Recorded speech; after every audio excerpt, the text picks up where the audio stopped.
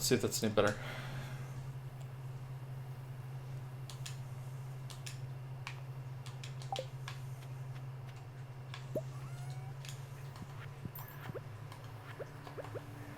Controller's sticking a little bit.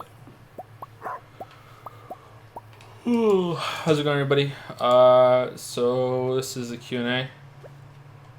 Lily and I are a bit tired, but we're here. We're giving it the old college try. Hopefully that's okay. Playing some Stardew because I'm, haven't had time to set up a Minecraft thing. Sorry. We're not really gonna be playing Stardew though. I'm just gonna be going around doing random shit while we answer questions from Patreon. How am I doing today? I'm okay.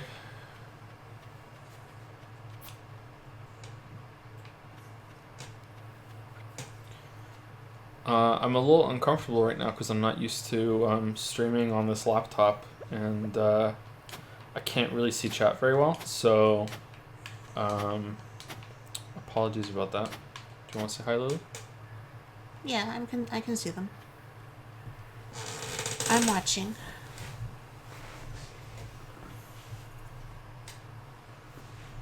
I sound like that. Well, it's a different microphone, and we're in a different room, so I'm gonna sound different.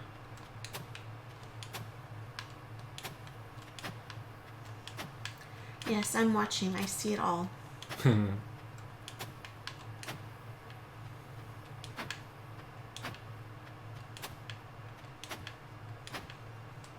don't know why I'm digging. I don't know why I'm hoeing so hard right now. Because I got nothing to plant. Maybe we can go buy some stuff. Feel like hoeing? I just feel like hoeing.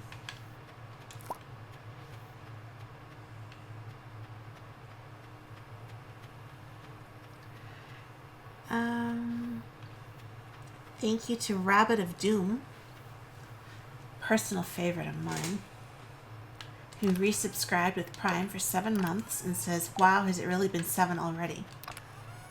Thank you very much, Rabbit of Doom. Really? You're gonna play favorites? Rabbit of Doom, come on. Okay. It's no Pig on the Moon, but like, Rabbit of Doom is up there. Poor Rabbit of Doom. It's hard to compete with a pig name. I love pigs. But I did have a rabbit once, so I'm partial to bunnies, Rest in peace. No, he's just some bunny that we used to know. Poor bunny. Poor bunny, but if there's a hell, he's there, right? Oh yeah. He was evil. For sure. Yeah. Thank you to Mad Bake, who resubscribed for 14 months and says, "Joseph destroys and rips objectivity to shreds with logic and facts." Thank you, Mad Bake. Thank you for the resub. And thank you to Dean Chucking, who subscribed with Prime.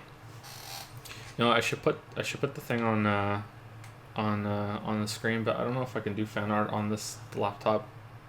We're barely chugging along as it is. This is a really, really good laptop, and that actually is a problem because I can demonstrate why it's a problem. Let me turn the fans on.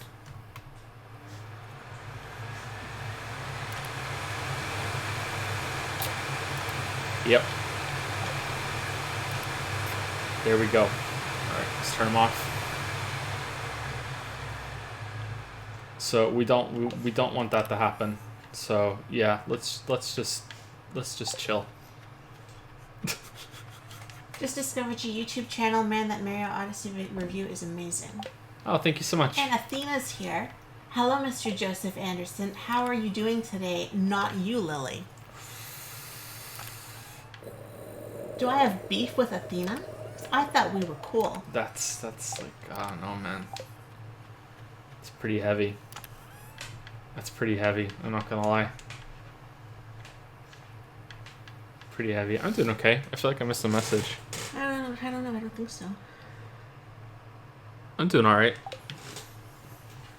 Are you streaming from an airport? I had a really fun time with Finn earlier.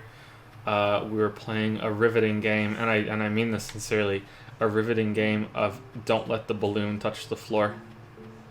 I gave him a big empty tube that was wrapping paper, and it's one of those big long tubes, and he was using it, and he kept swinging it around, hitting the balloon into the air. We took turns, and let me tell you, it was like a Dark Souls boss. Him just swinging that thing randomly all over the place. He almost hit me in the head a couple times. I had to dodge a lot. All right, what are we planting? Cranberries? Should we just plant all cranberries all the time? Let's do that. Let's just plant all cranberries.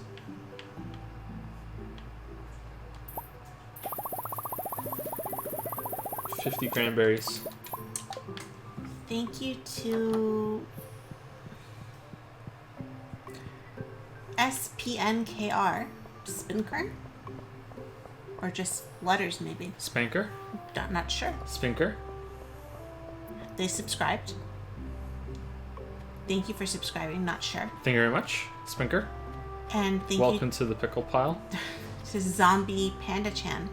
Why are you laughing at the pickle pile, Lily? It's my first pickle pile. First pickle pile. But is it your first pickle? Can't say. Can't say.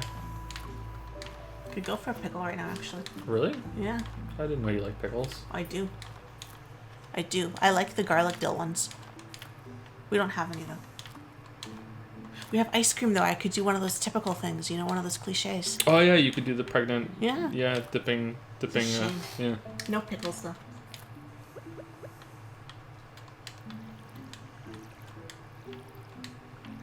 Hey, Joe, where did you study?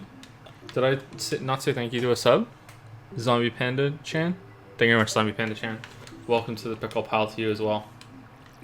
Welcome to the pout pals. I don't know where I study for 1 year at York University in Toronto, only for a year, and then I had to get a job and my own place and everything. I had to become an adult way ahead of schedule. I don't recommend it.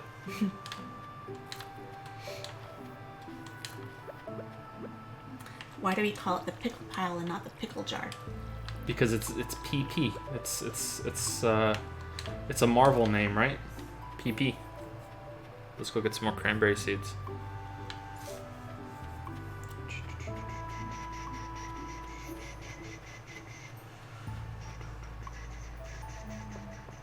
Remember when you said you wouldn't acknowledge substitute? Yeah, I remember. I think we might have to go back to that. Especially with streaming becoming irregular. I think that if we don't change the policy that every single time I stream, it might just be the whole time is just saying thank you, thank you, thank you, thank you, thank you. So we but might. During Q&As, we only do the ones that are during the Q&A. We don't do any ones that were before, in between streams. But a lot of people save them until we stream, right? And then so that might become a problem. I don't know. We'll see. Thank you to Koi Vision, who resubscribed for 14 months. Hi Joe, hi Lily, hi chat, hi Waffles. Sorry for the acknowledgement. You guys might soon hear the last welcome to the pickle pile. Dark times. Dark times. And who said? Koi Vision? Koi Vision. Thank you, Koi Vision. And thank you to Idle Stars, who subscribed with Prime. Thank you, Idle Stars. Welcome to the Prime Pickles. See, it works. Pickles just work for everything. What time is it? It's 1:26 a.m. Yeah, we are 1 hour ahead of Eastern Standard Time. But I don't know how everyone is right now with daylight savings time, so I don't know where everyone is for that. Thank you to Action Caterer, who resubscribed with Prime for 3 months and says, hey Joe, hope my question in Patreon isn't breaking the question barrier. That was okay. No, I don't think so. We just read all the questions and there didn't seem any that broke the amount or the rules. It seems to be alright. Yep, I think we're going to be alright. We're probably going to do this over 3 streams because I don't think we can stream too late tonight, but we'll see. We always say that and we usually go a little longer than we plan, but yeah, we'll see.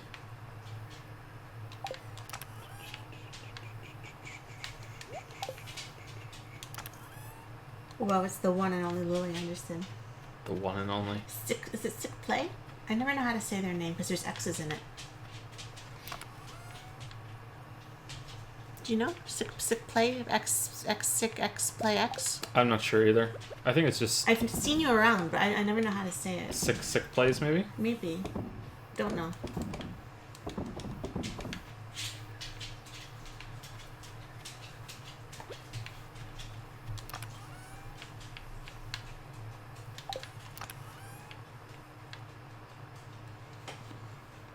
Do you want to make a meme come true? I'm gonna say something, and then I need you to say, "I'm already Tracer." Okay. Oh no. Okay, so I'll say. No, this happened to me though. I know. I saw. Maybe I'll be Tracer. Oh, say it again. What's I supposed to say? Sorry. There was a tweet, and I was like, I don't know what this means, and then my mind just wandered to it that I'm gonna be ruining that I don't know what this means, and then I forgot what I was supposed to say. Nah, it's gone now. It's gone. It's gone. They're all saying no. It's gone. The moment's gone. Maybe that's not a bad thing. It's gone. You've ruined the meme. Memes are just dreams. I think it's better if I don't know memes. I think I'm safer that way. It's probably better for me, emotionally, mentally, Probably. Yeah. physically.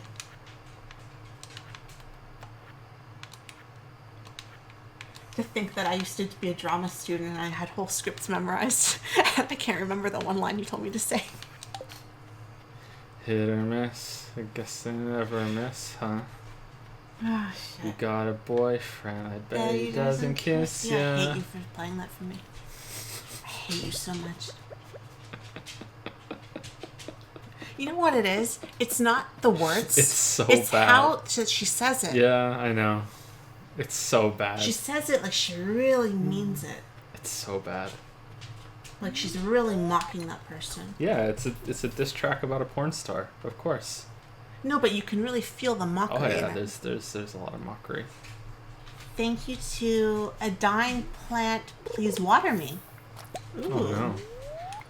They subscribe with Prime. I like that name. Well, welcome to the Prime Pickles, or the Prime Plants. Okay, well, since I am a lily, I send you much lily love to save you. Oh, that's What's true. that? Plantkin. Plantkin. From one lily to a dying plant, I send you love and lots of water. Do you know how there are furries and scalies? Is there a planty? Are they petalies? Like what's a plant? Is there one for every type of Pokemon? Like there must be a thing. Rooties? Sick plays. Still, sorry, not sure. I'm really only here for Lily. Joking, love your vids, Joe. It's just sick play. Sick play, okay. So I ignore the X's. Shitty name from playing Halo 2 in middle school. Halo 2, man. Halo 2's alright. Single player was a little off. I don't like games that don't have endings, and that doesn't really have an ending. What's the sound like, guys? Can you hear the game alright compared to us? Like, there should be some background music, and that'll help drown out the fan a little bit, because the fan is still on.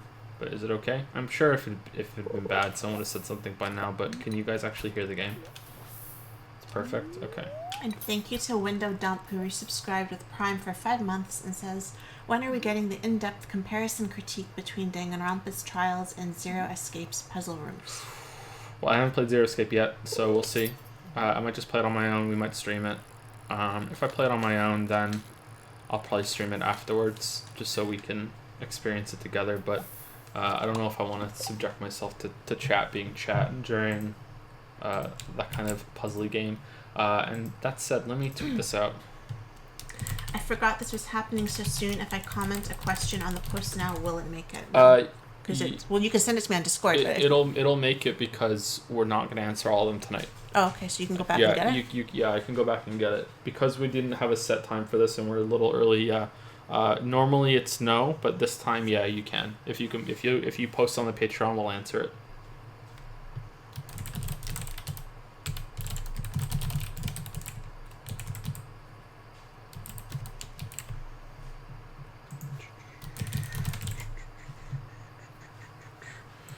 Okay, that's it.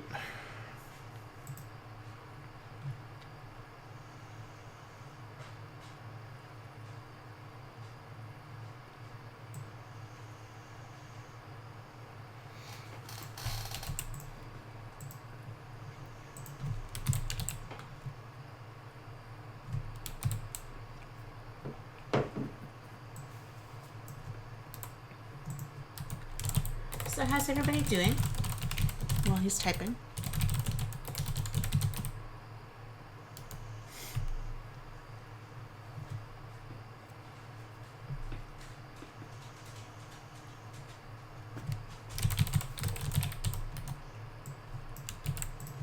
Hey Lily and Joe, how are you, the kids, the dogs, and the cat doing? How's the weather? Oh God, the fridge.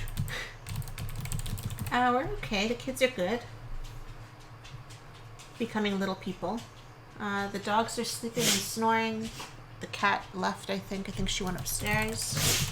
There's a lot, bless you, there's a lot of snow. So it's like Toronto's late January, early February weather is already here. It's like winter when I was a kid, snow.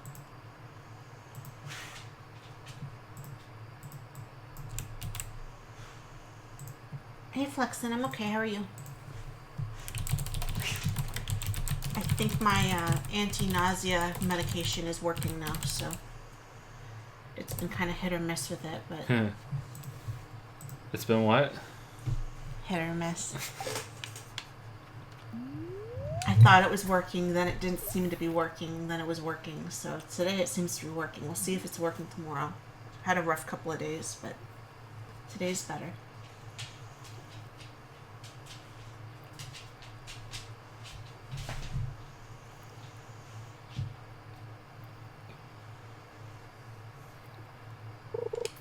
This fishing mini game is so shit, but I like it. I don't understand why. I was surprised this treating you. Hope you're doing better. It's sub minus 20 here. Wow, it's freezing. Yeah, I believe it.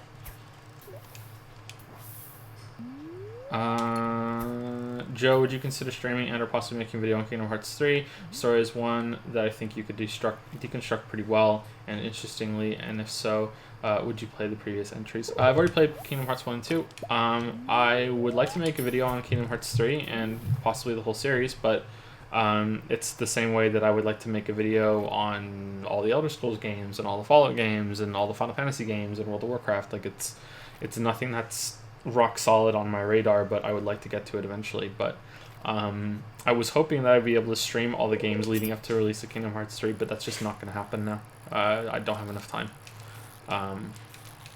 Too much happened this year. Moving across Canada was not planned, and it was really disruptive. So that set a lot of things back. So yeah, unfortunately, that's not going to happen. I still might stream them all at some point, leading to Kingdom Hearts 3, but it's not going to happen before Kingdom Hearts 3 comes out. Would I call Kingdom Hearts anime?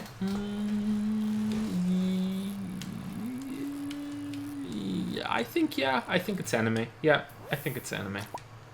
I think that's anime. Is Final Fantasy anime? Some of it is. Yeah.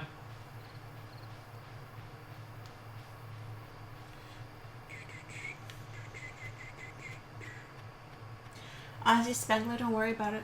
We totally get it. We want you to look after yourself before you send anything our way. We appreciate the support you gave us already.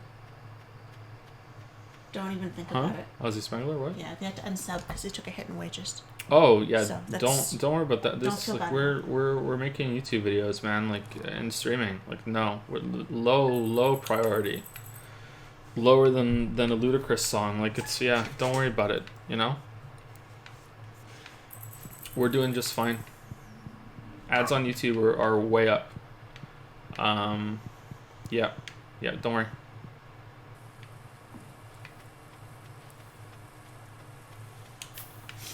They'll probably fall again next year, but like no, we're doing just fine. Getting low. I love that song.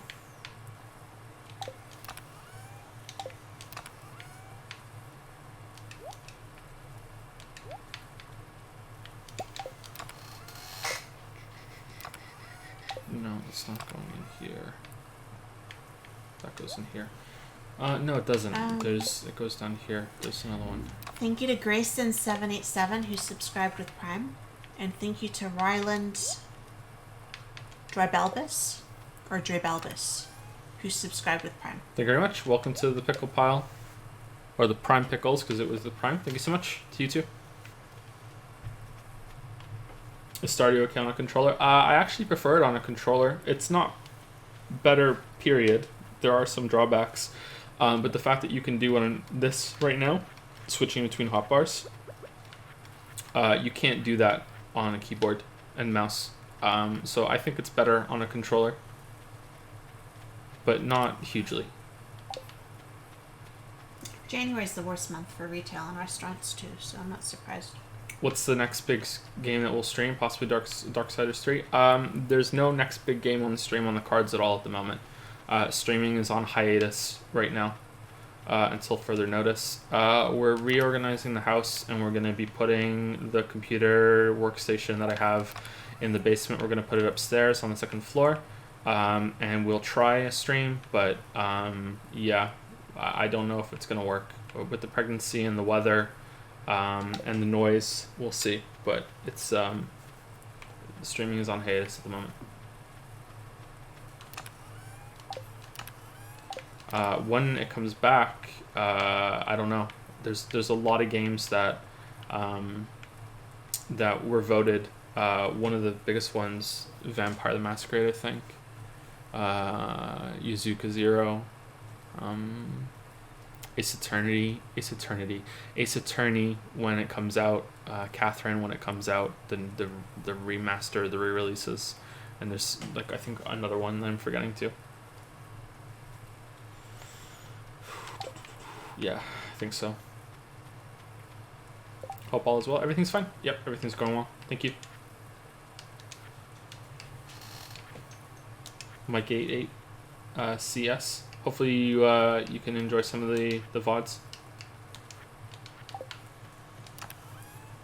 My sister got pregnant at the same time as you guys, cousin babies or something. That's cute. Well, congratulations, Uncle Ozzy.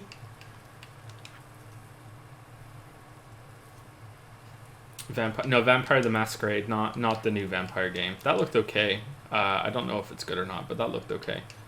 Alright, we want to plant an eggplant, a pumpkin, and a yam. And we want to get some good pumpkins. Okay. And we probably want to just sell these golden blueberries. I'm not really playing the game all that seriously, but I'd like to do something while we're playing it. Corn is fine. Okay. Are you looking forward to your second trimester, Lily? You mentioned on Discord it will be a lot less painful when it gets to that stage. Hope both of you are doing well. I'm really looking forward to it, and I'm hoping it's going to happen. Because it seems to be lingering this time, whereas with Finn and Leo, I was already starting to feel better by now, and I'm not feeling that much better, so... there are some unlucky souls who are sick the whole pregnancy, and I was never one of them, and I'm really hoping I'm not going to be that one this time. But yeah, I'm like 2 weeks away now from second trimester, so I'm almost in the good phase, so it's great that I've made it this far, you know, because big miscarriage risk in the first trimester too, so it's good that we've gotten this far. Hopefully it'll go well. It's going a lot faster than the other two.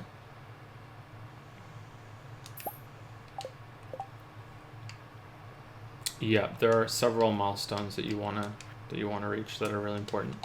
We had an ultrasound and there was a heartbeat, so that's the first big one. That the baby was.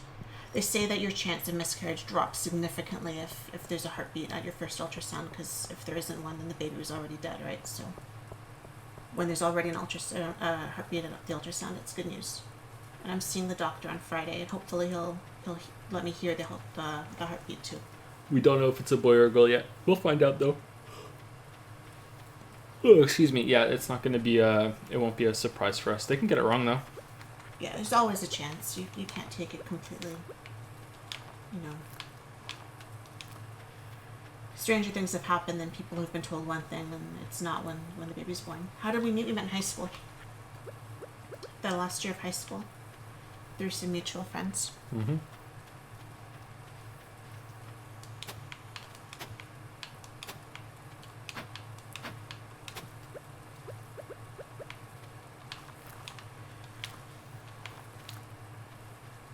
Pretty boring story. Yeah, well, we were friends first, and we were friends for almost a year, and then yeah. Do psychiatric medications have the chance to cause complications with the pregnancy? Yep. I had to go off them with Finn. Depends on what you're taking. I went off them with Finn, and I was off for the first 6 months with Leo, and actually the doctor told me I should go back on something because I was having such a rough time mentally. They're very, very big on the mother's mental well-being and physical well-being is vital for the baby. So if sometimes the risk essentially is worth it, you know, to ensure the mother's mentally able to take care of herself. You know, when you're depressed, you don't eat, you don't take care of yourself, you don't gain weight, you know, you can lose weight. Stuff like that's not good when you're pregnant, right? So what I'm taking now should be okay. Should have minimal.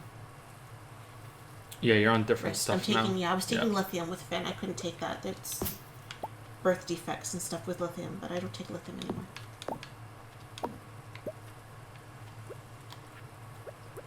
The Q&A is for October, right?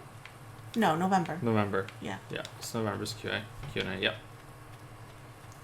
We should probably start. We get talking and that's it. Yeah, we should probably start. But thank you to C. Davis Games, who resubscribed for 14 months with Prime. Thanks, Chris. And Talitha, I think, who resubscribed with Prime for 5 months. Thank you, Talitha. And thank you to Down the Crop, who subscribed with Prime as well. Welcome to the pickle pile. Thank you for staying in the pickle pile. Thank you so much. What are you working on, Chris, if you're here? My Twitter's been full of bullshit, so I haven't seen much. I know some people playing Darksiders 3.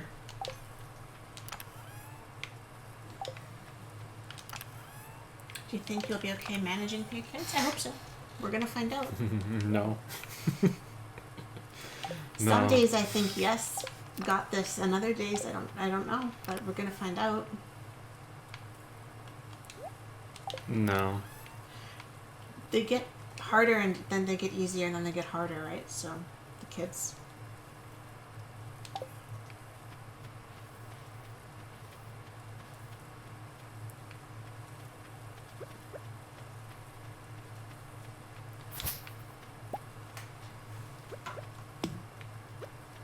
I feel like there's not much to do in Stardew once you've already played through it all, and that's completely fair. Like how else are you supposed to should still finish it? I never finished get through it, right? Like you know all there is to know, but yeah, I kind of feel like I don't know. Thank you to Supreme Cool, who resubscribed with Prime for 9 months and says, "Stream baby, hope you guys have a good Christmas." Thank you very much, Supreme too. Cool. And thank you to M Junior Ed Monkey, I think. M Junior Red Monkey. Yeah. Or MJ Red Monkey. MJ Red Monkey. I think it's MJ Red Monkey. Or Junior, who resubscribed with Prime for 3 months and says, "Danganronpa is over. What's the point anymore?" there isn't another one. Chris says, published my Mass Effect 2 video. Did you really publish a Mass Effect 2 video? Okay, hold on. I gotta see. Did you really? That's a big one, dude.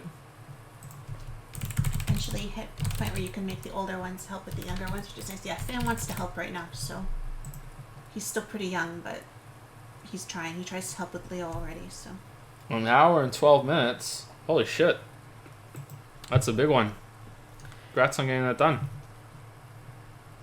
I'll watch that later. I've played Mass Effect 2.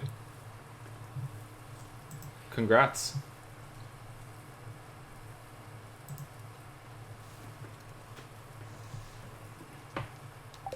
The Messenger was really, really good.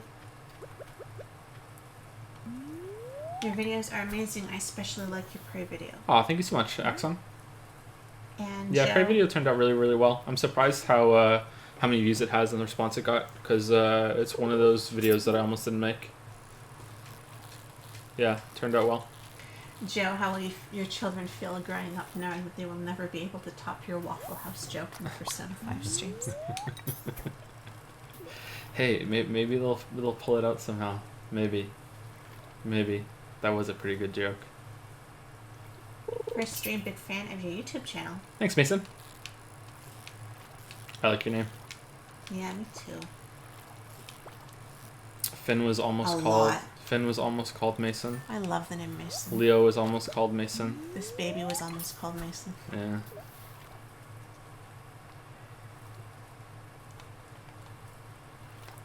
Maybe this baby will be called Mason. Maybe. It ain't over till it's out, right? Could be, yeah.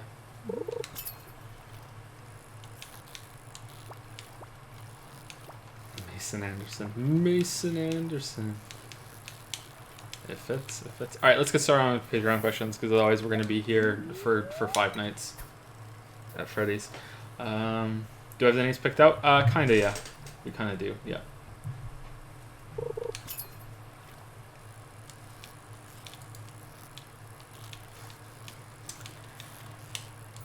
Carlos S. says, hello, Joe and Lily. These are the questions for this month. Hey, Carlos, how's it going? Ocarina of Time has recently turned 20. Could you talk about your experiences with the game and give your overall critical thoughts about it? How did your opinion change over time? Eagle Raptors sequelitis? Sequelitis, yeah. Never heard that word before. He made it up. Oh, okay. Actually, you know what? I don't know if he did, but it's not a word. I don't know if he coined it, but it's not a word. It makes me feel better. Video on Ocarina came to my mind for some reason when I was writing this question. So I did a tweet a couple days ago about Ocarina of Time for the 20th anniversary. So Ocarina of Time is probably the most amazing time that I've ever had with a video game. Strangely, it's not my favorite video game. I don't know why. Maybe because it hasn't held up as much as other video games over time or something. I don't know, but Ocarina of Time is easily, like, Ocarina of Time isn't even my favorite Zelda game, but yet at release when I was a kid, probably the most amazing time I ever had with a game. I was well, that's the Japanese release, right? But who cares? It doesn't matter. I was 13 when it came out, and I had played the NES Zeldas, but I didn't play the first one very much, only just a tiny little bit, like not even worth mentioning really, but you know, I had the cartridge in the NES and I played it a little bit. But I played the second Zelda on the NES to death. I beat it, I played a lot, I really liked that game. It's different than the first one, but I still think it's pretty good. And then I had A Link to the Past. So A Link to the Past was a like capital B, capital F, capital D, big fucking deal. So I played that to death and I loved it. Just Link to the Past is fucking great. It still holds up really well today, I think. It has some flaws, obviously. Zelda is a series that I'm really big on, and it's a shame that I don't think that I could ever justify doing a series on YouTube, because so many other people have done it already. Matthew Matosis, Mark Brown, and King K have all done a lot of videos on the Zelda series. So I don't think I could add much to the conversation, especially since Mark Brown broke down how the dungeons worked, were the fucking formula. So I don't know if I could add much to that conversation. Maybe I'll try one day, but Breath of the Wild is likely going to be the only Zelda video that I ever do. Anyway, so Link to the Past is just absolutely fantastic, and when a 3D Zelda was going to be, you know, coming out, that was an even bigger deal. So I got the N64 as a pity present, because we had just moved back to Britain from Canada. So we're going back in time the more I answer here. So I'm British. I don't sound British, but I'm British. I was born in Britain. I moved to Canada when I was 5 years old, or 4 or 5 years old. with my parents. We lived here for 5 years, and then we went back to Britain, to Wales, and we were there for 5 to 6 years, and then we moved back to Canada again because my parents just couldn't make up their fucking minds about anything. So we moved back and forth. And when we moved back to Wales, and I left behind all of my Canadian friends, my Canadian school, Canadian life, you know, the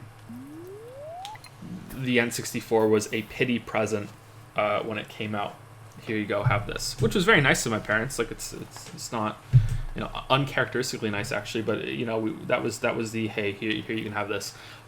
So that was the only console that I ever got at release, ever, and I didn't deserve anything else at release, but it was really special because of that. I had the console when it was brand new, and I got to play Mario 64 when it was brand new, and then Turok and Pilot Wings.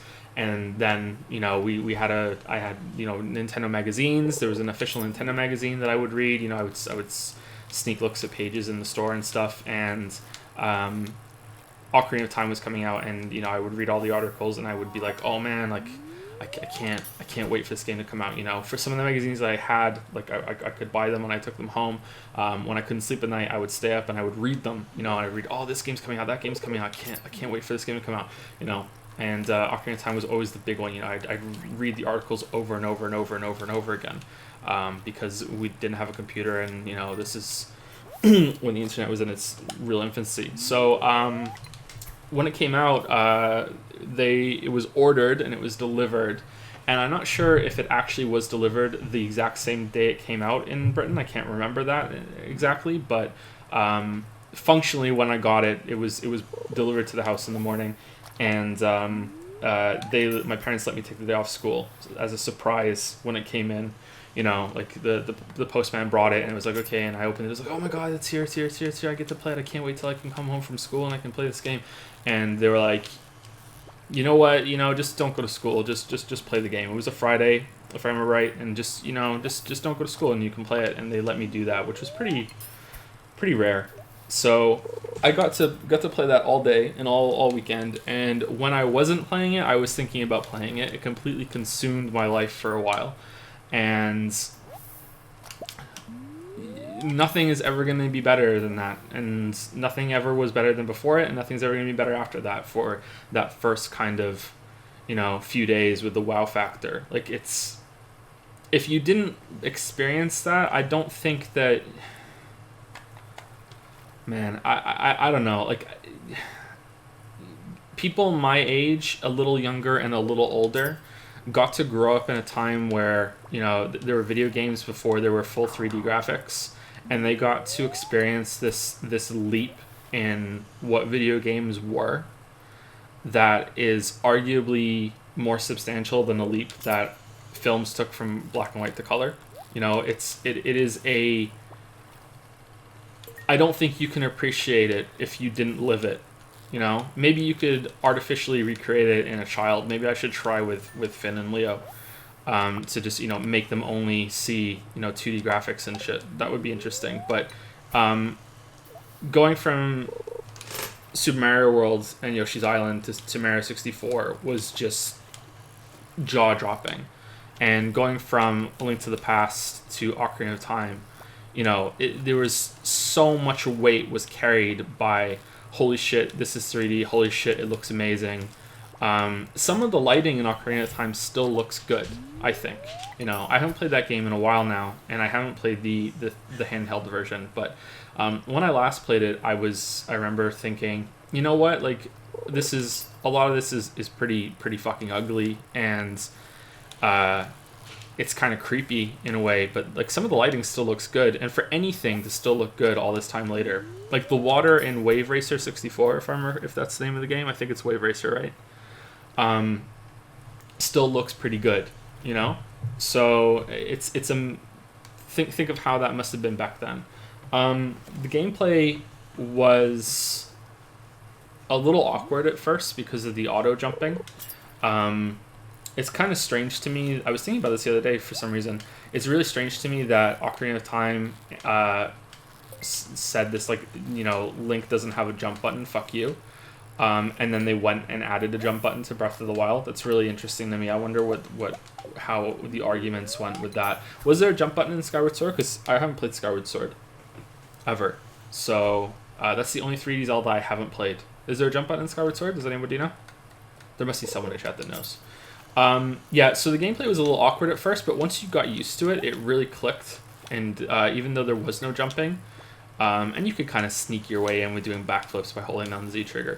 Yeah, and that's a good, leads to the Z trigger point. There were no Z triggers before that. There was no lock on before Zelda, or there was no big game that did 3D lock on combat like Ocarina did. That was a unique thing to that game, as far as I'm aware.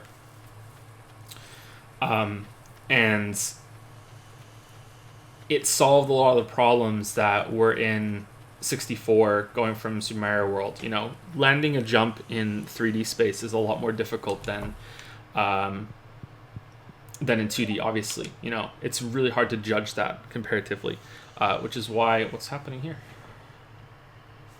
Oh, a fairy. Which is why I think it's really good that the later 3D Marios added the ability to tweak what you were doing in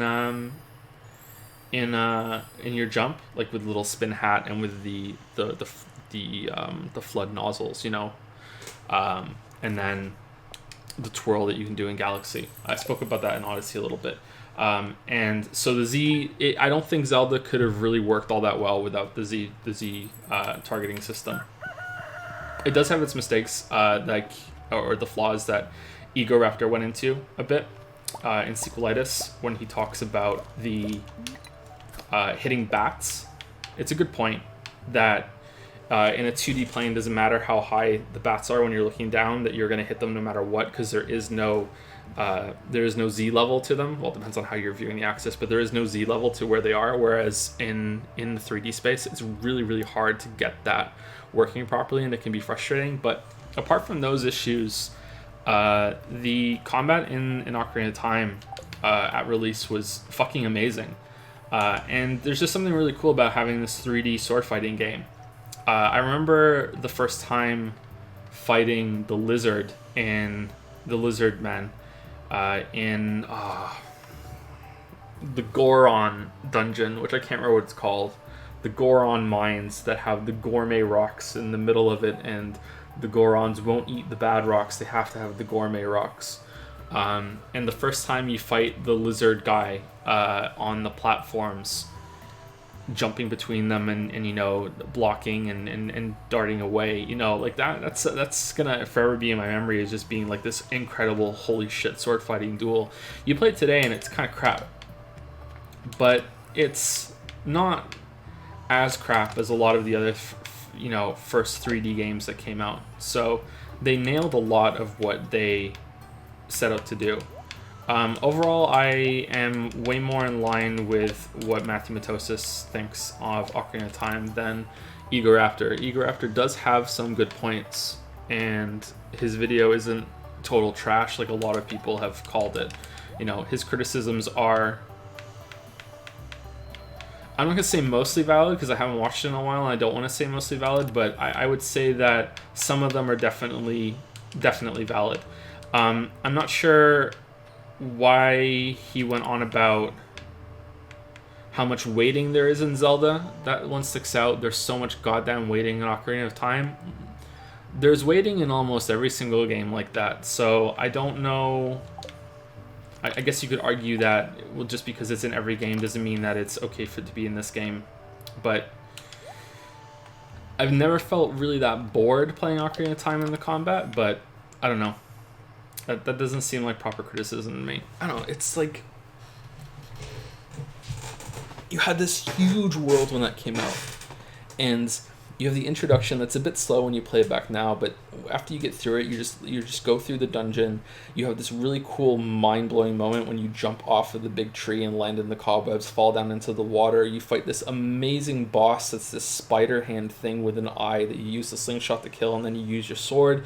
The lighting in that room still looks good to me today, I think. It's very atmospheric for one of the earliest 3D games that there was. and then you go out and you talk to the owl for like an hour, and then you're finally just, here's Hyrule Field, go wherever the fuck you want.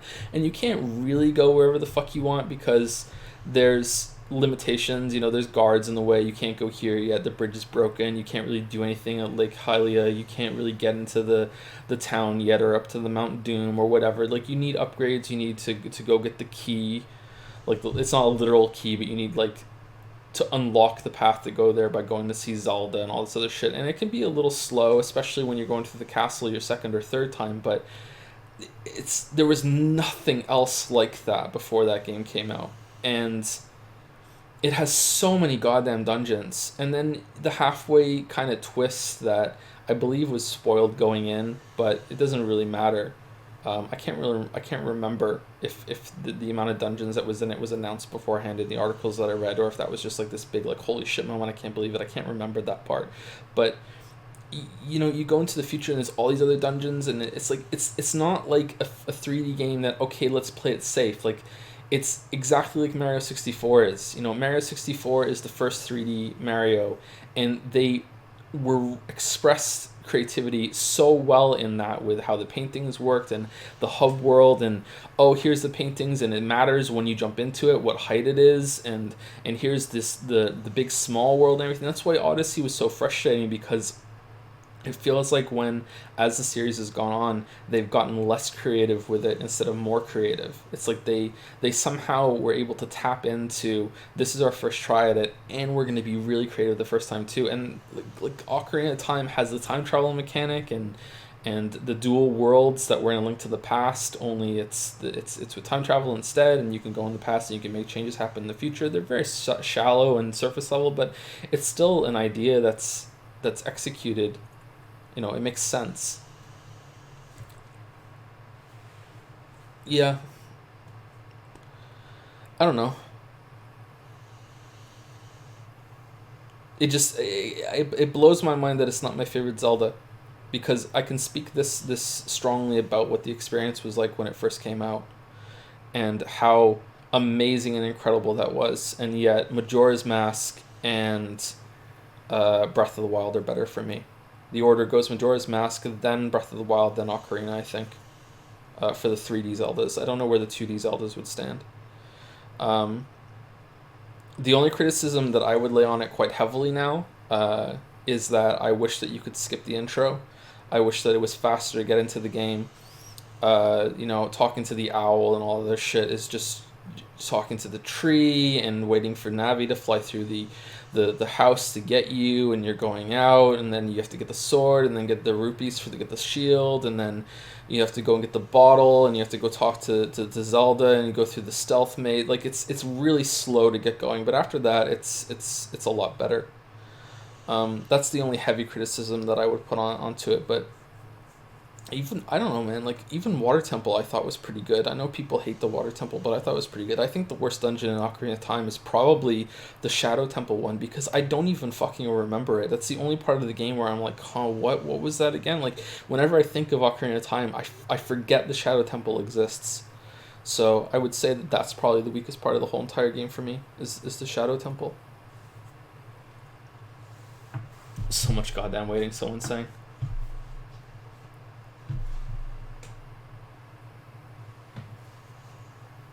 I don't know. I'm not sure if it's fair to call Majora's Mask a Zelda game, really, because it's more like an experiment, and I love the time limit in that game, and I love how creative that game was. And at first, the game is actually pretty bad, but as you get into it and you really sink in, like, you can really lose yourself to that game, and it's really impressive what they did on that hardware. They reused a lot of assets, but that's okay. Majora's Mask proves how interesting and weird games can be, but it also proves how interesting and weird they're not, and how so many people play it safe. So many developers play it safe. Majora's Mask is really old, and I don't think any game has ever done Majora's Mask better than Majora's Mask. Just like no other game has done Eternal Darkness better than Eternal Darkness. These are old games, and it still hasn't been done. And I don't know if that means that they were done so well the first time that no one wants to try, no one wants to touch it, or if it's just so complicated that it's just so much easier to play it safe. I don't know. I waffled on too long about this, and I think that I was pretty all over the place and kind of scatterbrained. Sorry about that. Maybe we should have done the Q&A another night instead of tonight. Maybe I'm a little too tired, but hopefully that was something. I don't know. Maybe it was okay. Just kind of feel like I was all over the place there. But I love Ocarina of Time. And it's not my favorite game of all time, but it's my favorite first experience with a game ever. Nothing will ever be better than that.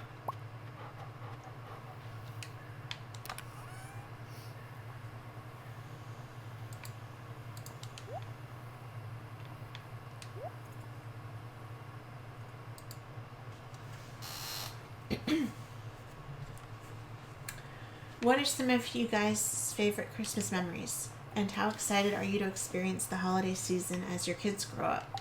That's it. Sorry for not being so active on Discord and on the streams this past month. I was studying to do a test so I can go to college next year and study filmmaking. It's not exactly called filmmaking here, but it's basically that. Hope both of you are doing great. Much love to both of you. Thanks, Carlos. I hope it went well. Did you say college or colleague? College. College. Oh, no undertale meme. No undertale meme. Slipping. Yeah, hope it all goes well. Good luck with it. Yeah, good luck. I just talked a lot, so do you want to talk? I don't know if I have a good answer for this one. Really? Yeah. Well, You don't have to answer if you don't want to. it's not that I don't want to. It's that I don't know if I have an answer. When I was younger, I had 4 or 5 Christmases in a row where I was sick.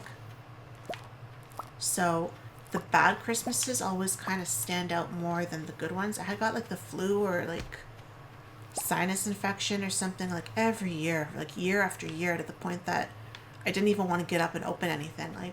I would get up, open presents, and go back to bed. And then I just stopped getting sick at Christmas, and that was good. But I remember you telling me that, actually. yeah, it was a lot. Yeah. When I was 8, 9, 10, 11, that age, I was sick a lot of Christmases. And when I was really young, we were just talking about this the other night, actually. I was really young. We used to go to my grandparents for lunch on Christmas. So the family would come over Christmas Eve, and we would exchange gifts, and then we would get up Christmas morning and, nag our parents, get up. Yeah, we're coming. No, you're not. And they would get up and we'd open our presents, and then we'd have an hour to play with them, with the stuff that we had gotten. And then it would be, well, now you have to get ready and we have to go. And we would be gone until 5, 6 o'clock. And then, by the time you came back, there was almost time for bed pretty much, there was a few hours left, and then so Christmas was kind of sucky those times, and then we stopped doing that, so then it got better again. But I'm trying to think if there's anything in particular that really I guess our first Christmas living together was kind of special, and we both were doing not bad financially that year. I remember that was kind of a bittersweet Christmas because I got really depressed after it, but I was happy for it, and we had the tree and everything. And I remember I was going to school and I was working in a restaurant, so seasonal time is the busiest time of the year is Christmas time for us, except for Mother's Day, right? So I was working a lot of shifts, and I remember I even went downtown and I got you those used books that year, which was a big effort for me to go anywhere in the snow and cold if I didn't have to go, right? So this was a big year that I went all the way downtown to this used bookstore and got Joe books that he the classics and stuff that he hadn't read. Tristram Shandy. Yeah, Lolita. I don't remember what else. There's a bunch of those I haven't read. Of Mice and Men, I think. Yeah, but I haven't read them. I tried to read Tristram Shandy and I couldn't get into it. I blame the book. In apparently classic Joe fashion, I blame the book, not myself. And then since Finn was born, they've been pretty good, but he doesn't really get it yet, so I'm really excited for this Christmas, actually. Yep, me too. But other than that, like I'm trying to think growing up if there's anything that really stands out, and it's more bad than good, I guess. Just like it's more like, oh, we stopped doing that, so like, oh, then it got better. And for a lot of years we didn't really have any money, and we had that one good Christmas the first year we were together, and then for what, like 8 years or so we didn't really do Christmas. Like we barely exchanged anything. One year we had our family over for Christmas Eve.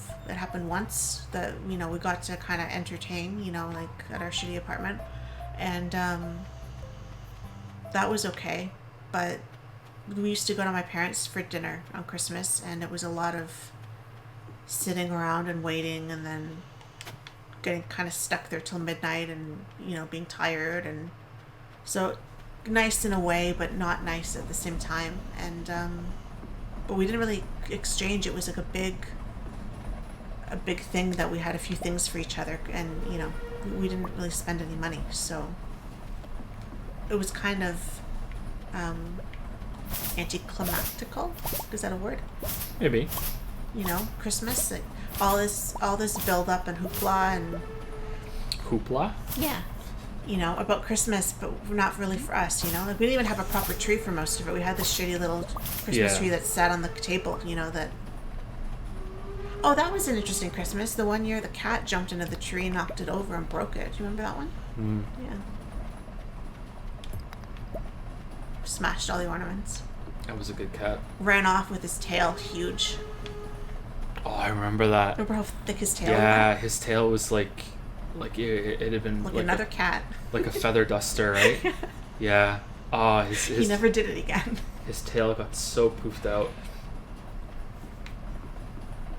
Yeah, I can't think of anything else. I'm hoping they're gonna get better now. Now that Finn and Leo are here, and now it's more about them. It's like there's not so much, you know, you really need or want. It's more like I want to see his face when he comes downstairs and sees all the presents under the tree. Well, it's a saying. It's not Christmas without kids in the house. And I loved seeing Leo's face when he saw the Christmas tree with the lights on. You know, like he was so like, what is this? And you know, just things like that. Things that I enjoyed. My parents did Christmas pretty well. And, you know, there was a very good mix of, we're not religious, so there was never a religious aspect of it for us. It was a commercial aspect mixed with family and good food. And that was kind of what made up Christmas for us. I've always thought of Christmas in a more pagan kind of way of, you know, breaking up the winter and the darkness and the cold with pretty lights and presents and gathering and warm food kind of mentality, as opposed to a Christian kind of mentality. And so I kind of want to raise my kids with a similar kind of wonderment of, you know, it's really cold and snowy and dark here so early, but there's something in the middle of the winter here to look forward to, you know, is Christmas. And I think it's going to work, because I think Finn's really going to get it this year. I think he's going to be really excited. I think so too. I think he's going to get it as well. Yeah, I'm really looking forward to it. He already knows what presents are, and we got him one of those calendars. I'm not sure if they call them the same things over here. Do they call them that here? Advent. An advent calendar. You know, every single day throughout until leading up to Christmas, you can open up a little window on the calendar and have a little chocolate. I used to love those when I was a kid. And I've been playing Christmas music. He seems to like that. So Yeah, and he understands presents. And he really likes balloons, and he associates presents with birthdays, balloons, and cake. So he said presents, and he goes, presents? Balloons? Cake?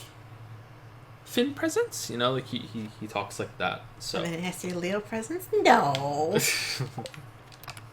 So yeah, Christmas for me when I was a kid was my favorite time of the year. My parents were very much, you know, you don't get anything except for birthdays and Christmas, which made presents very, very special. And they would not put any, there are different approaches to it, and each have their merits of, Lily and I were just discussing it recently about what we want to do with the kids, which were, do you Let's ask Chad actually. Do you think that leading up to Christmas, the presents should be wrapped ahead of time and put under the tree leading up to the actual day? So, you know, as you buy for your family and people you live with, you wrap it, put it under the tree, and they can go look at it leading up to Christmas? Or do you think that you should wrap it the day before or the night before? You wrap everything on Christmas Eve and you put it all out on Christmas Eve, as like, so you wake up in the morning and you're like, ooh, holy shit. You know what I mean? Because my parents did it the second way. Well, again, though, we did it the first way, but we had all that family over, remember? My grandparents used to come over, and my uncle and aunt would come over with my cousins on Christmas Eve. And they would bring gifts for us, and we had gifts, and we would give them gifts. So, just from Christmas Eve, there was this kind of influx of more presents suddenly under the tree. Yeah. So, it wasn't like there was no change at all. You know, like there was still more when you woke up on Christmas morning than there was, you know, earlier in the month. But yeah, we did have, like, she would wrap throughout the month, and as she would wrap, stuff would appear under the tree, kind of thing. And then I would sneakily go and poke holes in the ones that I was really curious about and try to peek to see what they were. Especially Barbie dolls had that flimsy plastic, you know, that you could kind of. They were fun to try to figure out what was in those boxes. You could always know when you picked something up if it was a book or if it was a DVD or a game or something like that. You always knew, and you're like, oh, what is it? One year I got Diddy Kong Racing. No, not Diddy Kong Racing. It was Donkey Kong Country 64. And my mother wrapped it up and left it out ahead of time. And I was alone at home one day, and I knew what it was. So I opened it, played it for a couple hours, and then rewrapped it and put it under the tree.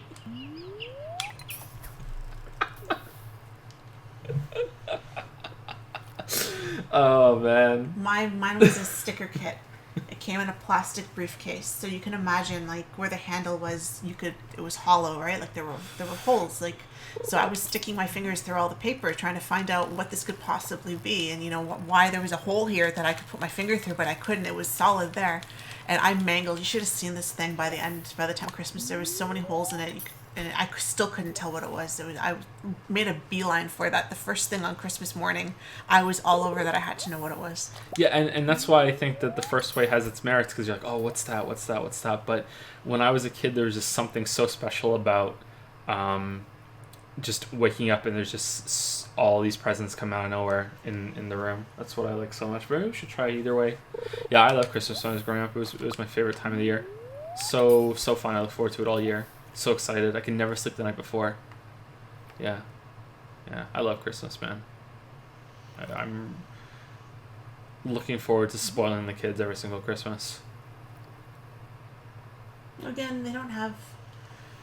I keep justifying it because they don't have any grandparents or cousins or uncles or aunts or anybody who's going to get them stuff, right? So you can get them a little extra because that's all they're going to have, right? Yeah. Yeah.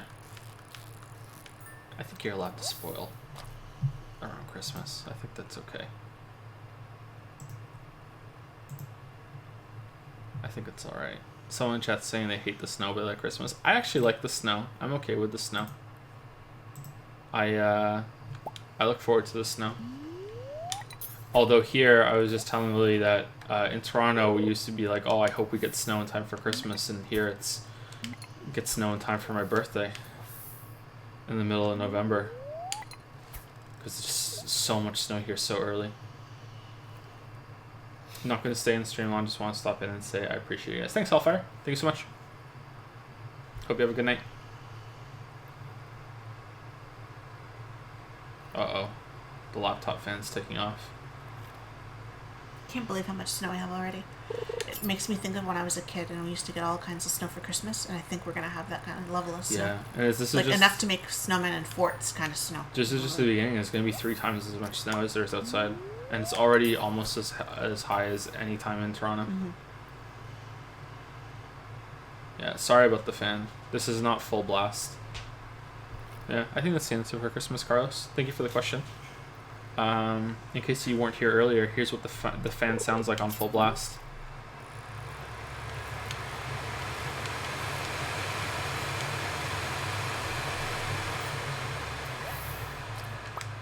There we go. Ozzy, are you in Quebec, or are you just saying that? Because I know you guys get a lot of snow too.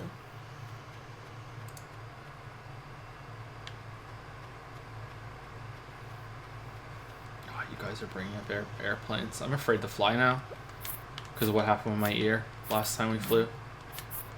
Just, you know, it went on for so long, like my ear was completely blocked, that whenever you get like a blocked nose or a cough and it doesn't go away for weeks, I think it's only human to start thinking, okay, what if this is forever, you know? Yeah, I think you already had an ear infection, though. I think Yeah. that's what happened. I hope so. Do you But like still. it, Ozzy? Is it good? We're toying with, we might eventually end up there. Maybe.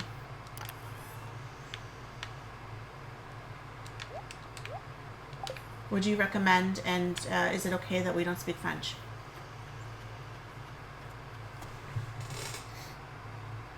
Thank you, Sutsun, for the 8-month resub with the message, "Hey Joe and Lily, hope you're both doing well," and with Ja'awi. We're doing pretty well. Thank you so much, Sutsun. Sorry that it took us a while to say thank you, but we were answering a question in depth there from Patreon. Thank you so much. Thank you, Kimichi, for the 14-month resub with the message, hey. Thank you, Kimichi. Thank you for sticking around the pickle pile. Nico Fass for some bits.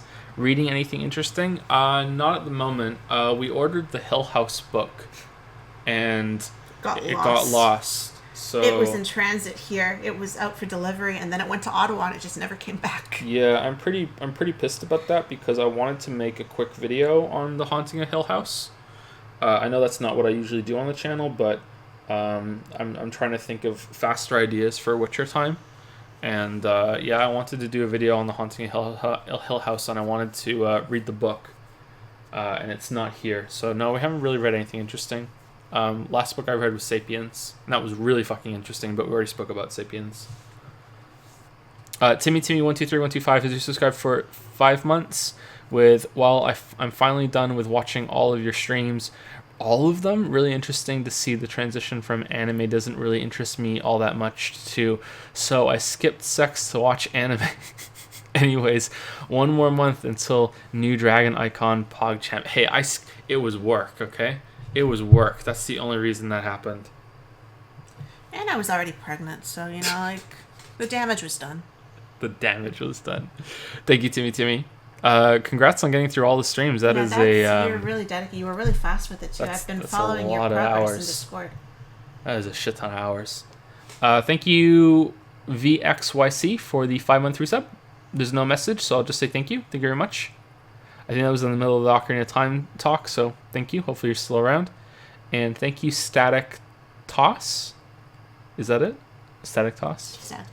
Static Toss for the new sub with Prime. Welcome to the Prime Pickles. And Hard Cut was unavailable for the new sub as well. Welcome to the Dragon's Den. Hard Cut was unavailable. I'm trying my best. Says, oh my god, I just got Sapiens in the library yesterday.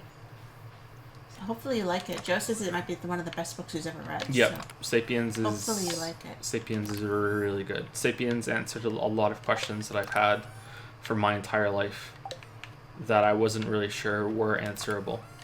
Yeah, Sapiens is really fucking good. And thanks, Ozzy, for all the insider information there. I'll keep that in mind if we ever do decide to head in Montreal's direction.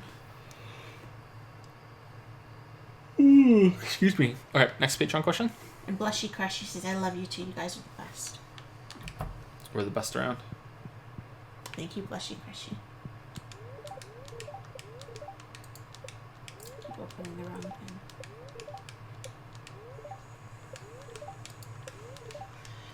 Peasant B says, hello, Joachim Amsterdam and Emily. What? Emily. Hey, if I can share my name with Blunt, That's true. there's worse things, right? Emily Bluntman. Mm-hmm. Secretly top 5. Not so secretly. Secretly top 5. Been really enjoying the So Bad It's Good game series you're doing of Odyssey, God of War, and Danganronpa. Question 1. In Danganronpa, We both know about 2/3 of the way through they really take a logic dive in story quality. Logic dive, nice one. Do you feel that the trials being all or nothing affairs, where the entire class dies if the murderer escapes, really holds back the series in terms of mystery, especially late in the game? Anybody with a friend can't kill someone because killing one means killing all. Example, when Mongo killed Little Boy in Game 1, yet was bros with Dictator Student, how does he not know everyone he likes is going to die? What if whoever is voted for gets executed anyway, but gets to choose one person to die with them? It's a really interesting idea. Unfortunately, any choice like that is going to lead to the rest of it being a different game. So whenever you make something that's non-linear in a story, to make it effective and to not be just some shitty cop-out, essentially at every single branch after that, you are making a different game. So if let's say that one of the characters that they choose to kill, if you get it wrong, will actually, let me read it again just to make sure, because maybe I'm misunderstanding. Maybe it isn't. Maybe it isn't. If maybe that's linear as well.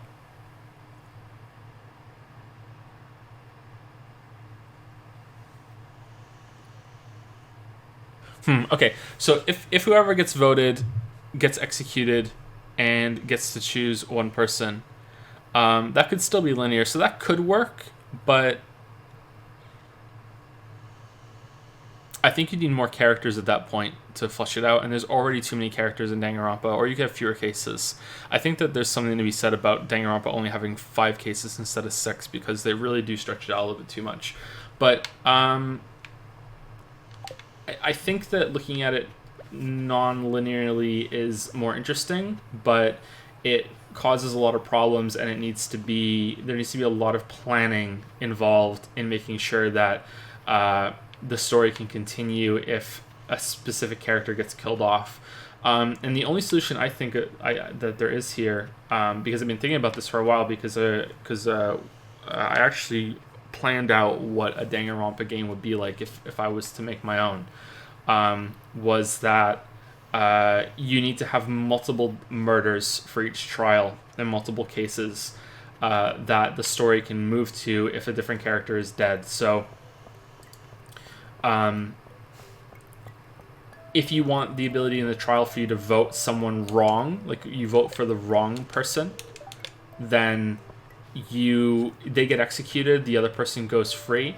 So no matter what, at the end of the trial, the person who did the murder, if they get voted, they get executed. If they don't get voted, then they get to leave, is out of the game. So that doesn't have to be accounted for. But if the player can get it wrong and the person they voted for gets executed as like punishment for the team getting it wrong instead of everyone just getting executed so the game can continue, then you need to be able to adapt to that happening later on with that person being gone if they were going to commit a murder later, or if they were going to be a victim.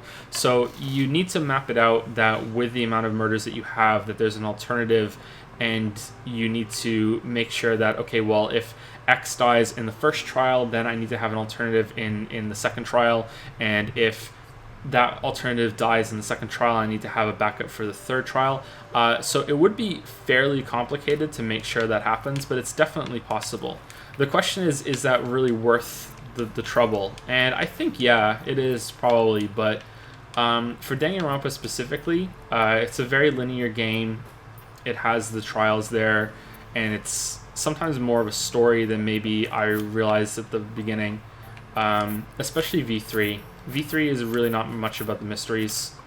Looking back, even though it does say it's a whodunit, and it should still live up to that whodunit, how many of the mysteries in the game are really that good? But then it comes back to, is it trying to be good? And I think for the first 2 games it is trying to be a good whodunit story, and then they threw that out in V3, but they didn't tell you until the end, unfortunately.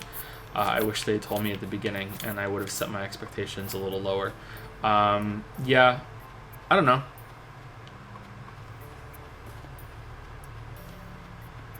It doesn't make sense. You are right that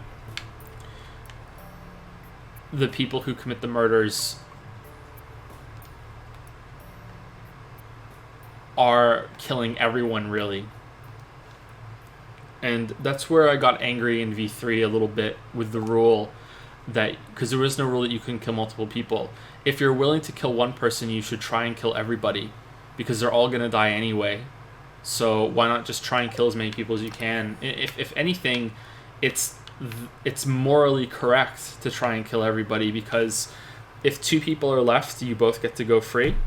So if Sushi killed everybody except for one person, they all get to go free. But if he killed one person and got away with it, everyone else dies. So it's actually ethically better to kill everybody and leave one other person alive and leave. So yeah, it doesn't really make sense. But a lot of the stuff about the game doesn't really make sense. Now, I think there's a much better version of Danganronpa that could be made. I don't think you're going to get much better in terms of style, though. The game definitely has that fucking down. It's probably the best thing it does. I would say probably concept is second best, and style is number one. But most of those types of games, they just ooze style, and it's undeniable, really, how good the style is in them.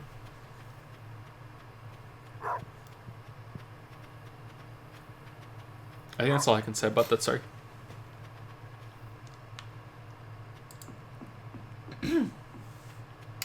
Excuse me.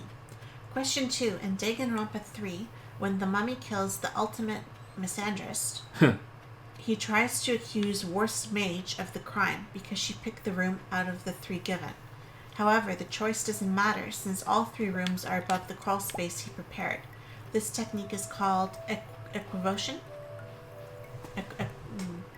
Equivocation. I can't even say it. Equivocation. There you go.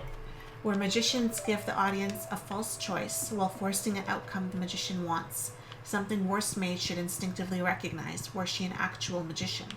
Are there any other games where a lack of research has immediately taken you out of the narrative or experience? I don't know if that would count. Because that character is so trash that it actually doesn't take me out. That makes perfect sense. That she wouldn't pick up on that because she's just absolutely fucking awful and is just a waste of space and a waste of a character, and just to hell with her in every single way. This is reasonable. This is a complete reasonable response. I don't know, like, this isn't video games, but there was a part, any single time that I've watched Sherlock, the BBC one, even the American one, Elementary, any show that has a genius character trying to solve a mystery. It doesn't necessarily have to be a murder mystery. It can happen in movies too, where they're trying to figure out the villain's plan, and you figure it out before they do. And it's not even like, oh, you figured it out 5 seconds before they do. When you figure it out way before they do, that really takes me out of it, because it's like, okay, dude, like really, are you being this dumb? Come on, like, you're supposed to be this genius level, holy shit kind of guy or girl, and you didn't see this. Like, there's a plot point in an early episode of Sherlock, the BBC one now, where I guess I'm gonna spoil it moderately. It doesn't solve the whole mystery, but I'll spoil it moderately. Where after all this time of like, oh man, what occupation could the killer have? You know, it's someone who is a stranger, but you trust implicitly. Who could it be? Who could it be? What occupation? It's wrung out over the whole fucking episode, and it turns out that it's a taxi driver. You know, and there's another BBC show called Luther, starring Idris Elba, who is amazing. And the season 3 or 4, I can't remember which season is of Luther, is not very good, but season 1 and 2 are very good. And they have the same plot point where a taxi driver is picking people up and killing them. And in literally the first 5 minutes of the episode, it's established this is a murder mystery and this is what's happening. And Luther just kind of looks at it all and goes, okay, so we're looking for a taxi driver. Like, he gets it that fast, like, because it's so fucking obvious what they're going for. And yet, you know, Sherlock, genius detective, the most famous detective ever. Oh man, what could it possibly be? You know, like, it's so dumb. So I would say that probably happens. But in terms of other occupations, I don't know, not really. You know, I have a limited perspective on things. You know, I don't really have a lot of in-depth knowledge about a lot of occupations. I have a lot of broad knowledge, you know, shallow knowledge about a lot of different things I've had to look up for writing stories. So I know some things, but you know, I've also learned just to kind of turn that part of my brain off so I can enjoy things. Especially after I watched this video where a surgeon went through a bunch of doctor scenes in movies and TV shows and was like, this is wrong, this is wrong, this is bullshit, this is wrong, this is wrong. And she said, you know, like, I can still enjoy this stuff and I can still, you know, appreciate everything else about it. It doesn't have to be 100% right to enjoy it. And I try to keep that in mind, and I try to move past that a little bit. Because believe it or not, as picky and critical as I am about stories, I used to be even fucking worse. So I've matured over time when it comes to this sort of thing. But yeah, it's that idea that it has a name, and I can't remember the name of it. Sorry. The concept is that you are a plumber, say, and you are reading the newspaper, and there's an article about plumbing, and you read it, and because you're an expert on plumbing and the journalist wasn't, and the journalist clearly doesn't know what they're talking about and hasn't done the research properly, and you reading it as a plumber and you're like, what the fuck, this is a bunch of shit, like, what the fuck are you fucking talking about, there's no fucking way, like, holy shit, what a trash article. And then the plumber, having done this, then proceeds to read the rest of the newspaper and read all the rest of the articles, going, yeah, something to consider. You know, this is it's some sort of fallacy or some sort of bias. It's something. It has a name, and I think that has something to do with it too. You know, like, I think if you were somehow an expert in every occupation, I think you would probably be mad, no matter what, unless the story was made by someone who also has that occupation, because you just can't learn that expertise without living that expertise. Even the best writers in the world get things wrong, you know. Or, you know, they mistakenly tried to talk about Dublin when James Joyce was still alive, and he would write you a letter, and he would say, I really liked your story, but when your character turned down this street and you said they turned left, that was wrong. They should have turned right to go where they went. Please fix it in the next edition. So, you know, there's always going to be that sort of thing. But hey, James Joyce still said, I like your story, right? So I think there's an acceptable level of this stuff. That's a lot of okay. writers, too, that will have experts and stuff that they'll, Yep. right? That they'll... Yep. If they want to write a scene in a hospital, they'll actually consult with a doctor or, you know, somebody Yep. who... I think the problem is that that's sort of a...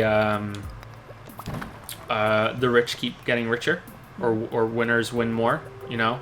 Because unless you're an established writer, no one's really going to talk to you, right? So, yeah. Like the documentary series Castle, where he, you know, is able to become a police detective. Because he was such a... good if you know people who, you know, are in various occupations in your real life. Then you can, you know, tap them a little bit when you're working on a book. Write what you know the first time. So pick accordingly to what you already have in your environment instead of the other way around.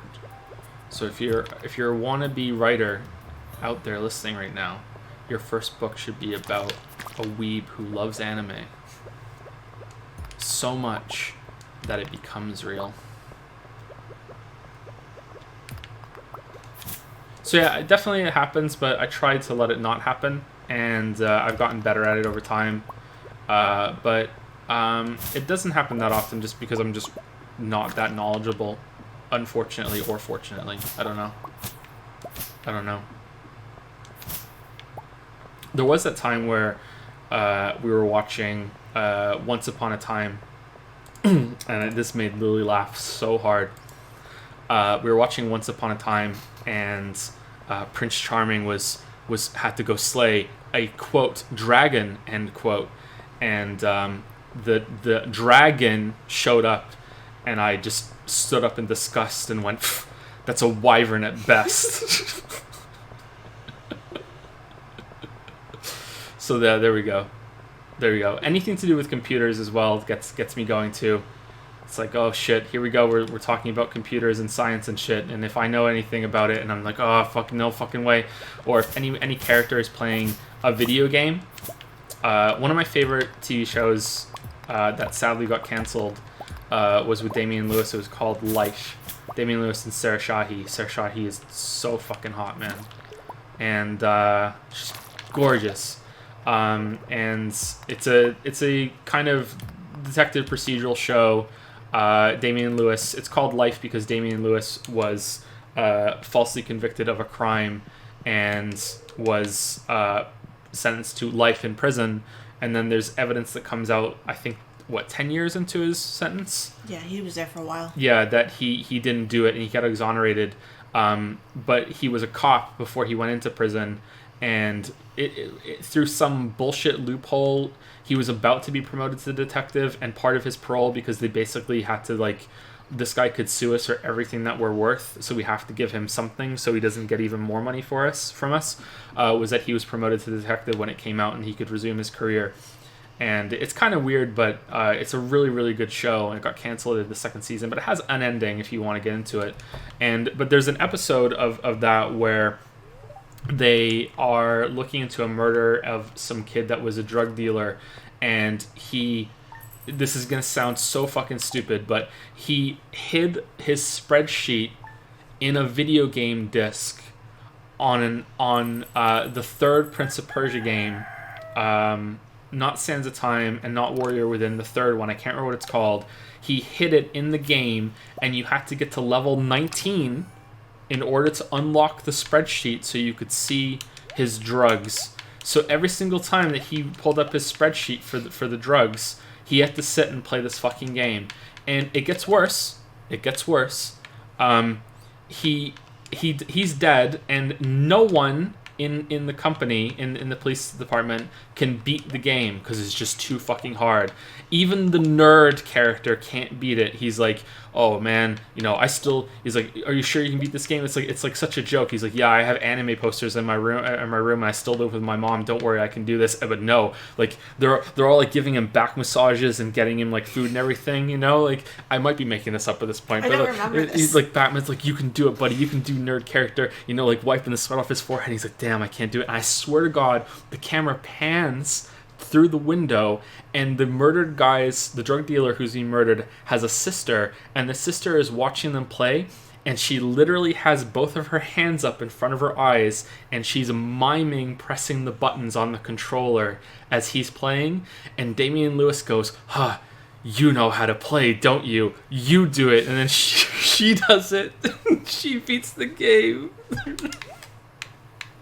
It's so fucking bad. However, in the show's defense, I heard that at the time, all those writers for the TV show were, they had a bet on who could create the most ridiculous tech scene and get away with it. Like, what could they get past quality assurance or whatever of the show? So in their defense, that might have been one, like, that was the winner of, we actually got this on the air. Like, no one questioned it. But that's being generous. That probably isn't what happened. It just the writers don't know fucking video games. So yeah, that's probably the worst time ever. That was. You can probably find it on YouTube if you want to find it. It's fucking hilarious. But good show, I swear. That's a bad episode, but it really was a good show. I really liked that show a lot. Yeah. Anyway, next question.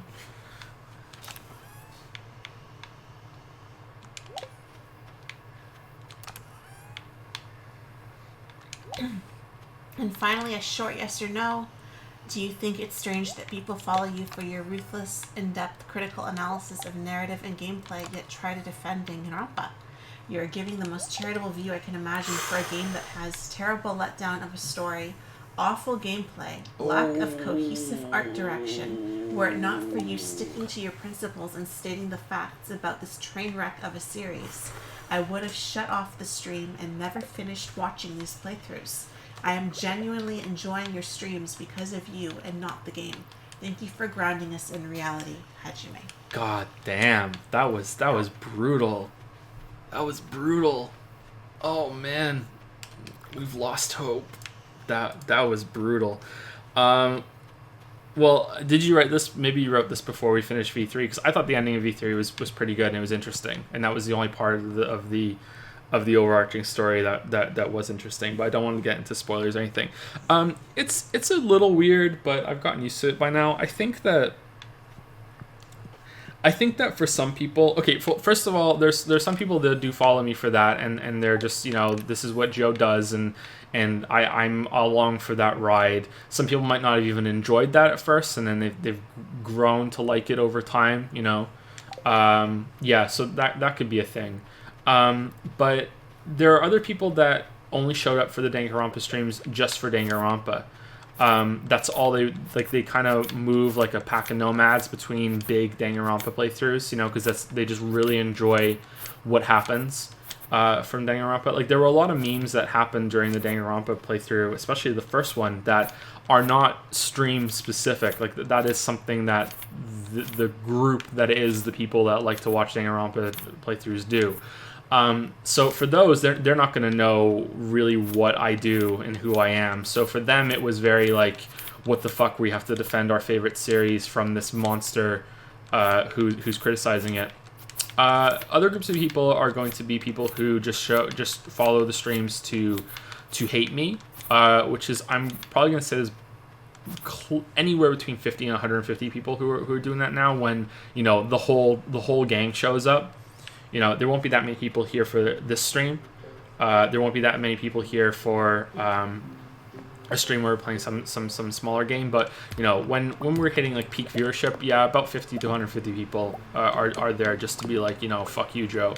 And then there are other people that are along for the ride, enjoy it, but they really want to win. They want to win an argument for some reason. If they win something, then they might be able to justify that they could have won some different argument, or if I prove them wrong on one thing, then that means I proved them wrong on some other thing that we disagreed with in the past. And chat has won a few times, we haven't really had that many disagreements overall, but there have been times where chat has been right. So that's happened, and maybe they calmed down after that, I'm not sure. But yeah, I don't know. I don't think about this too much, but it just occurred to me right now, there might be a group of people that this might even be the largest group that follow just because they think I'm funny. I don't know. I don't really think I'm that funny, but the popularity of the highlights that are on YouTube, and the highlights are almost always just me being funny instead of being, close to insightful. I'll never say that I'm insightful on streams, but sometimes I get close to insightful. Those don't make the cut in the highlights. It's the funny part. So maybe that's it. I don't know, but I don't consider myself to be all that funny. No. No. It's Leo's favorite word, by the way, is no. He says like that. No. He has this game, right? So we're eating dinner, we're sitting in the living room, whatever we're doing, and he'll start saying, "Daddy, Daddy, Daddy, Daddy, Daddy," and I'll turn and I'll say, "Yes, Leo," and he'll go, "No." And this is, and he laughs every single time. So we're sitting eating dinner. Oh, Tree of the Winter Star. Should we get the Christmas tree? We're sitting there eating dinner, and he's actually sometimes tapping my shoulder. "Daddy, Daddy, Daddy, Daddy, Daddy." "Yes, Leo." "No." "No."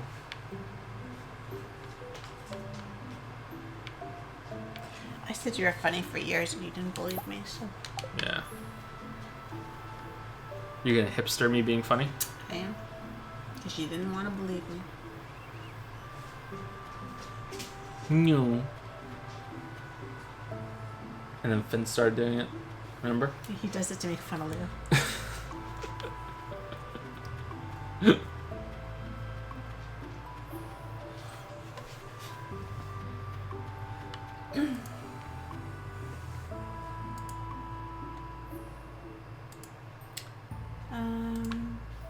Wait a minute. This thing's huge. Look at this. Oh, I like it. It looks better than ours. It does look better than ours. Our Christmas tree is up, but we had put the ornaments stuff on the top half, and then Leo can still reach them, so he grabbed, I don't know, 3 or 4 ornaments and broke them. So I had to move everything up even further. So like the top third now of the tree has stuff on it, and the rest is just lights. There's nothing on it. It looks like a naked tree. Well, welcome to life with kids. Yeah, it's pretty bad. Is it a real tree? No, it's not a real tree. It's a fake plastic tree. I don't like the idea of having a real tree. Do you? Like, I'm not big on real tree. No. I have to see where we left off now. So we did. Hard cut was in a real. So it's IM9991000. Used 2,500 bits. That's a lot of bits. Thank you so much. Have fun with my Black Friday bits.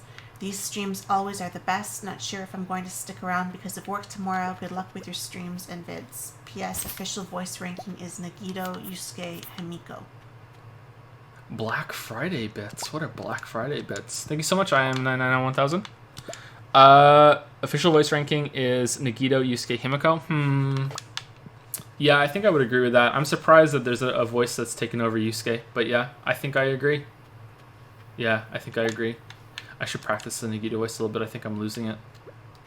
Well, thank you for thinking that I'm the best voice, Hajime. If I ever make a game, I'm gonna voice act all the characters.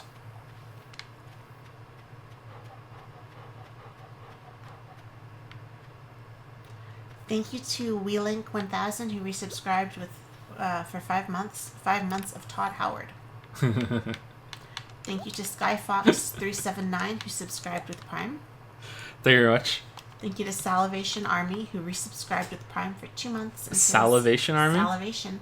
VOD Squad reporting. Oh, shout out to the VOD Squad. You always got shout out to the VOD Squad. Shout out VOD Squad. When the VOD Squad comes up. Thank you so much. And again, welcome to the Pickle Pile, Sky Fox 379. And thank you for all the Todd Howard memes, WeLink. And thank you to IM9991000 who gifted a sub to Fox Queen. Welcome, Fox Queen. I feel like I've said Fox Queen before. Maybe not, but it sounds a little familiar to me. Thank you, Fox Queen. Sorry, thank you, IM9991000 for gifting a sub to Fox Queen. Welcome to the Pickle Pile. VOD. Some people in chat are saying the Celeste voice is the best. On that point of being accurate, I was someone who didn't get why people love Black Panther all that much, but after hearing how much the story resonates with the African American experience, I learned a lot of stuff I never would have otherwise, and I ended up appreciating the film a lot more. Oh, did you? That's a cool process to go through. I haven't seen that one yet. I've seen all of the Marvel movies except for Spider-Man: Homecoming, Black Panther, Infinity War, and the new Ant-Man one. I think I've seen all the others. Captain Marvel looks pretty good. I'm interested to see where that goes, but I don't really have high expectations for any of those movies. I just want to see really good action and maybe some funny dialogue, and that's all I want from them. So my expectations are pretty low. I know my girlfriend watches your videos every night while going to bed. She thinks that your videos are very funny and likes your input on games and likes that you go in blind and likes the majority of the community along with the memes that come along with the games, especially the Danganronpa. She has recited your joke of Finn putting poop on the wall and not knowing who did it. She thought that was hilarious. Yeah, that's my best joke. That's my best joke. That's even better than the Waffle House joke. I was so proud of that joke.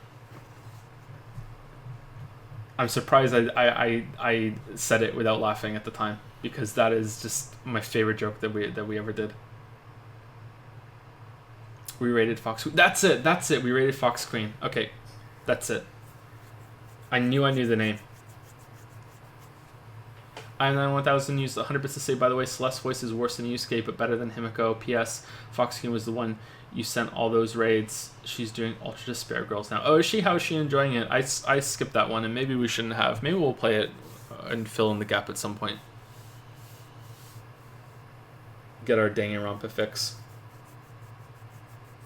Hope she's enjoying it. Have I played A Hat in Time? I recently started playing it, and it's not only fun, but it's also freaking adorable. We streamed it a little bit. That was the stream that we did. We did face cam, and I look way balder than I actually am. That was okay.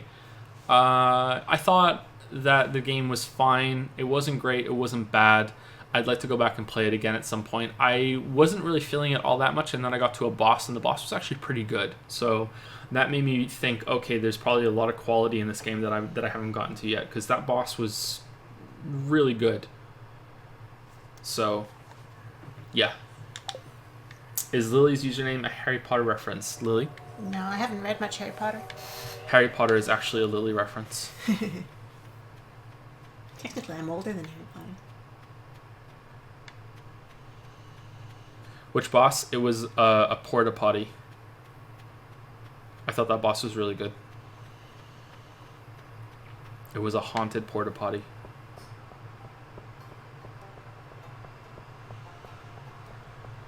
Next Patreon questions?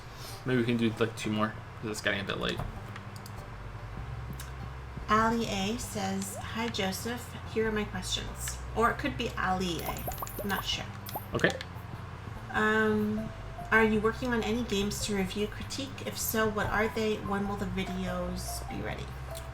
There are a couple that I'm not announcing just yet, because I'm not sure if the scripts will pan out, and I don't like saying things that, and then I have to go back on them later. At some point I was saying that there was going to be a video on 2017 games, you know, my top game of the year and stuff like that, and that just didn't happen. But I can safely say that there will be videos on The Messenger, Hollow Knight DLC, a video on Soul Blazer, Illusion of Gaia, and Terranigma together. There are other games that I'm working on at the moment, but I don't want to say them. Sorry. I'm sure you understand. And The Witcher, of course, but yeah. That goes without saying. Have you played the MGS's Metal Gear Solid, right? Yep, that's Metal Gear Games. Solid. Which is your favorite? Will you review any of them? And what's your in-depth opinion on Metal Gear Solid 5? Yep, Metal Gear Solid 5, both Ground Zeroes, and The Phantom Pain. I'm especially looking forward to knowing the answer to those particular 2 games. Well, I'm sorry to disappoint you, but I haven't played them, so I can't answer that. I have played Metal Gear Solid games 1, 2, 3, and 4. I haven't played any of the handheld ones. I haven't played Peace Walker. So I can tell you about those, but I haven't played Metal Gear Solid 5. So, yeah. Sorry, I just haven't got to it, unfortunately. My favorite is the first one. Although I'm not sure if that's the best one, but my favorite is the first one. Because when I played it, it was just like, holy shit, what's this? I'd never played anything like this before. It was a really enjoyable, like, unexpected journey. I've said it on stream before, but when I heard the name Metal Gear Solid, with my friends talking about it at school, and seeing it in some magazines here and there, you know, just the name, I thought it was a racing game.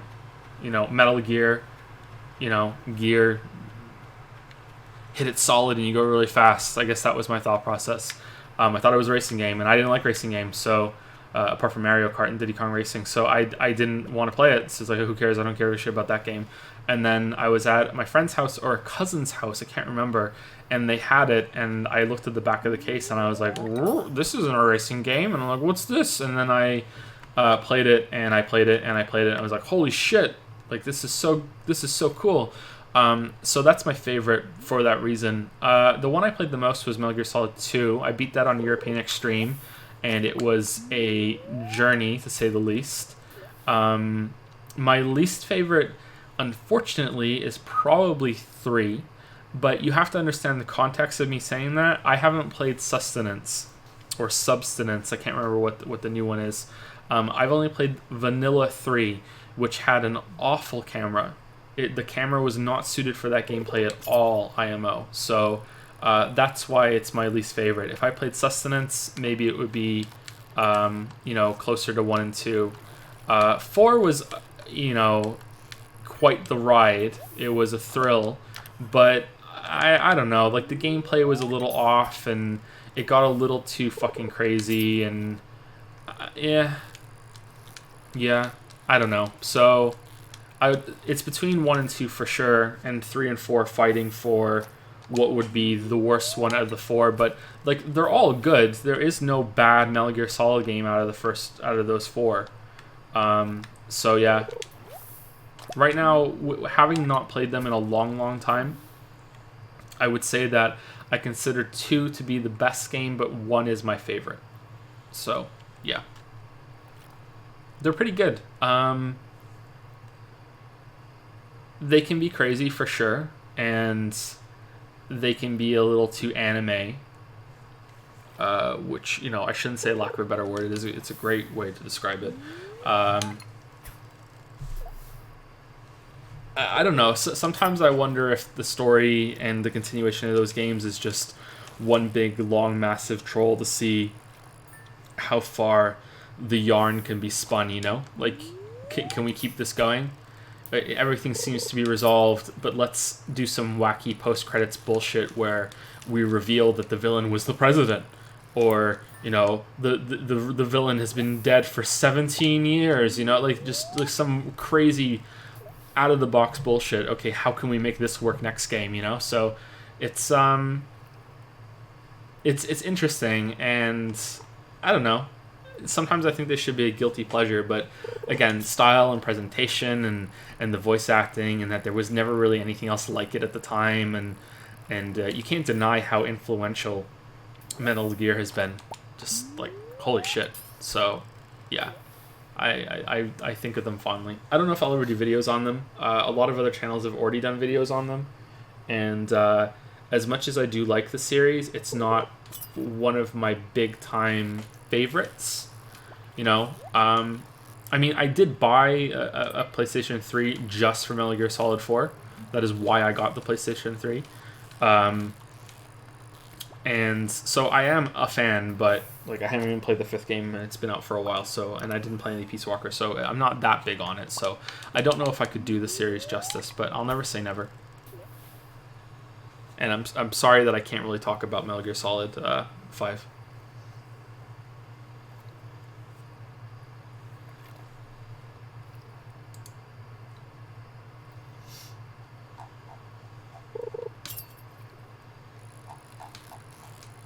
What a thrill. Action Caterer says, "Hi Josephine and Lilyland." Hey, Action Cater. Like La La Land. "Seems like you've decided you might not be playing Minecraft, I guess. Also, yes, I changed my Patreon name, Twitter handle, and Discord to Action Caterer. At this point, you won't even remember that I have a real name that you butchered way back when." Oh, I remember. Don't worry. Quick question.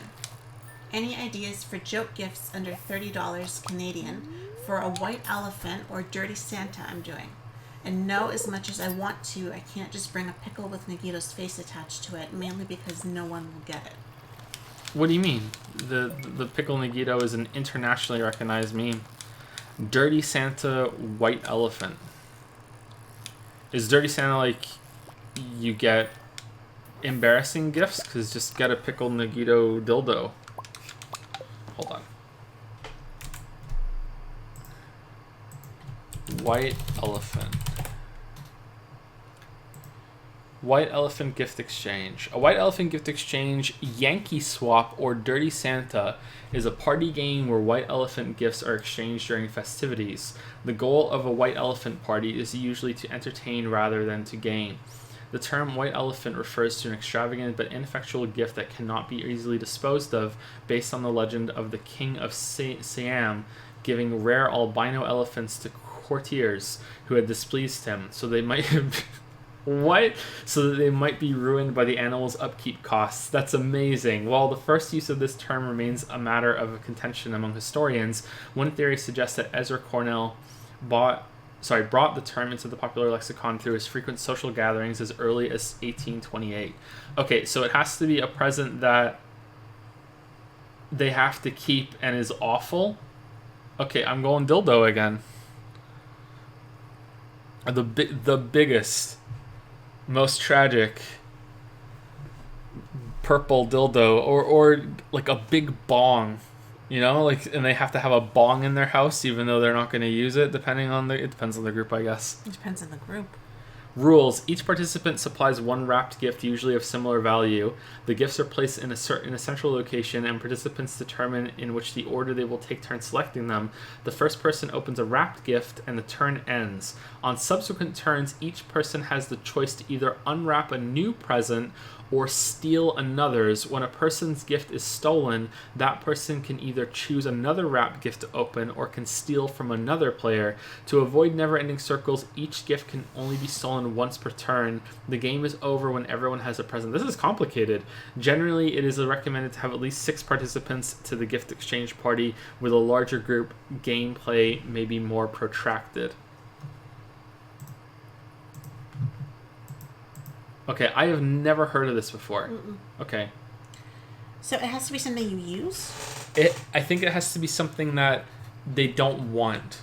So it's a... So could it be like an ugly sweater? Yeah, it can be an ugly sweater. Could it be like and they a have mug to keep with like some weird kind of...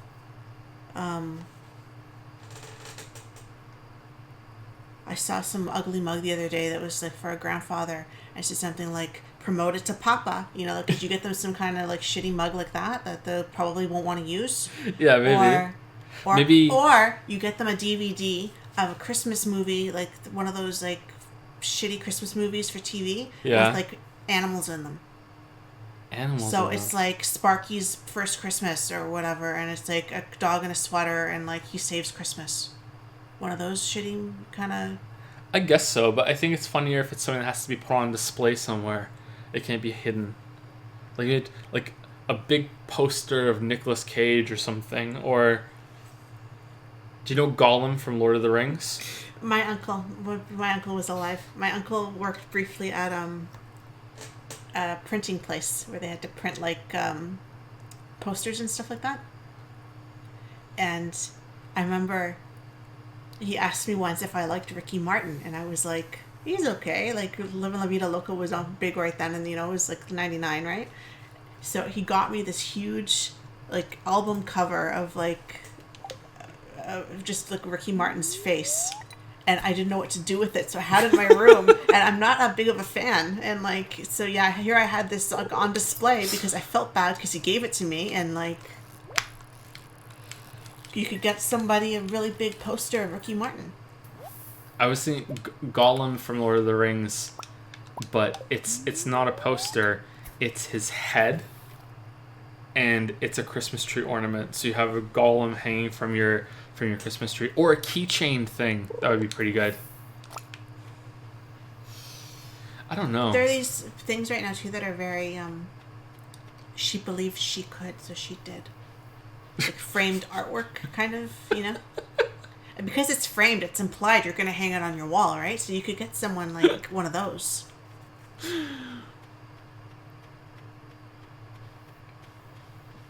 don't know. Are these good ideas? What does chat think? Can you get a $30 body pillow?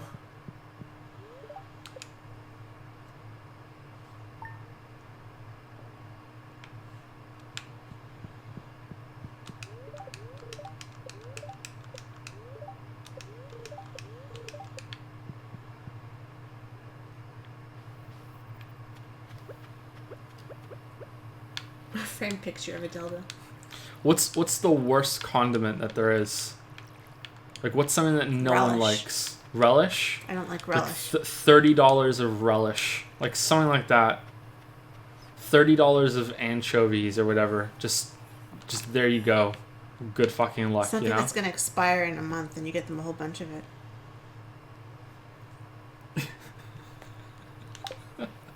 I like this idea. This is a fun idea. Anyway, what? You get them pickles and ice cream.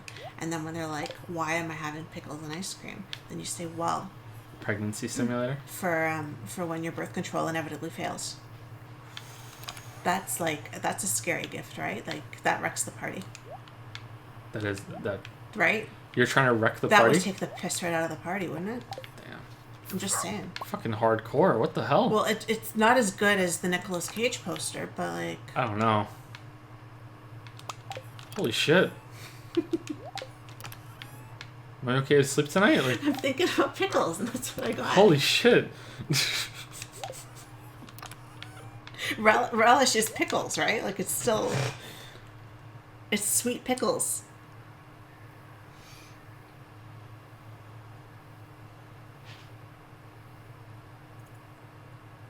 I don't have anything else. Pickles. Jar of pickles. Yeah, I don't have anything else either. Alright, next question.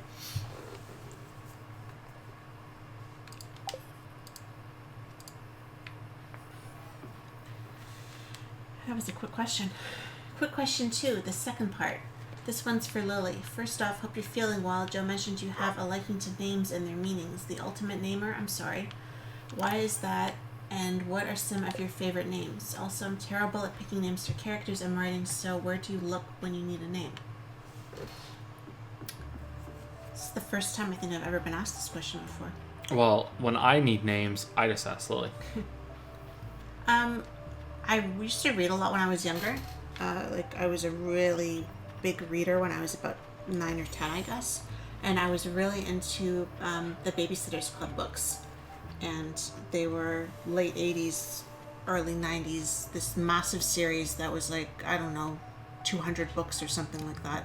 She had all different, these were mysteries and these were specials, and, you know, each character had their own book, and, you know, and so there were all these names, right? All the names of the characters and of their families and of the people they looked after, because they were babysitters. And I remember liking the names, but then I remember I got this book that was like a complete guide to the series, if you will, and it had like every single character that's ever mentioned in there and like referenced and what book they were in and that kind of thing. And I loved this book. I thought this book was great. That there were all these different names and all these different people, and I started writing down the names. And I used to play games with the names. Games with the names. Yeah, I used to play games with them. I still do it when I'm stressed out about something. Some people color. I write names. I will. I used to do it at work too when we weren't busy. I'll play games like every fifth name has to end in an A, and they can't begin with the same letter, and they have to have a different sound. So, you know, so stuff like that have to be different in length. You know, you can't have a long name followed by a short name. It's kind of like a mind game that I play with them, and how to list them. And you can't have multiple spellings of the same name, you know, that kind of thing. And it's usually girls' names. I don't really care that much about boys' names that much. It's always been girls' names that I've been more interested in, because there's so many different kinds. You could have like the kind of princessy, frilly kind of names like Anastasia, or you can have like a more unisex kind of modern name like Piper, or, you know, like something like Kate that is so kind of classic and you could see it on a child, or you could see it on an adult, or like Violet, these like, you know, more vintagey names that are making a comeback kind of thing. Like, so I like names because they're fun to say. My favorite names are always names that are fun to say. Like Finn and Leo are fun to say, I think. And Mila is fun to say. And I think Lily is fun to say too. It is, but it's not the funnest name to say. No, but it's... The funnest name to say is Leon. Yeah, I don't like Leon. But it's fun to say. You think it's fun to say, but if it had no affiliation, would you still think it was fun to say? Or has the name changed now because of the affiliation? It's Leon. What's Leon? What's Leon? What's Leon? It's Leon. Who's Leon? The biggest, most famous baseball player ever. He was the ultimate baseball player. Ultimate, because he was full of ultimate despair. He's the ultimate meme now. Yeah, that's why you like the name. That's what I'm saying. You don't like the name because of the name. You like the name because of what the name means to you. That's the point. Yeah, I don't know. I have lots of favorite names. I like names like Genevieve, I like French names a lot. Emmeline. I like flower names. Okay. Daisy. I like Persephone. Emmeline sounds made up. But it's not. but Delphine. do you, okay, Delphine's a real name. Emmeline sounds like people just sat and just started combining Elodie. parts of different names. Vivian. If I had to pick, like... It sounded so like if we combined our names, it would be Losif. It's a name. Emmeline. Emily. You can go Emmy for short. I mean, in your opinion, I guess.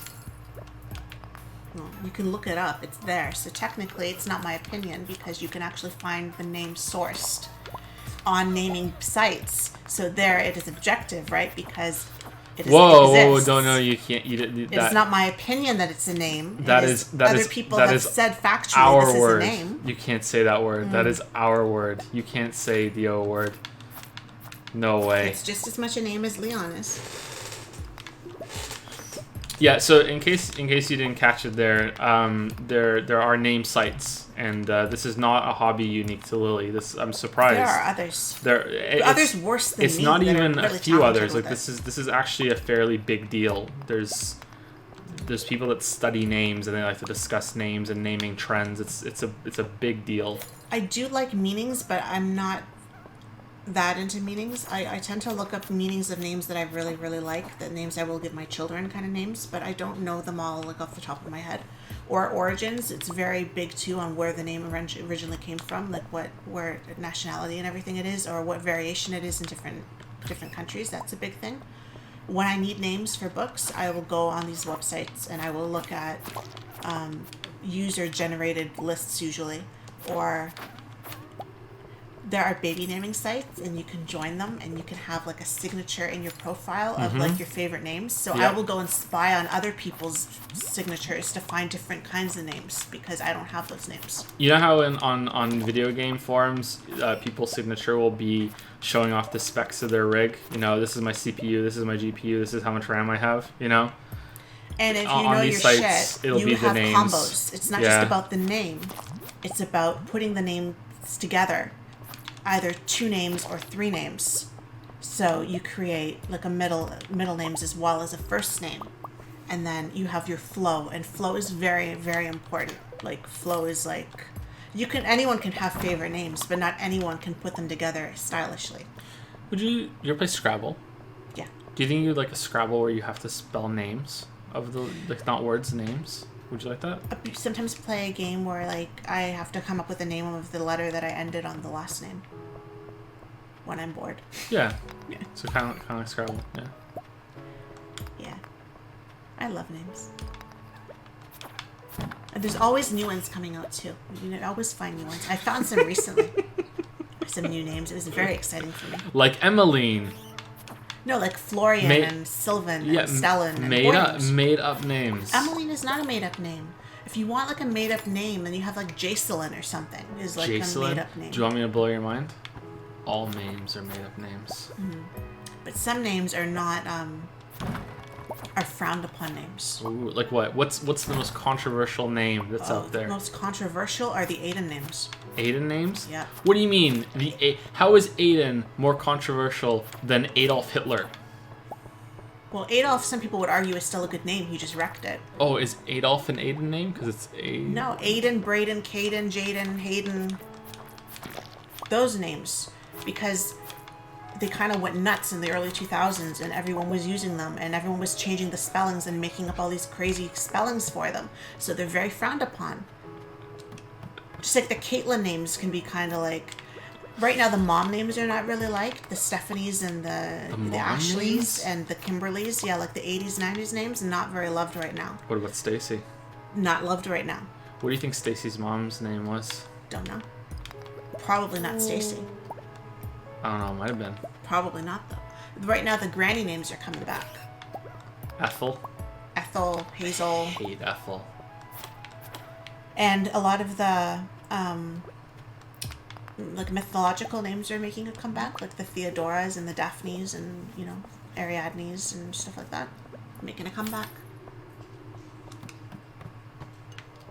I'm always really impressed, and I always wonder if it's true when I see one of them have their actual kids' names and their signature, and I'm like, they use a name like Persephone or Ophelia or something, and I'm like, did you really? Like, did you really have the balls to name your kid Persephone? Because that's pretty cool if you did. You didn't But have the balls to let me do what I wanted to do. I know, because I'm a human. You know, I don't have the balls. You didn't have the balls. No balls. No. No balls. Should I tell chat that we didn't have balls to do? You can tell them. Okay. I'll explain my reasonings. I have All right. I have support. Let's just say if Lily had balls, chat, Leo's middle name would be Danger. Oh, I thought you were going somewhere else. No. Yeah, he wants Danger.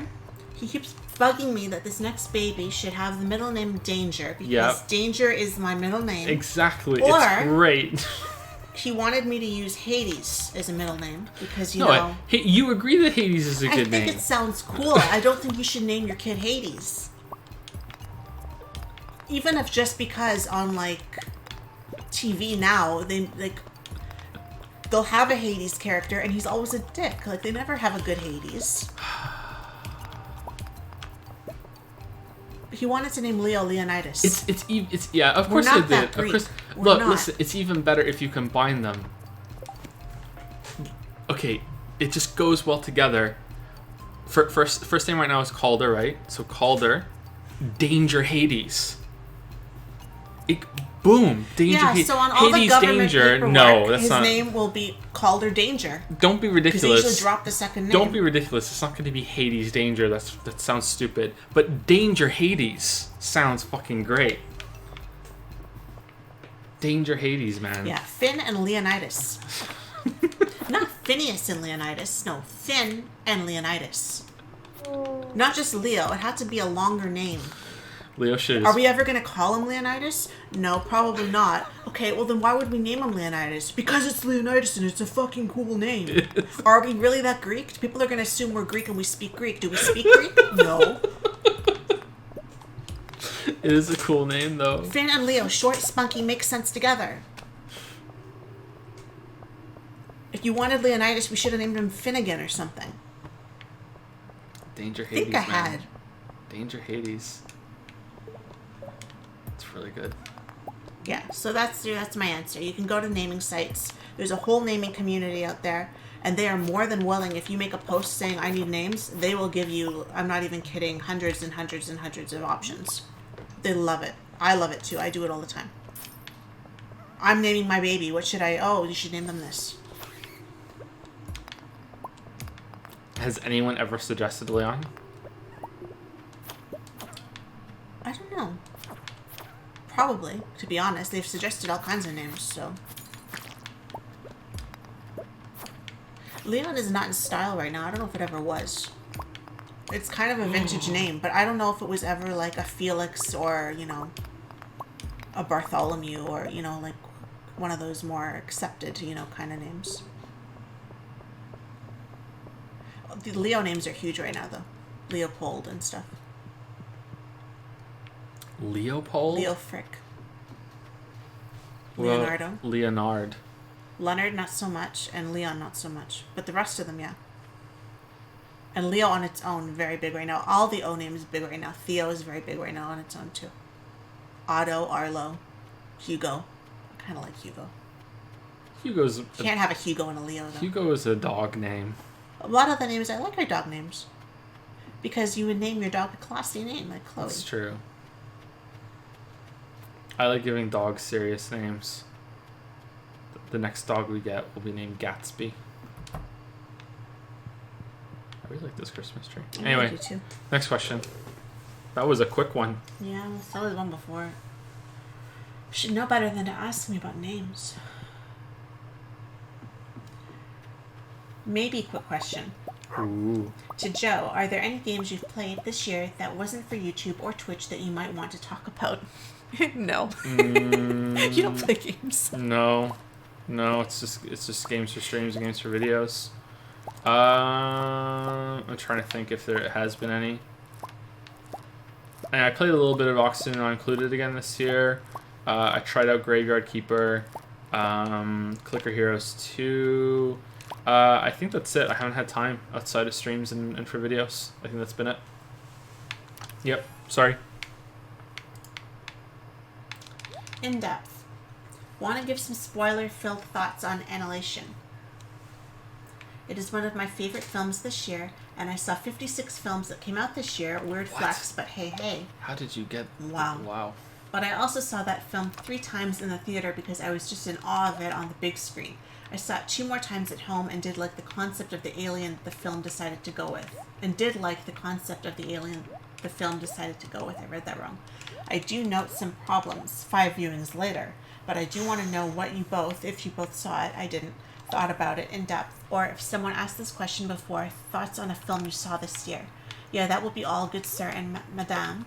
I hope that didn't break the limit on questions accidentally. Thanks for the content, thanks for the streams, and thanks for reading all of my math memes. Have a good one, and congratulations. Well, thank you for the math memes. They're fun.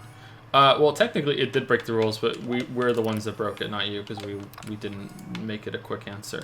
Okay, so in case you didn't hear it right, the movie that is being asked about is Annihilation, starring Natalie Portman and the guy from Star Wars that I can't remember his name, even though I really like him a lot.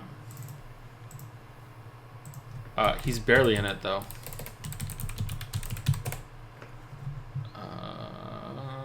Oscar Isaac. It has Natalie Portman, Gina Rodriguez, Tessa Thompson, Jennifer Jason Leigh, and Oscar Isaac. Yeah, that's the cast.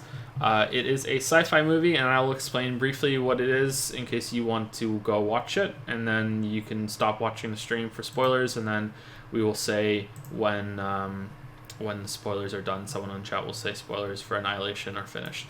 So the premise of the movie is that there is an asteroid impact that occurs somewhere on Earth, and a kind of almost beautiful radiation is coming away from the asteroid impact and is slowly spreading more and more from the impact site, and is corrupting or evolving, depending on how you look at it, anything that it comes in contact with. It's kind of like a big dome that is spreading out from the asteroid impact site that's called the Shimmer.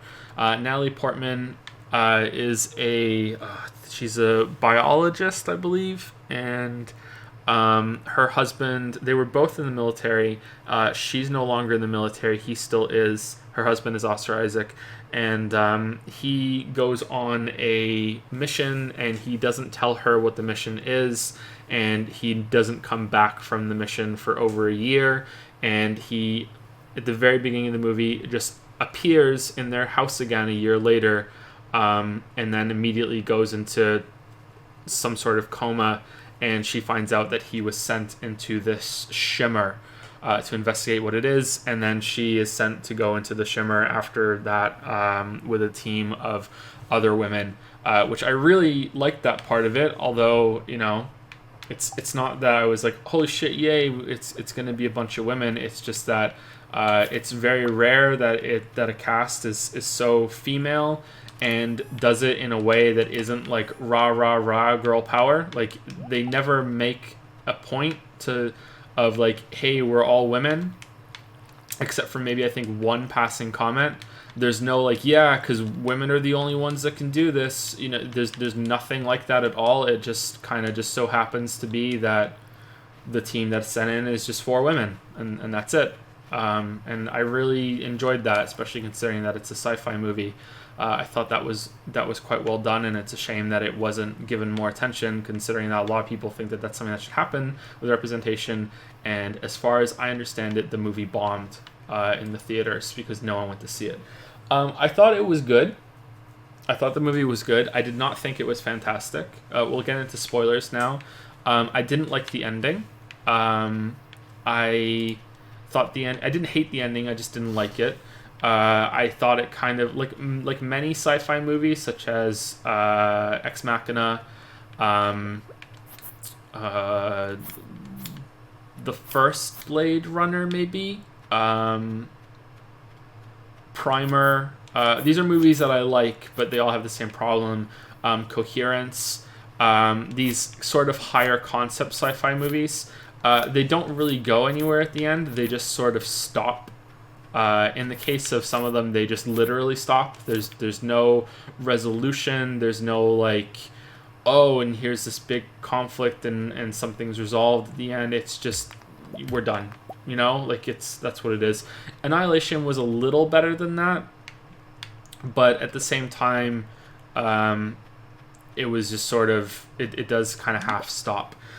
So my biggest problem with the movie is that it doesn't make sense. This is a gigantic military organization base thing that is investigating what is presumed to be the first alien contact of it's not an alien contact in terms of there weren't aliens that came on the asteroid impact, although it could have been a ship technically, but there were no aliens in it, you know, like there was no like alien life form that could stand up and talk to you or around. It was, if anything, it's a biological kind of bacterial life form that has come through.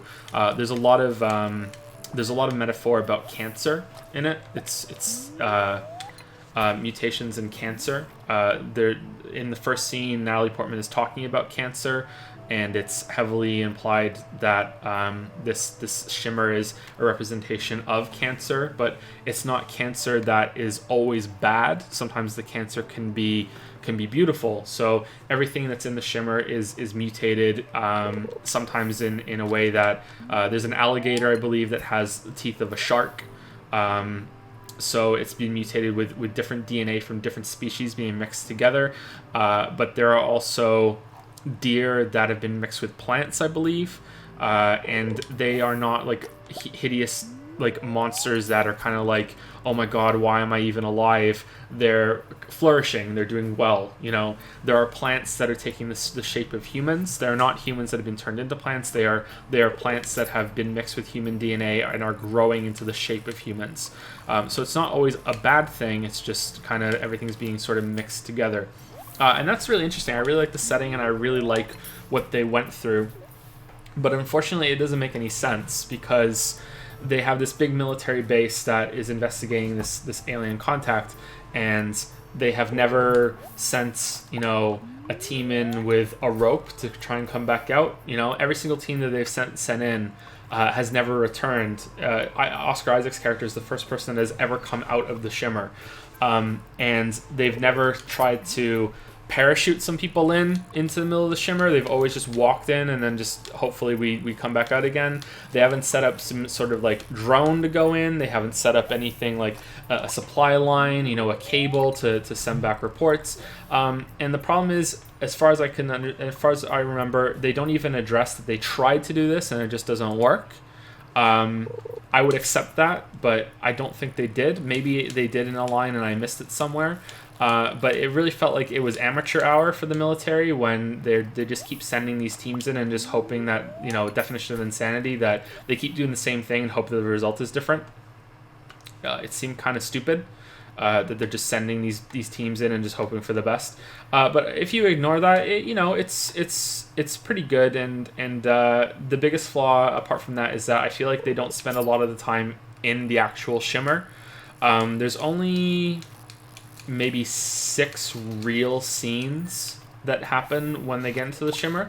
There are obviously, like, it's more than half of the movie takes place in the shimmer, but in terms of the kind of set pieces or events that happen when they're going through, not really much occurs for the shimmer, and I would like to have seen more of that. There's a part where it becomes a horror movie with a mutated bear, which I thought was really, really interesting, and I would have liked to see more of that. But it felt like the second time that they encounter something that has been mutated quite harshly in the shimmer is when almost all the characters die, and that's the end of the drama between the characters. It's now just Natalie Portman on her own doing her thing toward the end of the movie. There's a lot of talk about self-destruction and that the shimmer may be turning the animals and the plants and the humans into what they kind of want to be in terms of self-destructing, and that turns into something else when it comes to Natalie Portman's character, who may or may not be an alien at the end of the movie. She gets to the impact site, and the shimmer creates a duplicate form of her. It's actually quite creepy. There's a lot of it that is definitely a horror movie, and I thought was done really, really well. and it's not clear at the end of the movie who survived the copy or Natalie Portman, or if Natalie Portman's original character was somehow infected by the copy or the Shimmer itself when she came out of the Shimmer and went back to Oscar Isaac's character. There are a lot of really compelling scenes in it. Like I said, the mutated bear was just like, holy shit, like that was really creepy. There was also this really creepy scene where they find camera footage of Oscar Isaac's expedition, and they are experimenting with the mutations that are happening to the other humans, and they take a knife and they cut open the stomach of one of the other men that went in with them, and they're, instead of, you know, organs, he's full of like eels, and the eels are like writhing around in his stomach, and you know, there's some really cool scenes like that in the movie that I liked a lot. But overall, I just kind of felt like it went nowhere, and there was no real overarching point to it. It feels like one of those movies and one of those stories that aren't for me, because it's all about how you interpret it all, and you know, what does this mean to you, and everyone can make their own you know, ending and make their own resolution, and that's fine, and it's not something that I will ever say is just outright bad, but you know, I don't like that, and that's been established quite firmly at this point, that I don't like that, and I would rather have a good story. And if there is going to be metaphor and symbolism used, I would rather it be used intentionally to represent something, instead of just being, hey, you can make it up yourself. But there was some good uses of it when it comes to cancer and self-destruction, so I did like that. It wasn't a complete waste, but I feel like the ending just doesn't justify the movie, unfortunately. And maybe that's because it's the first of 3. It's based on 3 books, and I believe this is the first book. I don't think they're going to have 2 more movies, because after what happened, maybe there's more to it in the 2 books that come after. I don't know, but that could be an answer. But that's how I feel about Annihilation. I liked it. I didn't love it. Yeah. I still recommend it.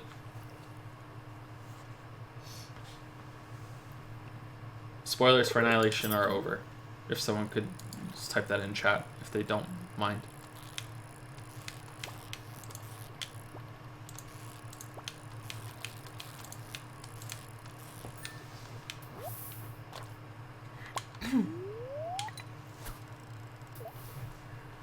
They were never going to make a sequel. The writer tried to turn the first book into a standalone. Oh, did they? Okay, so maybe they didn't succeed, or maybe I didn't get it, or yeah, okay. Thank you to Solari, who subscribed with Prime 40 minutes ago. Thank you very much. Thank you. Welcome to the Prime Pickles. Quaswed XS1? Maybe? Or is it actually like letters? Oh yeah, Quaswed XS1. Yeah, usually I just spell it out, but yeah, we can do that for the 3-month resub. Hi Joe. Unfortunately, this will have to be my last resub for a while due to some financial trouble, but I still love all your content. Keep it up. Oh, thank you so much, and I hope the financial trouble gets resolved. Streams are sort of on hiatus, like a soft hiatus right now, so it's actually I'm not gonna say it's good timing, because you're in a bad situation, but like you're not gonna be missing anything in terms of like the sub making it, so you don't have to watch ads or anything like that. So, but thank you. I hope it resolves for you.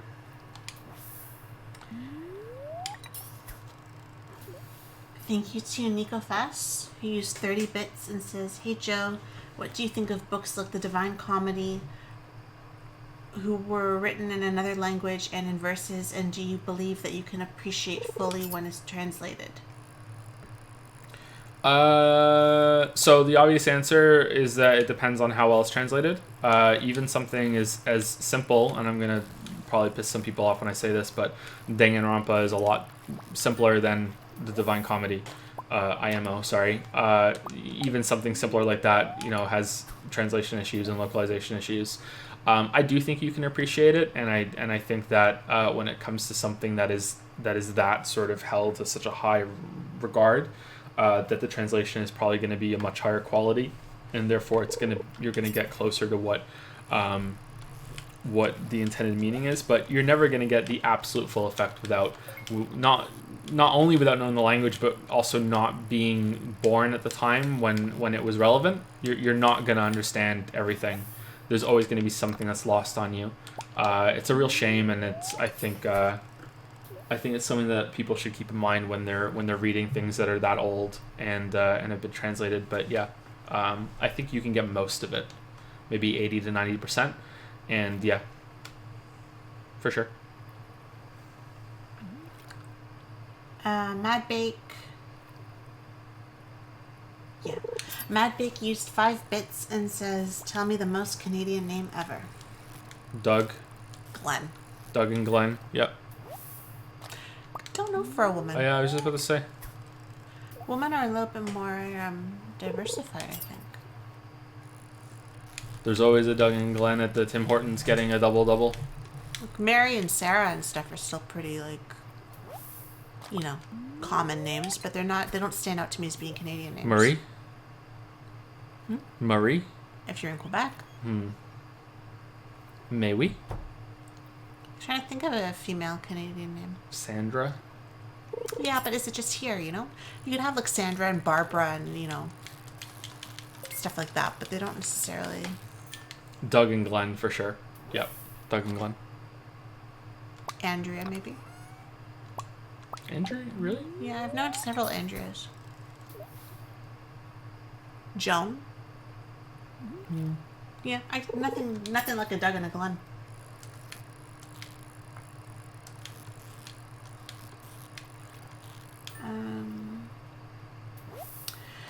I am 9991000 used 300 bits and says this is just for the badge. By the way, Joe's Wu-Tang name is Crazy Specialist and Lily's is Fearless Assassin. Those are good. Those are really good. Fearless Assassin. I like Fearless Assassin. That's really good. Thank you for the bits and thank you for our Wu-Tang names. Those are good. Damn. Phantom Claus used 2 bits and says, my mom is a teacher and she once taught twins named Orange Jello and Lemon Jello. See, danger is not so bad, right? It's not so good either. Embrace the danger, silent You assassin. really want me to forfeit my naming integrity and all of my naming dreams, which are already lost because I can't have as many kids as I would like to name, by sacrificing the space for actual names to waste them on stuff like danger? You embrace it as a challenge of having good middle names that go with danger. There are none. I gave you 2. There are two really good other middle names that go with danger. Hades, Danger, Hades, and Danger again. Danger. Danger, yeah. Did you want to do like Danger Squared? Maybe. Danger. Never be able to show my face in the naming community again. Or they'll recognize the genius. No, they won't. They'll tell me I should have named him Aiden. Aiden Braden Caden. That should have been his name. I hope it's a girl, man. Then I won't be a danger. I won't be in danger of having a danger. Cosm14 Cosm has subscribed with Prime, or Cosm14 Cosm, Maybe it's Cosm. like Cosmo, Or some say Cosm. or Cosima is a really good name. Thank you very much for the sub Prime. Welcome to the Prime Pickles. Pepperdew has resubscribed with Prime for 12 months and says, have you seen Folding Ideas video on Annihilation? It made a lot more sense to me after I watched it. I watched the first 2 minutes and I turned it off because I couldn't take the cringe. Sorry, like saying that people not appreciating metaphor physically hurts them was just like, oh god, I can't do this. I'm sure that it might be a great video and he has some great points. I've watched another video of his and it was much better and I was able to get into it. But someone taking that level of a stance on something as S-word subjective as appreciating metaphor really rubbed me the wrong way and I couldn't do it. Sorry.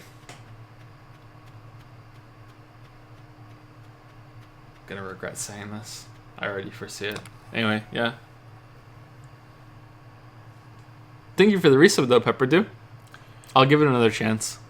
Thank you to Pencil Burner, who resubscribed for 14 months and says, hope I didn't rub you the wrong way in Discord the other day. Still love your content and looking forward to your next video. Oh God, no! Of course you didn't. You were just saying that you didn't think that the video really needs to be made, right? Yeah, of course you didn't. No way. Yeah, that didn't even. Yeah. Don't even worry about it.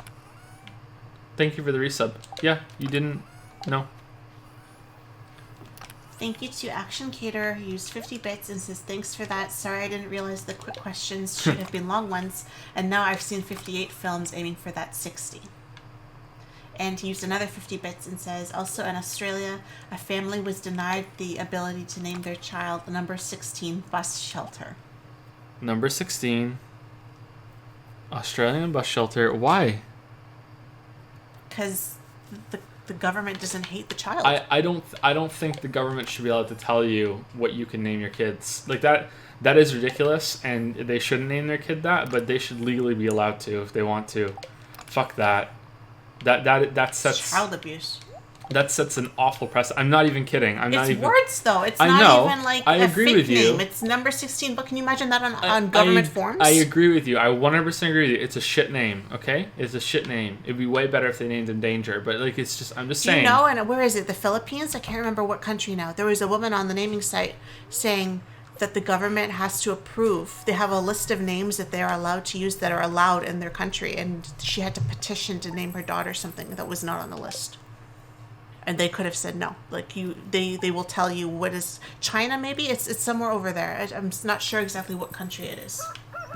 I don't like opening the door that the government can tell you, you know, what you're not allowed to name your kid. This is why it is like I believe that vaccinations do not cause autism, and even if they did cause autism, that it would still be worth it to get your kid vaccinated. There was a really good demonstration that Penn and Teller did about that. You know, even if they do cause autism, you would still want to vaccinate your kids, even though they don't cause autism.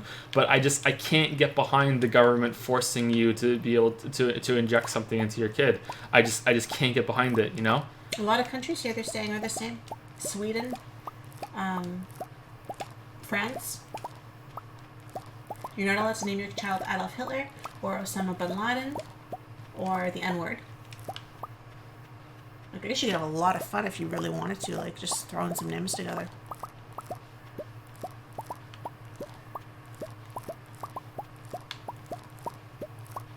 Okay, now I'm being a little convinced. Like, naming your kid just an outright slur? Yeah. In Argentina, the state legally changed the name of a 4-month-old girl because it was Lucifer. I just don't trust. I don't trust the courts. I don't trust that it's gonna be reasonable. I just once you set the precedent is so important when it comes to law. That once the precedent is set that the government can tell you that you're not allowed to name a kid something, it just opens the door to suddenly there's 5,000 things you can't name your kid, you know? And I really don't like that. Like what if some like religious sect gets in on the government and makes it so you can't name your kid Satan? You know what I mean? Like, or Hades. I'm not even kidding. You know, like what if that's bullshit?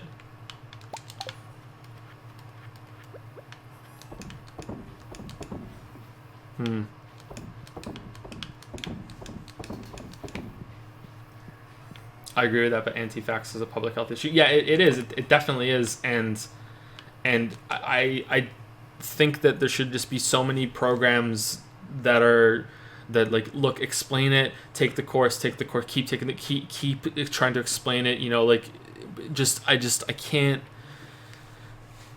It's like a damned if you do, damned if you don't kind of thing, and the end result is probably that you should have to force the vaccinations on it. But I just hate the idea that the government can be like, yeah, we are injecting something in your kid whether you let us or not. Fuck you. Like, I can't get behind that idea, even though it is probably the right answer.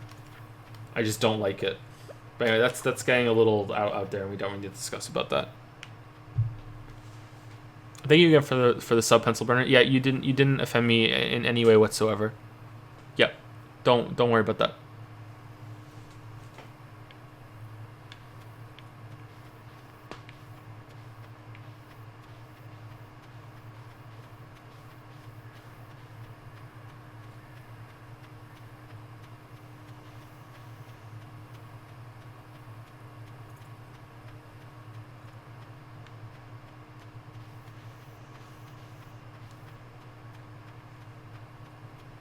we do one more set on Patreon and then You can, but they're long, and it's already 4. They're I'm long? wondering if we should stop. let me see them? It's the one where they apologized for it being long.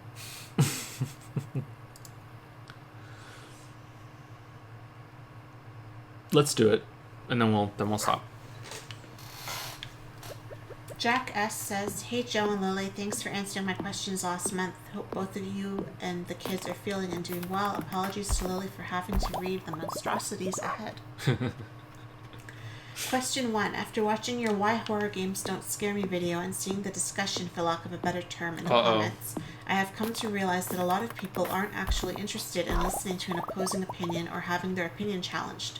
Whether that may be because of nostalgia, distaste for the person who is giving their opinion, or just for the hell of it. The point of your videos, in my eyes, besides just giving your opinion and critique, is to create a discussion around the games on display, and to hopefully bring forth new ideas and further rebuttal to the arguments that you make in the videos. I know in the Discord it's a lot better, as being a part of it for almost a year now. There are some great discussions that are had, but every Reddit thread, Reset Era post, and YouTube comment for the most part dwindles down into the same generic "that's his opinion, what a stupid argument," and then the variety of insults and so forth. My question that I want to ask is, do you ever think games discussion, whether from your videos, streams, or what have you, will ever be taken seriously or discussed with the goal of provoking people to think a little harder as to why they love or even hate the games they play? Or do you think people just want to enjoy games for what they are and not think about it on a critical level the same way that you and I enjoy music? That's a really interesting question. Okay, so that's a lot to think about and unpack.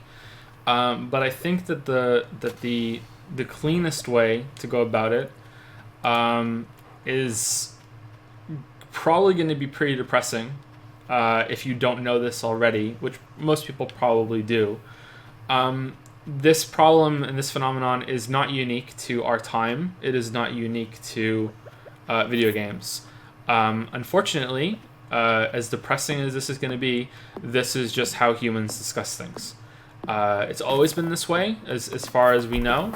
There's always been discussions like this. It's always been unproductive for the most part. It's always been a lot of shouting and a lot of screaming, a lot of people not really getting along, and they make decisions that they don't want it to be challenged, and it is kicking and screaming the whole way to convince someone.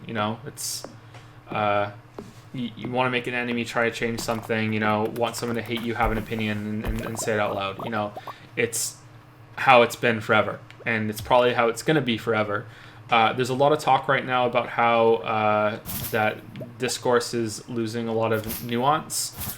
I don't think that is true.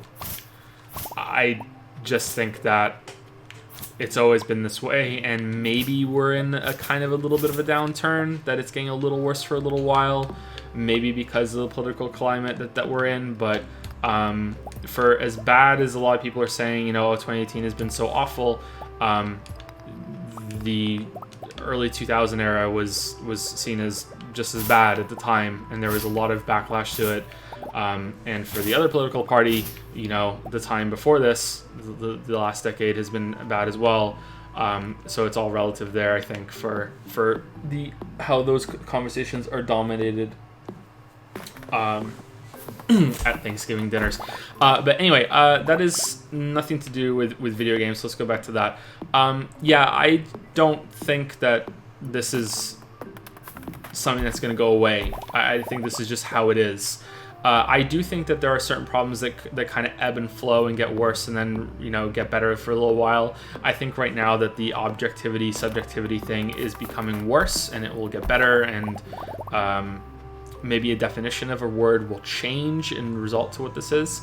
I am absolutely stunned that there are as many people as there are arguing with me that there is such a thing as an objective opinion.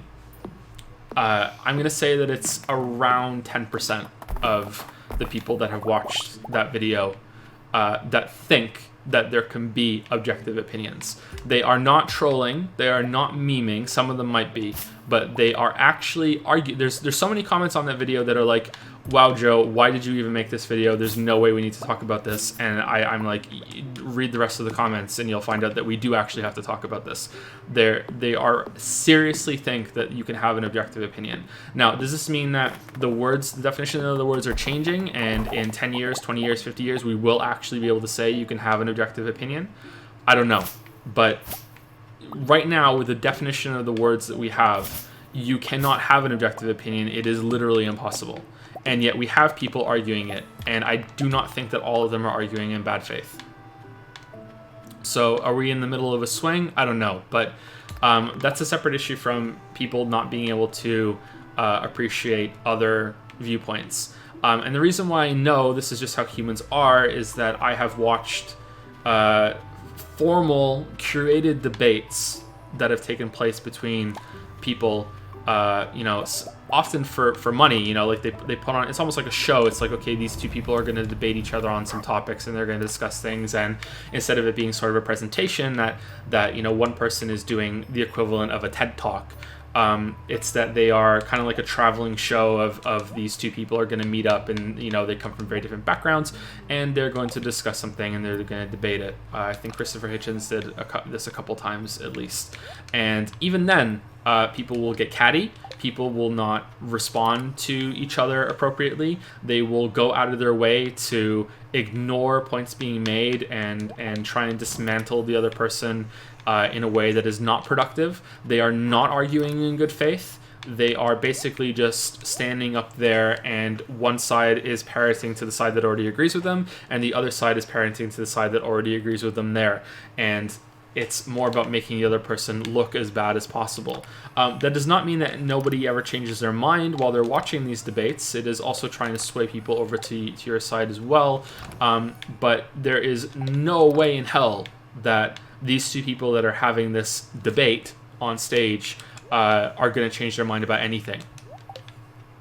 I think that a problem that we have, and I don't know this for sure, I'm just speculating, is that saying I don't know or I was wrong is seen as a sign of weakness.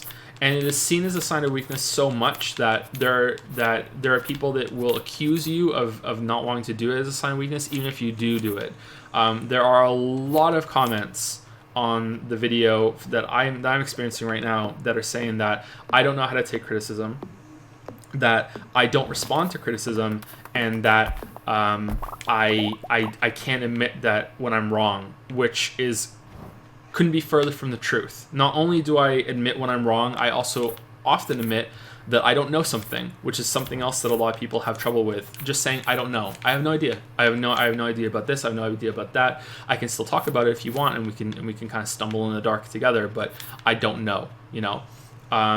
And same for not responding to criticism. I have a ton of comments telling me that I didn't respond to any of the criticism on the horror video when they haven't gone through the comments and seen that I responded to a lot of criticism on the horror video, and I went line by line, paragraph by paragraph, met with a lot of people in the comments section, was like, okay, why do you feel this way? What do you feel this way? It's just assumed that because I have a platform and I say opinions on the internet, that I can never admit that I'm wrong, and I will never meet criticism in any legitimate way, because people view that as career suicide. That saying that you're wrong or you're backing down on something is a sign of weakness and you can never recover from it, which is weird because in my experience that isn't actually the case, and you can recover from it. And even if you do it, I think that most people respect it.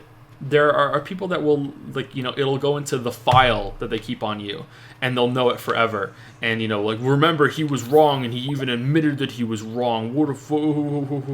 But I think that most people will be like, oh, he admitted it was wrong, that was big of him. And oh, he admitted it was wrong, that shows that he will actually consider facts, or she, and will be able to adapt and search for the right answer instead of just sticking to their guns. So I don't know. It's very strange. It's very strange that we have this opinion when I don't think it's true. But I am mostly talking about Western culture here. I know very little about how this works in European culture or Eastern culture. I have no clue. So I don't know if it's the same over there. I can only tell you what I think it is in Canada and by extension America, because our cultures are nearly identical. Kind of Britain too. Admitting you're wrong is seen as this huge weakness. Never do it, even though when you do it, it's usually okay. I don't know. It's strange. That's only part of your question.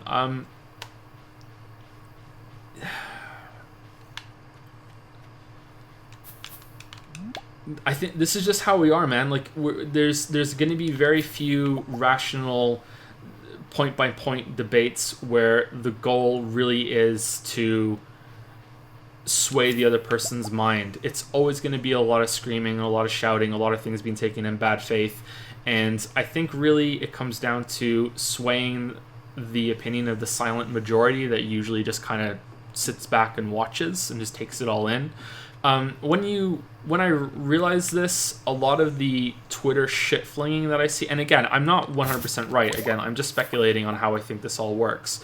A lot of the Twitter shit flinging that I see suddenly made sense, because it's like how I used to read a lot of it, and there are people I unfollowed because of it on Twitter. Like, how can you think this is productive? How can you think that, pointing out that this tweet that someone made in 2018 is in a certain perspective, if you read it in the right way, at the right stroke of midnight, in the right light, while wearing 3D glasses that you stole from a cinema, you can see that it contradicts this other tweet that they made back in 2012. What a fucking monster. He said something that contradicts something he said 6 years ago. Oh no, let's laugh at him. Fucking 15,000 retweets and 40,000 likes. Oh my god. That suddenly makes sense, because it's not about the individual battles. It's not about, having any sort of proper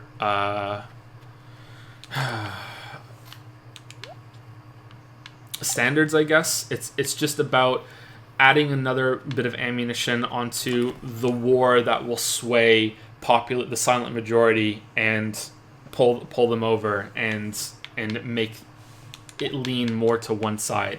And once you get something lean to one side, you start to lean in the other way as well. And then once something leans fully into one side, then it can shatter, and then there's all these different groups within that side, and then it leans back to the other way, or back to the other way, or further into the way that was already going, if that makes sense. Maybe it doesn't. I don't know.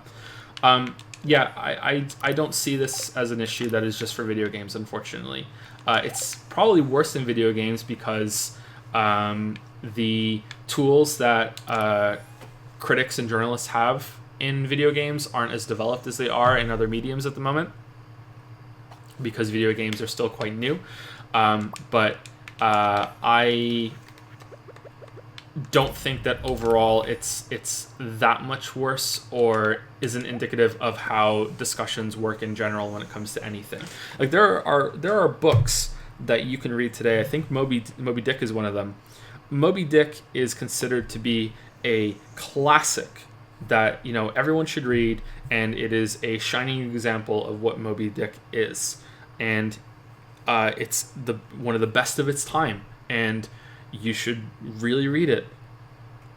It was fucking lambasted by fucking critics when it came out, that it was just like, this is shit, like, this is not worth your time, don't even fucking bother, what a shit book, you should be ashamed. I think it's Moby Dick. I can't remember 100%, but I'm pretty fucking sure that it was Moby Dick, right? Imagine going back in time and telling everyone that this is what turns out to be, one of the most popular books and most famous books from the era. Just imagine what the discourse must have been like. Not that much different than what it is now. I don't know. It's a shame that that we can't have better discussions in large arenas like that. I think that if you talk to someone one-on-one in private, it always goes better. I think that there's a lot that's tied up to how any perceived audience, or there's a lot of stress when it comes to talking to someone on the internet because it's on there forever, unless you go back and delete it. But even then, someone might have screen capped it, it might be cached. There's always this danger of the audience that is going to be reading it, and even as discussions have gone on, it's this upvote system, like system, that will have like a real-time counter of how many people agree with you, how many people think this is worthwhile, and sometimes you'll say something and it'll get downvoted like really hard, and then it'll be upvoted really hard later on. There's like a pendulum that swings there, and that makes there's a lot of anxiety when it comes to discussing things for some people. So I don't know if there's a solution that we can get, that we can have the one-on-one style private conversations that really, really matter a lot more, and can be more influential. But I don't think so, just because it can only be two people by nature of how they work. I don't know. To solve it, there would have to be like an upheaval of society that we really value truth more and critical thinking more, and really having high standards for rational statements. A, therefore B, therefore C, conclusion D, and it all makes sense, and it's all thought out, and there's no fallacies there at all. But even the smartest of us will make mistakes like that, and can be petty, and can get dragged down or be in a bad mood when they're discussing something. So I don't know.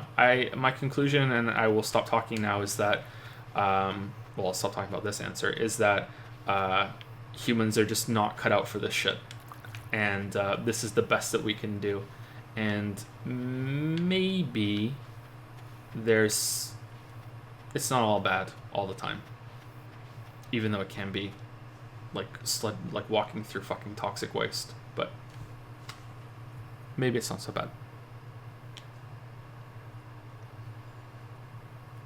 Maybe you can have fun with it.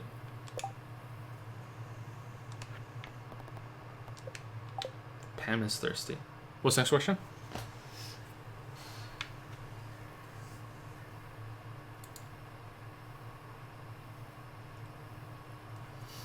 Now a little bit more on the fun side. I recently finished Undertale for the first time, and oh lord, what a fucking great game. Everything that I want out of video games was put in Undertale, and after my question last month, which pertained to falling out of love with video games a little bit, this quickly reignited my flame oh so brilliantly. The meta-narrative, gameplay, writing, having choices actually matter for the first time ever in any video game I have ever played. It's fantastic. Watching your Undertale streams after I finished my 3 playthroughs, I was delighted that there was still a heap of stuff I missed out on, and enjoyed it quite thoroughly as I laughed along to the signature Joseph Anderson "well fucking done" game, which should be a quote on the box when the retail release comes out. I like saying that. I'm glad that you like that I say that. I like saying that. Or even just on the Steam page. Of course, though, despite loving Undertale and what it has done for my ever ongoing love for video games, I don't want every game to be like it. Otherwise, the charm of what it represents would just be lost. But I do think there are some things that could be taken away from it. My question to you is, what could other titles, AAA or indie, take away from Undertale and apply to their own game? Or do you think that trying to imitate even small parts of what Undertale has done would be a detriment to other games? Thanks for reading that whole wall of text, Lily, and thanks for answering, Joe. It is always appreciated that every month I get to do this, as I have no one else to talk to in my friend group around these topics. And now that I'm becoming somewhat more active on the Discord, it feels as if I am a part of a really cool small community. Thanks, much love, and we'll see you next month or on the Discord. Oh, that was nice. I'm glad that you get some value out of Discord. Our Discord community is pretty good. I've seen Reddit, people on Reddit claim that it's a hug box or something, where people just come to agree with me and suck my dick, and that's just like demonstrably false. We disagree all the time on Discord. I think some of the best rebuttals of stuff that I've said have happened on Discord, where someone comes in and is like, yo, I disagree with this, and we have a conversation about it, and it goes really, really well. I would say that the group that agrees with me more than anyone else is probably here on Twitch, surprisingly enough, and even then, that's not that much, you know. I don't know. I kind of feel like my audience holds me accountable quite a bit, and Discord is part of that, but maybe I'm biased. I don't know. So first, two things first. The first is that you should probably play Lisa if you liked Undertale. Lisa is quite good, and it has some of the stuff that you liked about Undertale IMO. It's a very different game, and there's no guarantee that you will like it, but I highly recommend Lisa. I should probably clarify that it is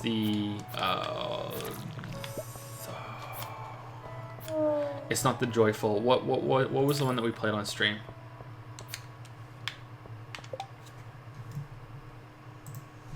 Lisa. The Painful? The Painful RPG. That's it. You knew it, really? No, well, I think I was trying to think of what it was, and I figured it out. And Yep. I who even knew I was paying attention? Joyful is the third one, I think, and there's one before that. So yeah, Lisa the Painful RPG. I recommend that one. And the second thing I want to say is just to answer someone in chat real quick who's asking about the Divine Comedy again. I already answered that question. You might have stepped away when I answered it. Right? We did answer that, didn't we? Yeah, you did. Yeah. So sorry, we saw it. I think maybe It was 30 with the minutes bits. ago? Yeah, it was with the Yeah. bits comment. we went into it. Yeah, we answered it quickly. Yeah, so I don't think there's much that Undertale can offer other games, especially in AAA, apart from kind of more general ideas. Undertale uses the medium of video games in a way that it could not be told in any other medium. It is one of a rare few games that is like that. Undertale could not be a book. It could not be a movie. I mean, I'm sure that they could make an adaptation, but it wouldn't have the same effect. It wouldn't be nearly as strong, and parts of it just flat out wouldn't work at all. So trying to use interactivity in that way is something that I think that a lot of games should strive for. I want to really say, though, outright, like I did in the Last of Us video, not all games need to do that. Like this is not something that every game needs to strive for. I think that a lot of critics, I shouldn't say a lot, I think that some critics often get, a big critic erection when it comes for, video game stories that can only be in a video game, and meta narratives, and ludo narrative harmony, and all this. It's like some games can be a little more chill, like not every game has to be that. But I do think that there should be more of an effort for that kind of thing. So there's that part of Undertale that I think could be a lesson learned, but the more traditional lesson that I think, or the more traditional success of Undertale that, again, not many games pull off, is that Undertale is good in every area. Surprisingly so. It like visuals are obviously its weakest, but even the visuals are serviceable and in some ways add to the experience, and also are timeless. Undertale looked dated the day it came out, and people were able to play it, and it's not really going to get that much more dated as time goes on, unless there's like this huge, massive bump in resolution or whatever. But even then, I think the way that it's the pixel art that it is, I think it would survive just being upscaled just very, very quickly. So Undertale is visually acceptable and arguably visually good. The music is fucking banging, and again, it was dated when it comes out because it uses older video game style music mixed with newer stuff in a way that I had never heard before I played Undertale, and I love it. I love that it switches between more kind of orchestral pieces to 8-bit, the MIDI-licious era. You know what I mean? It's really something. It's really special, and I really like that about the music. So we have, it fires really well on the presentation side. It has an incredible story that could only be told in video games. It is very, very good.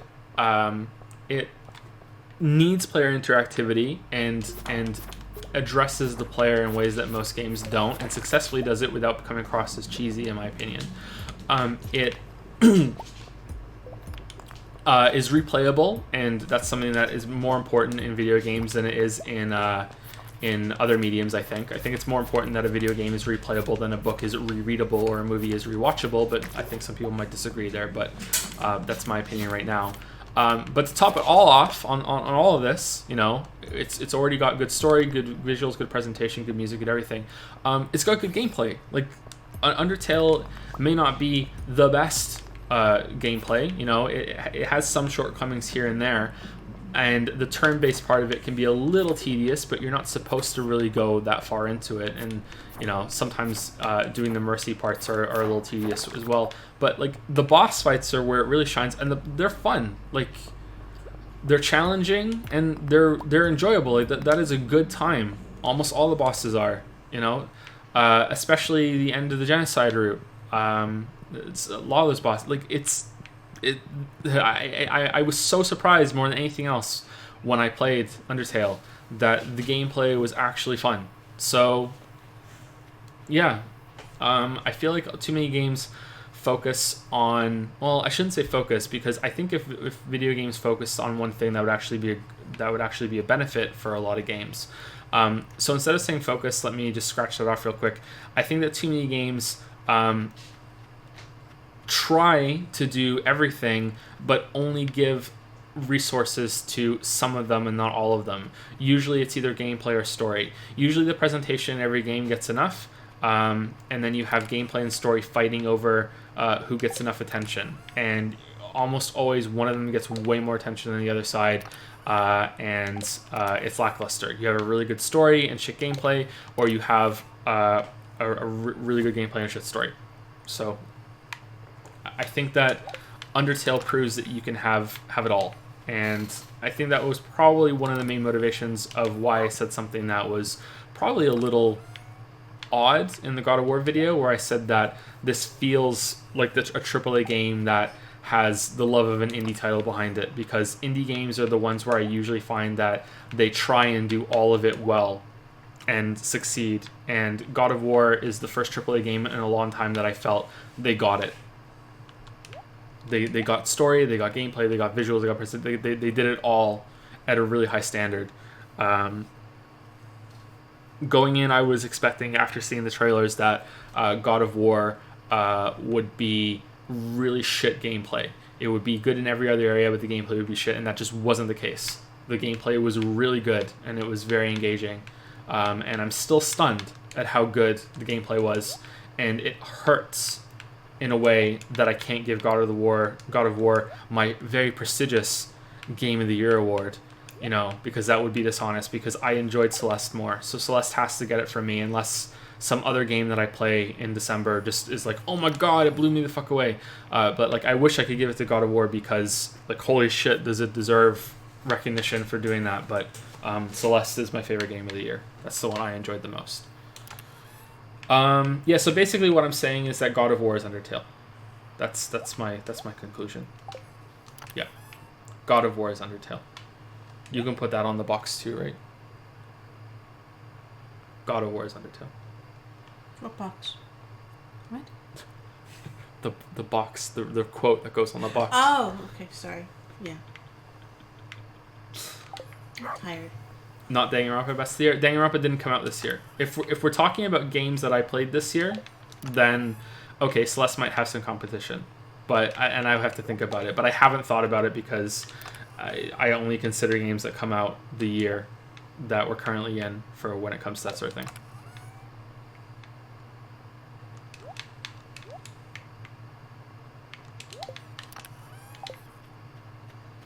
I think that's right of me. I'm not sure. Was Hollow Knight last year? Hollow Knight was last year, yeah. Hollow Knight was a game of the year last year.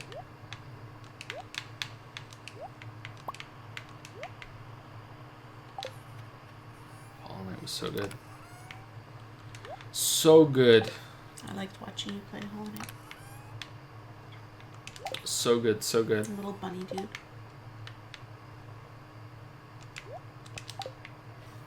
Wait, what did you play this year that compares with Celeste? God of War. God of War came close.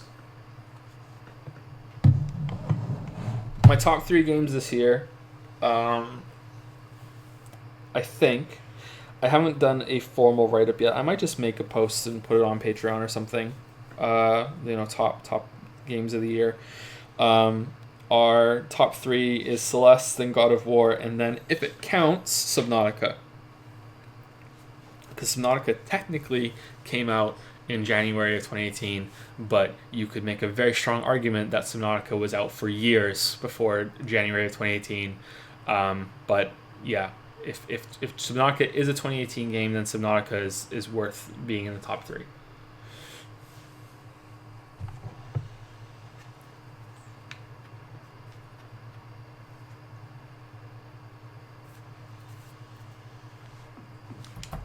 No, you made a comment about games that you played this year, not necessarily came out this year.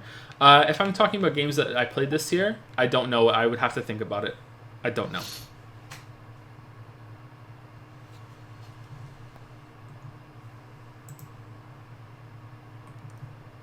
God of War is Undertale. Yeah, I don't know what it would be. Maybe it would still be Celeste. I don't know.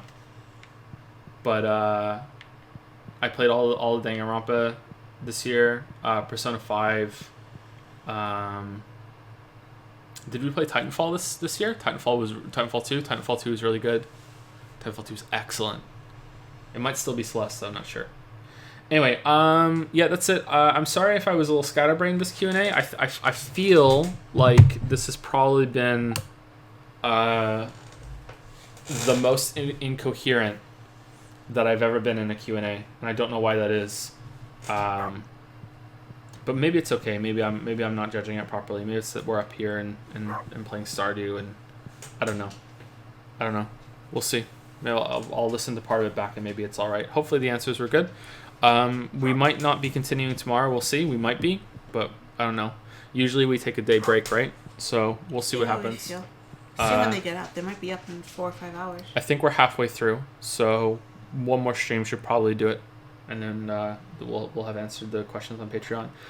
If you are a patron and you haven't asked questions yet, you still have time. I will add them to the list, whatever new ones come in before the next stream. So maybe we'll go 3 nights. I don't know. We'll see. But yeah, that's it. Thank you very much, everybody. We'll see you next time. Good night. Oh, are there any people on the list? Oh, did we thank everybody? Hold on. Australia. Mirthomaniacs resubscribed for 3 months and says, "Hey Joe, I've got a big exam today to defend my PhD thesis. Oh shit! Good luck. We'll be watching later as I'm prepping for it now. Thanks for the great vids and streams as they helped me get through the PhD grind for sure." Oh wow, really? That's a nice comment to say. I'm glad that they could help. Good luck. I hope that there's good news. Good luck with it. That's a big moment. Mm-hmm. Holy shit, that's a big moment. Okay, well that's a good place then. All right, were you done? Let's see some pickles in chat. See you guys later.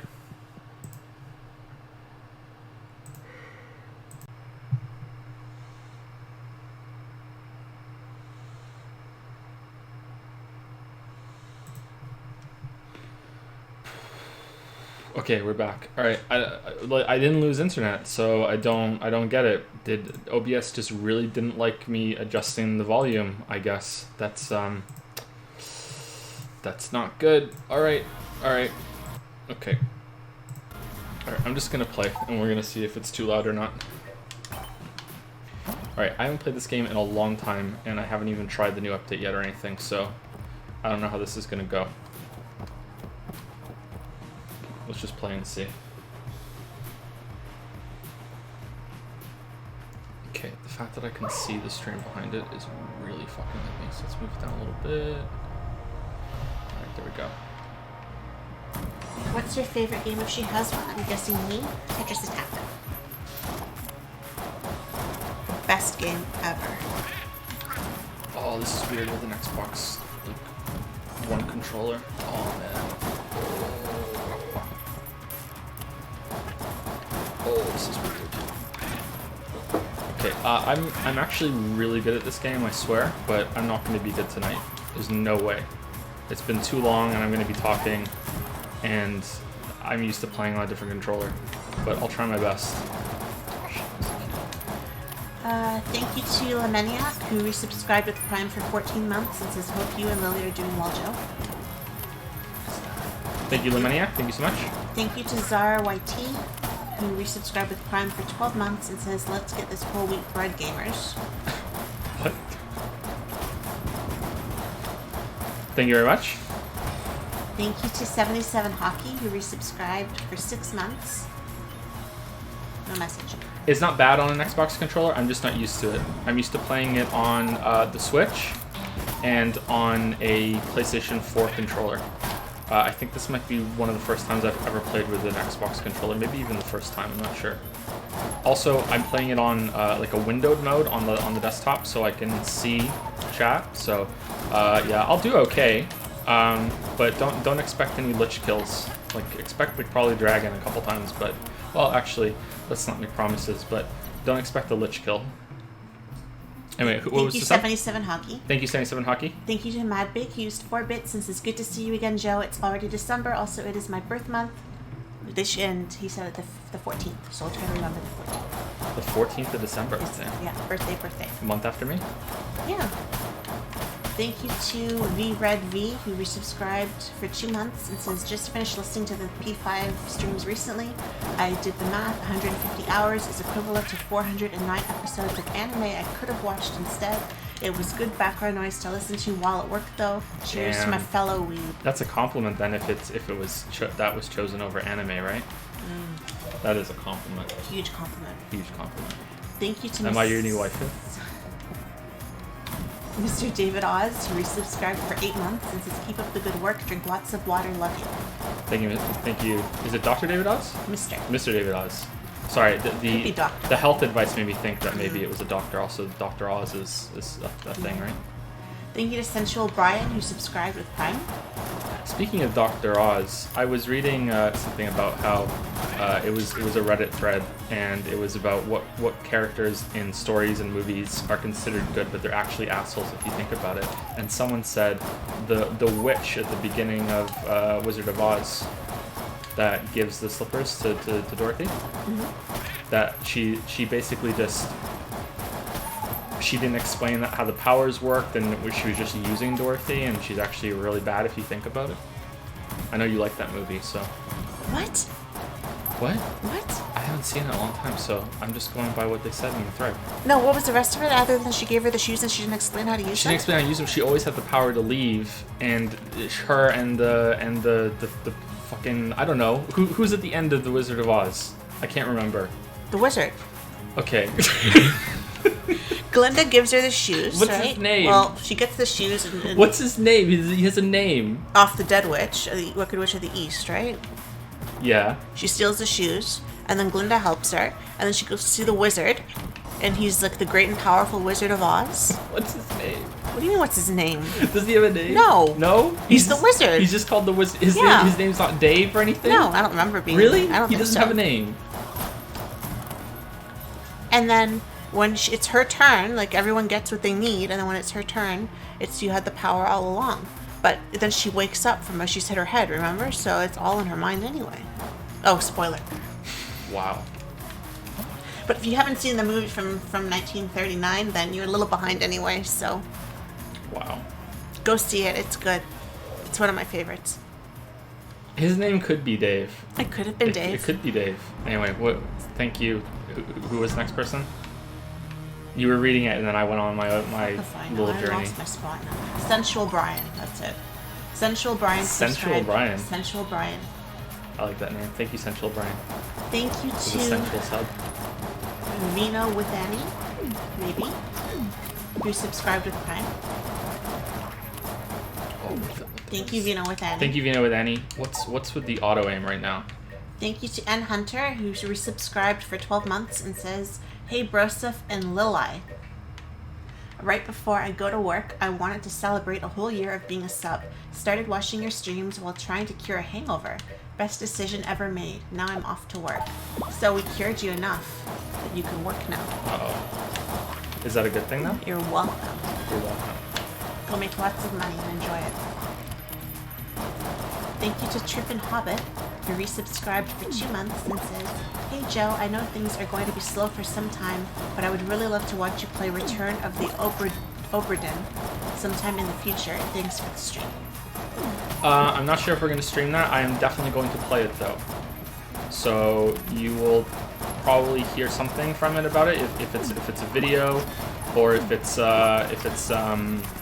just some comments on a stream at some point. But I don't know if I'm gonna stream it. I regret turning aim assist down as low as I did. And thank you to Madbake, who used 3 bits and says,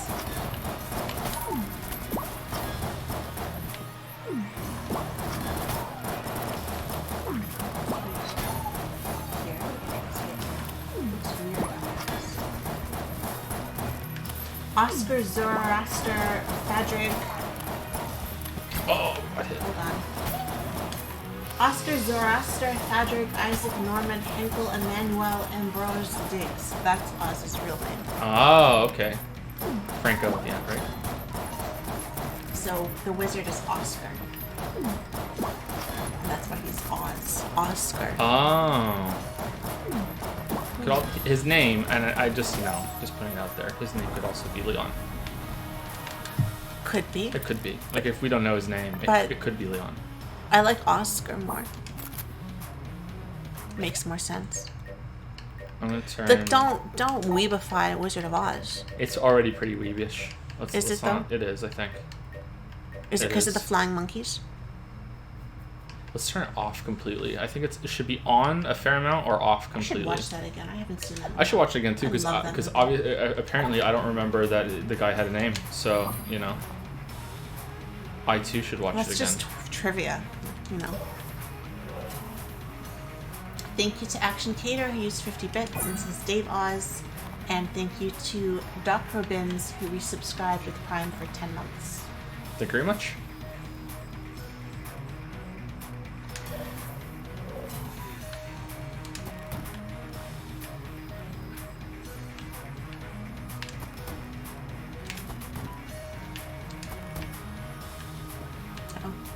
And thank you to Reese Nisi, who resubscribed for 14 months and says Wizard of Oz, the first live-action anime. Miss you guys. This is true. This is true. It was the first live-action anime. And thank you to Dr. Top Hat, who resubscribed for 2 months. 10 out of 10 weebs agree. Thank you, Dr. Top Hat. What game do I prefer, Gungeon or Isaac? I haven't played Isaac enough to really have an informed preference, but Gungeon is one of my favorite games, period. There was almost a video on Gungeon, and there probably still will be at one point, but I love this game. I've played this game for too many hours. But it's been a while since I have played it. Boats and Joe's is here. Hey, Boats. Hey, Boats and Joe's. How are you doing? Miss you. He hasn't been coming into Discord lately.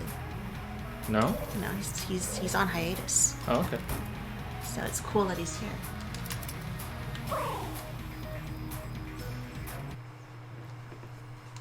Boats and Joe's. Boats and Joe's. Hope you're doing well, Boats and Joe's. Do I think that there are games that are too hard for a dedicated person to beat? Not like they tried, just not skilled enough. Yep, for sure. Yep. Well, okay, I say yes, but I'm one of these people that believes that almost anyone is capable of almost anything. And those almost are important. They're not there just for stipulations. Like, there are certain things that only a select number of people can do. Like shoot this bat right now. But when it comes to games, I think almost anyone can beat almost any game. But I want to, like, Boshi is probably not going to be beatable by quite a lot of people, including me. Actually, I don't know if I could beat Boshi. Is Boshi more difficult than Guy? I think it is, isn't it? I want to be the Boshi is the full game, in case anyone is curious. I think I'm going to turn aim control assist back on for this run. No, that's casual. That's casual. That's casual. Would you ever play Tetris Attack for QA while Joe reads the questions? Ooh, that might be interesting. Might do that at some point. I haven't played it in like a year or more. Probably or more. If I played it a little bit again and kind of warmed up to it again because it's been so long, maybe. I do like reading the questions though, and I wouldn't be able to do both at the same time. But if I was going to play any game while on stream, it would be that one. I hate the bullets that the mushroom guys drop because they will, some of them will activate long after the guy's dead and will start homing onto you, and it's really hard to tell. Was Tetris Attack in the Super Nintendo Classic? It wasn't, right? It wasn't. It wasn't. But I have it. You got it from me on the emulator or whatever it was. We don't have emulators. Well, what was it then? You got it from me somehow. We have the cartridge. Oh, pardon me then. We have the cartridge. Lily, like what are you saying? I know I played it. You're talking crazy. You're pregnant. You don't know what you're saying. You're just. I'm crazy. Sorry, guys. I'm just so pregnant right now. Yeah, you know, the just hormones so gone to my pregnant. brain. You have no idea what you're talking about. No emulators here. Just wait another 6 months. I'm gonna be slurring.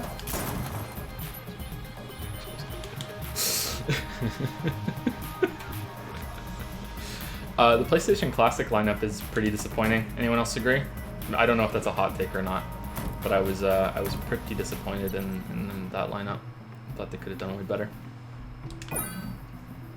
Anyway, let's continue reading the thing and then get on to Patreon questions, or else we're gonna have like 4 nights of these instead of 3. I think there's definitely gonna be one more night of Patreon. Thank you to Set the Rules Up. Who used 75 bits. And thank you to Free the Masons, who resubscribed for 5 months. And thank you to Action Cater, who used 50 bits. And said Leoz, I think.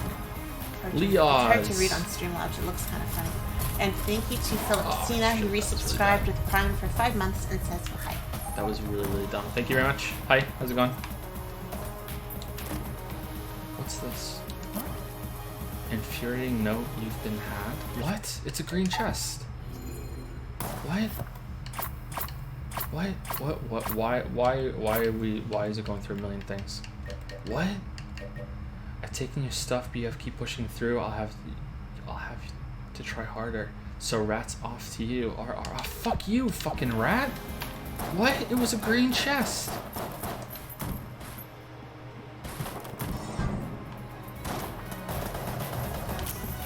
Oh, I'm sorry, Red. Am I slurring already? Wow. It's happening earlier this time. Pretty soon I won't even be able to read this. It'll just be little black dots. Have I ever tried Our Darker Purpose? No, I've never heard of that. Or if I have, I've forgotten about it. I don't think I've ever heard Our Darker Purpose.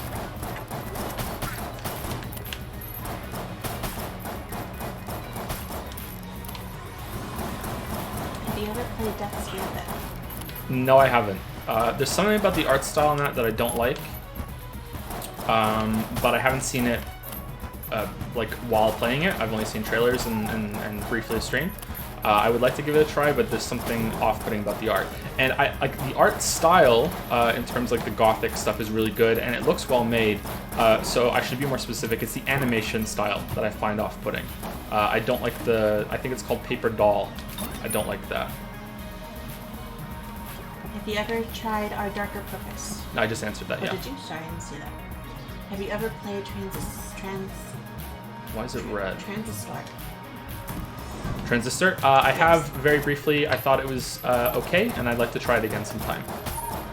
That was actually a canceled video. I was going to play Bastion, Transistor, and Pyre, and I was going to make a video of all 3, but that has been canceled for now. Just like almost everything has been canceled apart from Witcher, because that's what all I'm really trying to get out right now. Yo, Joe, do you think the games you play have a big effect when it comes to naming your kids? Like, let's say you played Dangan before having Leo, do you think you would have named him something different? No, but he was almost named Leon. I was arguing that with Lily. I wanted to name him Leon because I wanted another 4-letter name, because this baby that we're having now, if it's a girl, will have a 4-letter name. So Leo will be the odd one out. So we almost named Leo Leon. Lily forbid it, and it's good that she did, because otherwise we would, you know, my kid would have the meme name.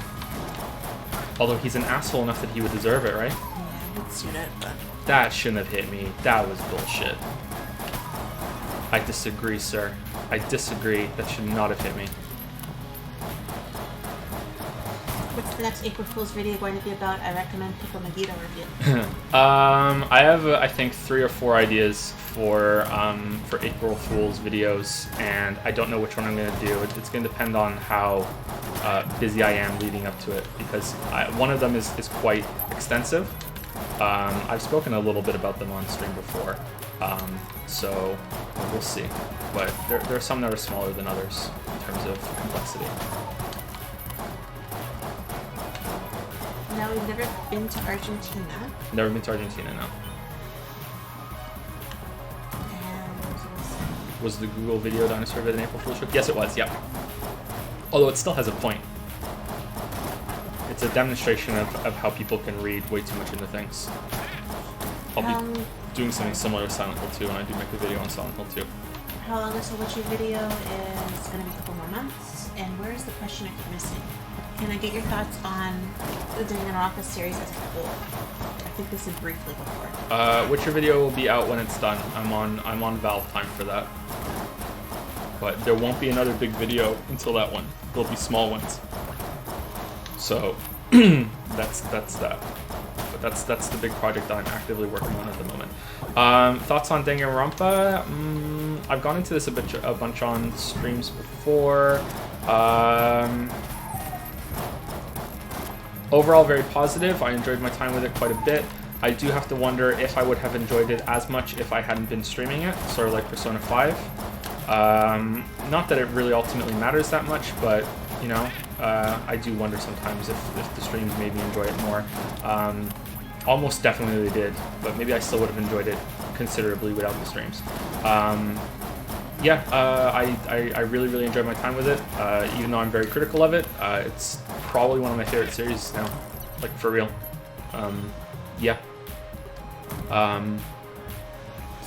I think 1 is the worst one. I think it goes 2, 3, 1 for me. The ending pulled V3 back for me quite a bit. The anime was trash, though. I love the concept so much that it wins a lot of points over for me. Is The Witcher Project going to be all the games, or just 3? It's going to be all the games plus the DLC plus the books. Okay, then you got a board games after the next one. Where would you like it to be set first of the 3 places we will go to? Egypt, Japan, or Celts? Or Celts? Is it Celts? I was just Celts. It varies on the person who's saying it. I think Celts or the Celts would be too similar to Norse. So I would say no for that one. I think I would like Egyptian gods. I think that would be the Egyptian pantheon. I think that would be interesting if it goes there. I don't know. How satisfying is it to have a baby? Not the conception, of course, but the moment after it's out and existing. That's a heavy question. Do you wanna go first? It's amazing. It's you go the whole pregnancy and it's there, but it's not a person, and it's becoming more and more of a person as you go. And by the end, you see it on the ultrasounds and you can feel it if you're a woman, of course, and he can feel the kicking and he can see it moving and everything, from the outside, but you go through the birth, and the birth is just absolute fucking hell, and it comes out, and all of a sudden you're not in pain anymore, and it's just complete relief, and it wasn't that bad. Don't be a baby. It was really bad. It was really bad.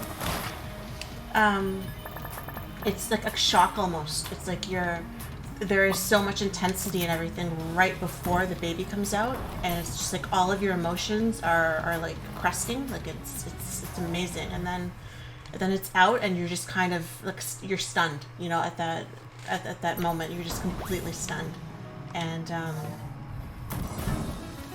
it's happy is not even the word. I don't even know what's more than happy, but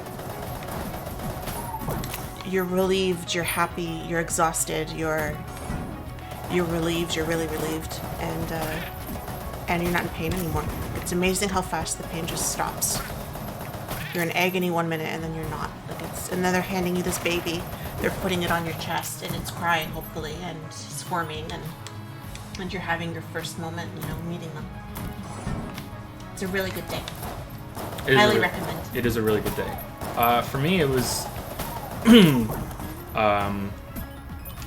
how can I say this?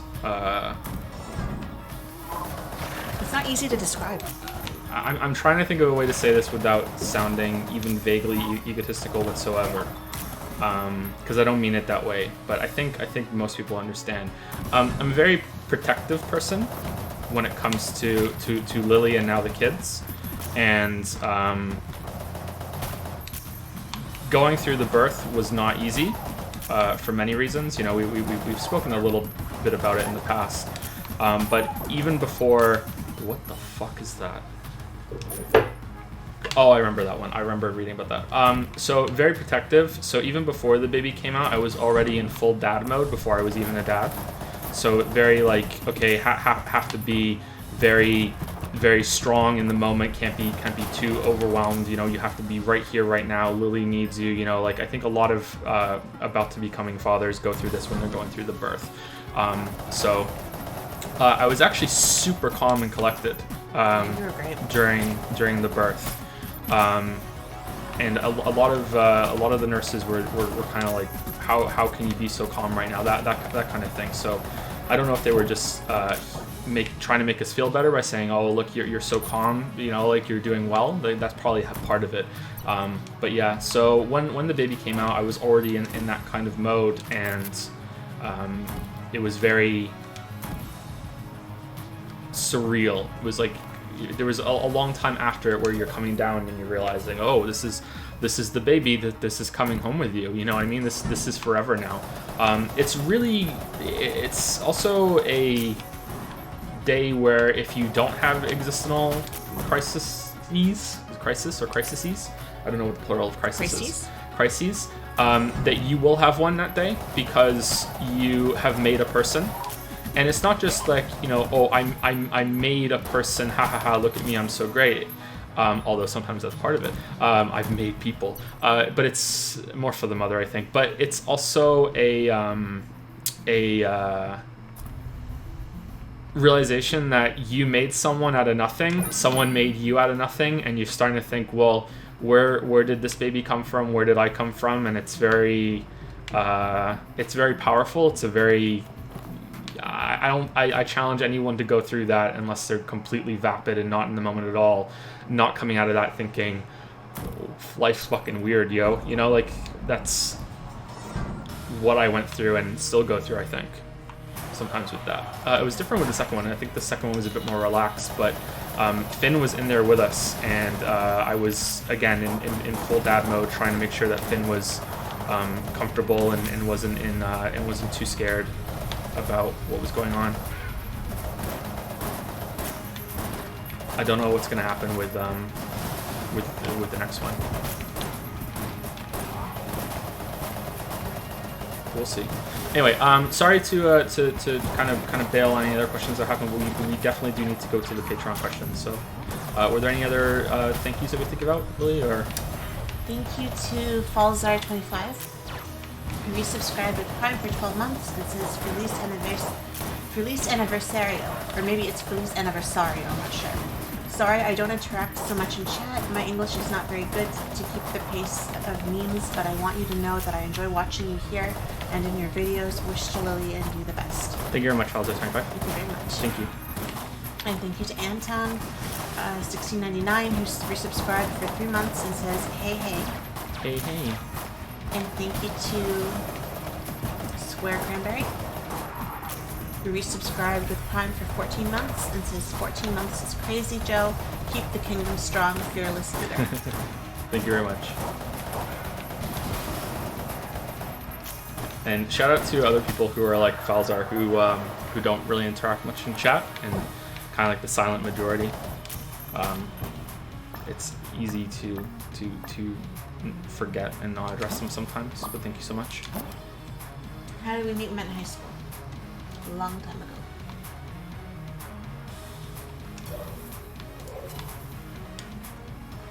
Okay. All right, so we're gonna start the Patreon questions now. So if you're new to the Q&As, we do these once a month, usually spread out over 2 to 4 streams. We answer a question. This is a mimic, but I have the mimic necklace. So what does this do? I can't remember. So we take questions from chat, and we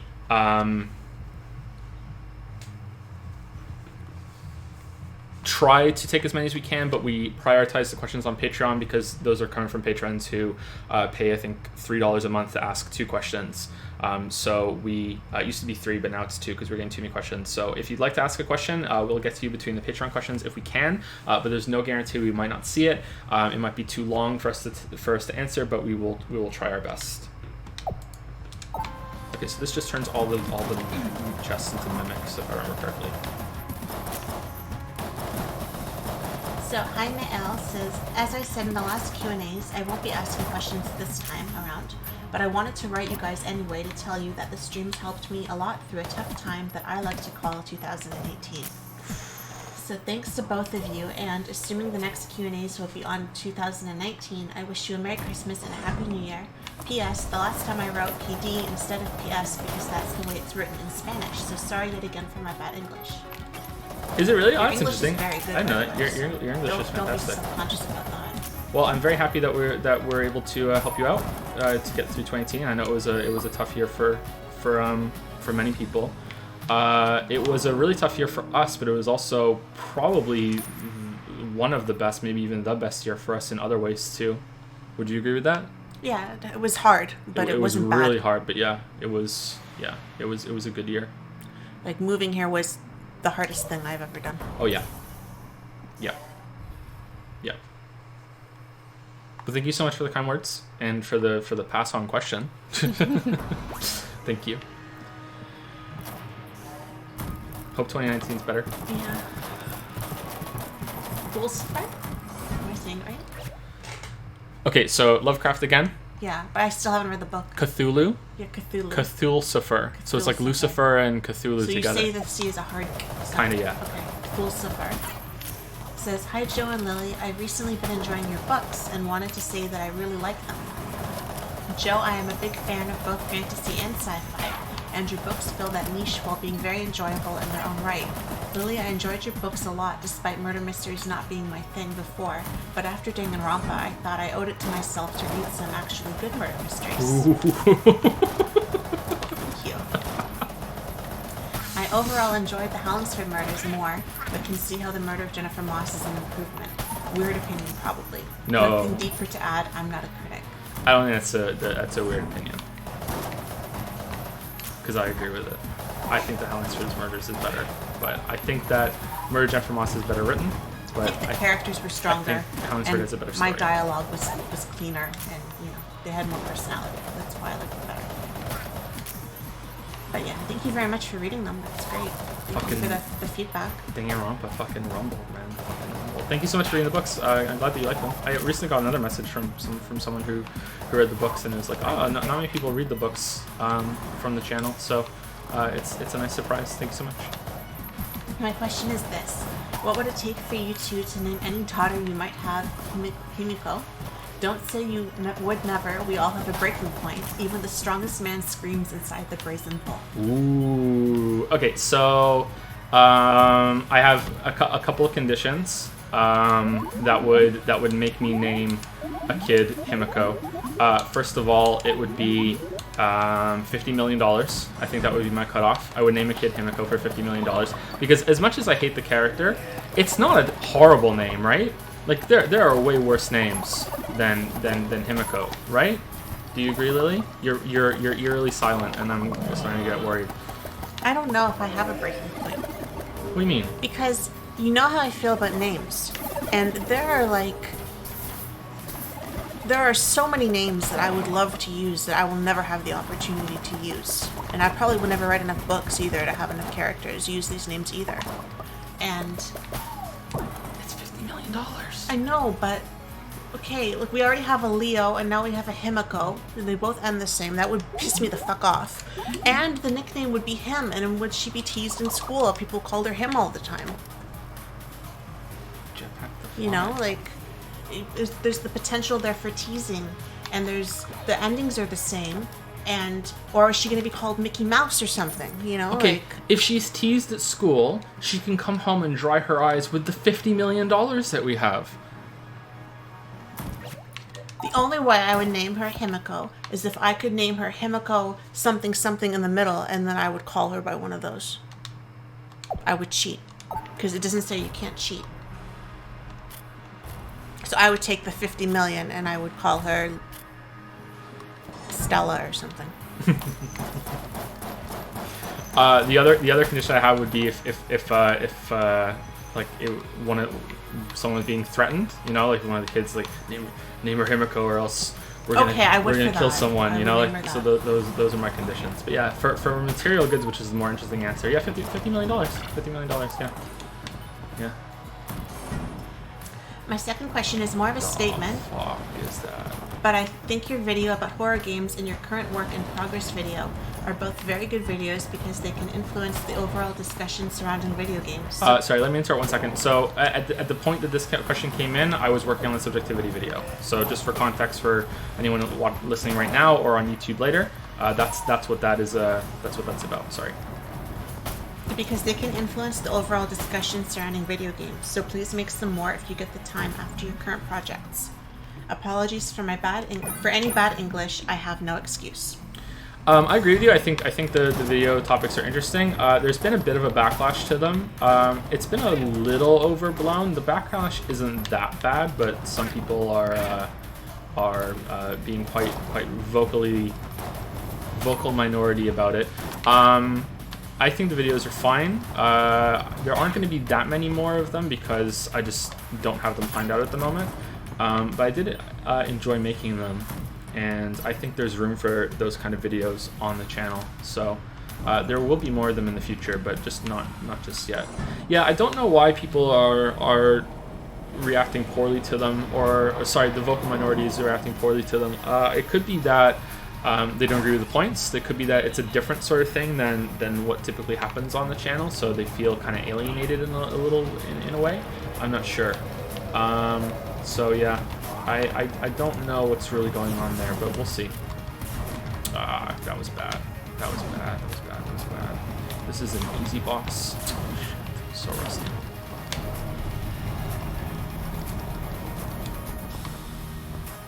Yeah, I don't know. Or it could be that they're just poorly made, but if they were poorly made, I think that there would be it would be more than a vocal minority. There would be way more dissent in the comments if it was just the videos were poorly made. So I'm not saying they're my best videos or anything, but if they were just outright bad, I think it would be worse than it currently is. So we'll see. But it is a possibility. That was more of a comment, right, than a question? Am I, or did I mishear it? It wasn't a question. It wasn't. Okay. Yeah. Let's go one more, and Statement. then we'll take a question or two from chat.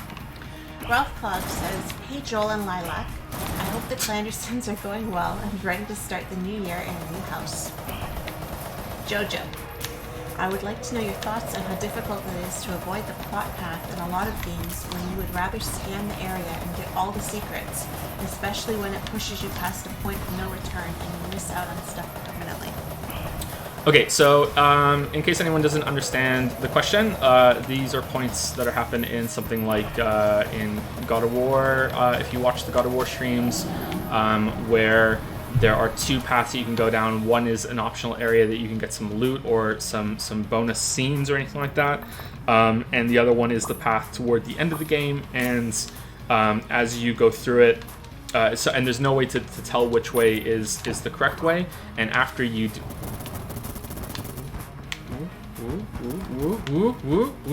after you do so, it will lock you out of going back because it hits like a point of no return in the story or something like that, and then you can't go back and you miss out on the optional area. Sometimes forever. In some games you can never go back and that's just gone forever and you can't do it.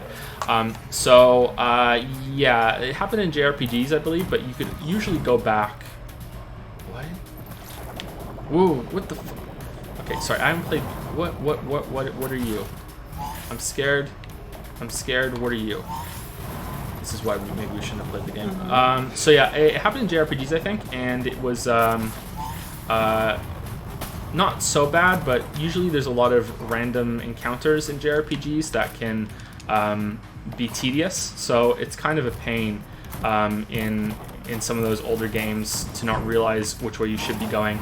And usually, in fact, I don't think I can ever think of a game that really makes it painfully obvious which way is the right way and which one isn't. I'm trying to think of, maybe chat knows. Is there one that like just broadcasts to you, hey, this is the right way to go? Even subtle cues aren't going to be enough because there's going to be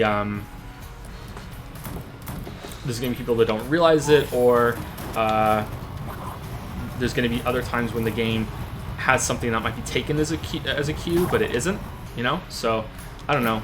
I'm not a big fan of that. I think it has to be kind of stated outright. The real solution, I think, is to just not have points of no return, or just to let you go back earlier than that, or you know, the fog door in Dark Souls is probably a good example of it being done. But even then, sometimes the fog door is a fake out. But frustration in that kind of game is the point sometimes. I don't know.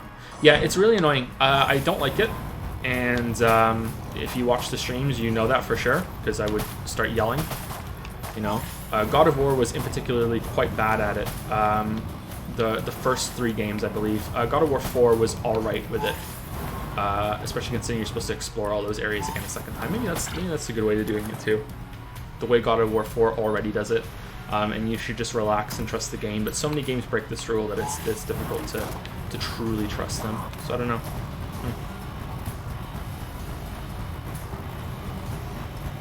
Did chat have an example of a game doing it well? It did. I didn't see it. Dead Space. Oh, Dead Space has the line on the floor. Yeah, that. But then again, that kind of cuts down on exploration, right? But that is a good example of it being done well. Sure. Yeah, I just don't think there should be points of no return in areas like that. I think that's the solution for me. There's a good comic on Womp about it, I think. If you don't know Womp comic, it's the guy. His name's Ronnie, and sometimes he has video game comics. He has a lot of weeb comics too, because he's just a big weeb, and. He has a comic about that where he says, you know, he gets to a fork in the road and he goes down one path and it's taking a while. It's taking a really long time, and he's like, okay, this must be actually the correct path. I better go back to that fork and go the other way so I can get the optional path. And he goes all the way back to the optional path, takes one step into the optional path, and it triggers the cutscene, and he can't go back anymore. And he's like, yeah.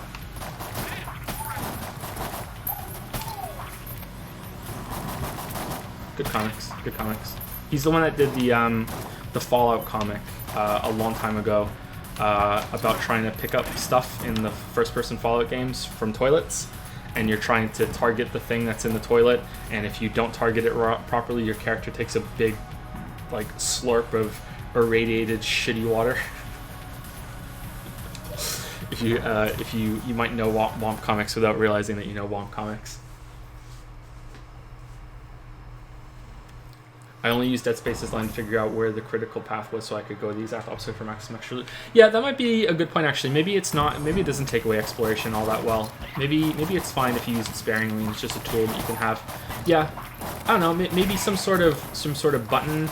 But then again, controller real estate is a really big issue in games. So maybe something that you can toggle with select, maybe. You know, just something that doesn't typically get used all that much. And it'll just give you a quick just blast of a line or something and says, hey, this is the correct way, this is not the correct way. Because if something is hidden, then that's one thing. Hidden path is completely different in its own issue. But something when it comes to a direct fork in the road and then it cuts you off after you take the correct way, you're punishing for. Oh yeah, I can't dodge roll. Shit. For the correct way, then it gets a little frustrating. I think. Yeah. Anyway, yep. Did Ralph have another question? Yes.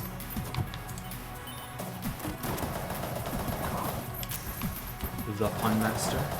Lil Bill. Lil Bill. What are your thoughts on Danganronpa as a mystery game? Do you think it's possible to make a good murder mystery game, or are books too good to be beaten? Page Master Race. I hope all is well. Cheers. I didn't watch enough of Danganronpa that I feel like I can really judge it properly. I had it on in the background a lot. I would usually watch the end of the trial when they were punished. I caught some of those. I thought some of them were really well done, but it was very repetitive, and it was just kind of background noise to me when I was with the kids. So yeah, maybe mediocre. I don't really have any strong feelings, good or bad, because again, I didn't see all of it. So I can't say if it was effectively done or not. The parts, like I said, that I heard were mostly the same. It drove me nuts how they would present their evidence and then they would kind of just rehash it over and over again. Yeah. And I would kind of tune out. Oh, that's a really good point about them, because you don't want to overload with stuff like that in a mystery, right? No. You want the collecting phase of evidence, and then you want the characters working through a little bit, and then you want the Agatha Christie, let's all show up in a room with all the suspects in it at the end and go through it, and then dramatically present the timeline of events, and then you reveal who the killer is, right? Exactly. You want the evidence to be presented in a way that it could possibly go more than one way, I think. That's how I try to do it, where it's not so cut and dry, how it actually... It's not so obvious that this is what it means. And then that way, when the big reveal comes out, hopefully you're like, oh shit, I didn't realize that. Oh, that's so good. Instead of, oh, well, I already knew that 30 minutes ago, and now you just told me again in a different wording, like that kind of got on my nerves a little bit. So that for me is something they could have done better. And I don't think it would have held up in a book. I think it would have been just pages and pages then of the same thing in different wording. I think that typically would have been cut in a book. But I don't think it was awful. I think they did some things well. I think the end of the trial and stuff was done well. And I liked the executions and stuff. I thought they were really creative, some of them. I really took to them. I thought they were good. I do think it's possible to make a good murder mystery game. I think they came close in a lot of ways. I just think they didn't nail it. And I think it doesn't have to be... Books can have their failings too, right? And and sometimes maybe they don't get their characters across, as best as they could. Or there's things you can show better than you can say in words. And there's maybe a certain ambiance or music and stuff that would help, when you're showing maybe different versions of how something could have happened, when you're discovering and you're kind of backtracking and you're kind of re-showing, if that makes sense, something that happens. Like, I'm trying to think of an example now and I can't think of one, but do you remember, what was the one that had the poison or whatever? I can't remember now. Which one now? It looked like a suicide. In Danganronpa? Yeah.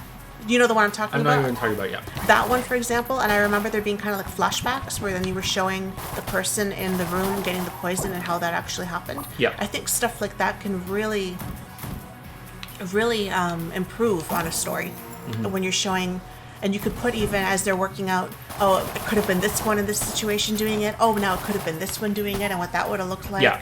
And that you can't really do as well in a book. It's hard to do that and really convey, all the different ways this could have gone.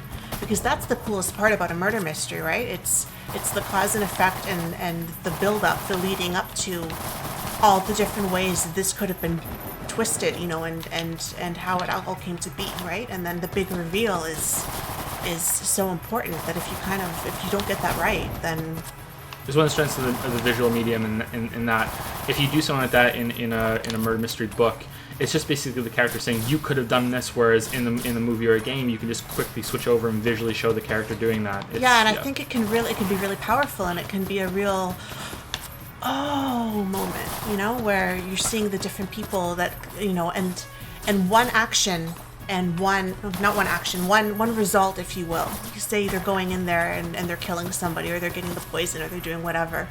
One could be twisted in multiple different ways, so that someone could have gone in there and done it in a different way, and which way is the correct way, which way is the way it actually happened, which motive is the real motive, if they all had a motive. Like that can be really well done in a movie or in a video game, I think.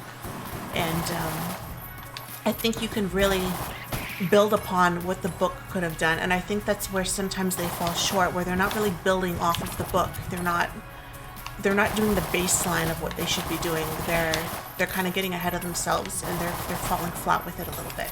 There's maybe too much filler, or they haven't perfected it yet, that they haven't done it as well as they could do it. And I think that there's that potential there. I think they could do it. I think they could make a good game. They're still getting there. Maybe the next Danganronpa will be even better. Okay, this is the end of the run. We're done. I hate this boss. This is the hardest boss in the game. IMO.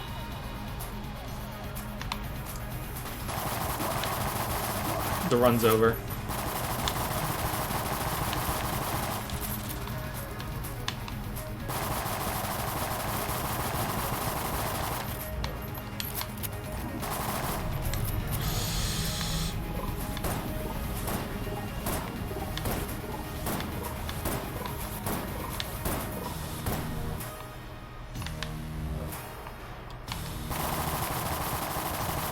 I agree with what Lily said, yeah.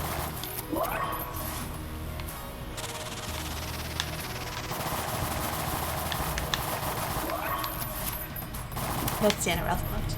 That's the end of Ralph Bugs. He's done? He's done? No more Ralph Bugs? Well, for now. Oh, okay. I'm sure he'll have a pun soon. The Punisher. You had a good one. I missed just reading it to you. You once said that you had dated a Veronica. Betty didn't. Yeah. You're right, actually. Veronica is not her real name. I did a fake name for it. But she did exist. It was kind of close to a Veronica, though. Really, have you ever thought of writing a murder mystery where the suspect actually gets away with it because they are just that good with a super twist? I kind of did that, I think, didn't I? Cut. I'm not going to say any more than that, but one of the main things when I write, I like to do, and I think it's kind of my thing, is I like the endings to be a little bit open, where you're not really sure exactly what happened, or if it's about to happen again. It's not extremely final, so everything can be tied up, and the reader knows what happened, but not necessarily the characters all know exactly what happened and who done it, if you will. And they're suspecting maybe, but they're not 100% sure. Even still, because unless they spell it out to each other, and it's all nicely cleanly done. But there is a book that I kind of left it open that they kind of get away with it. As best as they can get away with it, because in my books everyone suffers, so they still suffered, but it's not that clean. What the fuck is this thing? But I try to write with. There's usually a lot of psychological elements in my books, and often there's kind of a, is this going to happen again at the end? Or, are you about, you just got out of this mystery and this twist and everything, and it looks like everything's about to go back to normal again, but then it isn't. So, yeah. Leaving it to the imagination, yeah. I've done it so far with all of them, I think. I try to do that. I find it more interesting. That it really, really pisses me off. It's a huge pet peeve of mine when you have something that is too tidy at the end. And people go through something really difficult, and it's very tragic, and people die, and people suffer, and all of that. And then at the end, somehow everything just gets all nicely put away, and everyone's just back to normal, and their lives go on, and they're so much better than they were before, like nothing ever happened. Yeah, and it really gets on my nerves. I don't think it's real life at all. It's not realistic. Yeah, exactly. It really pisses me off. Like, it ruins what came before for me, because I feel like, yeah, woohoo, we solved it, the world is in peace. It doesn't work like that in real life, right? When shitty things happen, you know, there's ramifications and stuff to that. So, I try not to do that. It pisses me off, so I try not to piss other people off. There is no happily ever I'll after. piss you off in other ways. How's that? There is no happily ever after. No. Well, come on, you have a huge murder mystery. People die, people suffer, people are distraught, and someone goes to prison, and their life is over too, and then, oh, but well, we're all happy now, and oh, last wrap-up chapter, everyone's happy, and like nothing ever happened, and we're just getting on with our lives. Nobody's missed. Unrealistic. We can't get Monster Blood. That's a real shame, because I think Monster Blood goes really well with the Gungeon. Shit. That would be really good. God damn it. Oh well. They added a lot to this. Like, that guy that was just in here, his flail detached and hit me, that never used to happen before. They added a lot. We like books and we write books. That's, you know, that's part of it, right? So if we didn't write, maybe we would feel different. Yeah, I said, yeah, oh, you mean my book. Sorry, I read that wrong. Which book you recommend for a first-timer like me? Let's take a stab in the dark and see if there's a few. Usually I would say The Hellingsford Murders, because that was my bestseller, and people really seem to like that one. They thought I think the plot is probably stronger. And then if you like my writing style, then you could try The Murder of Jennifer Moss is my follow-up one. Which I thought my writing improved, but it didn't sell as well. So usually I say The Hellingsford Murders is a good way to kind of get a feel for if you like my writing. But it didn't sell. There's previews though too, so you can go on Amazon, their Kindle, their electronic books, and you can see my preview. And if you like the preview, then if you don't like the preview, don't buy the book. But it didn't sell as well because Amazon changed their thing. It's not because people didn't like. Yeah, the it's book. not necessarily that it was a bad book. Yeah. It's just it's hard to judge, you know, because it didn't sell well. Then,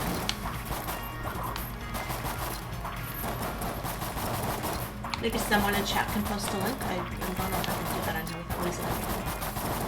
Someone in that chat asked if this is a Mimic Tooth run. Yeah, we got the Mimic Tooth, I think, on the second floor. And Joe has books too. Joe's are sci-fi and fantasy. So Joe has more available than I do. I only have the 2 right now. Maybe there'll be a 3rd one up soon, though. We'll see. We'll see how the agents go first. If they like it, then great. If not, then I'll probably self-publish that one too. People love Ozu films. Stuff happens and it makes you feel like shit. And that sounds better. Yeah, that's more my thing.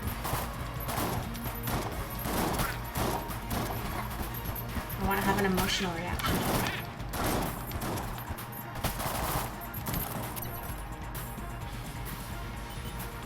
It's like horror movies where 90% die, and the 2 that get away are like, hooray!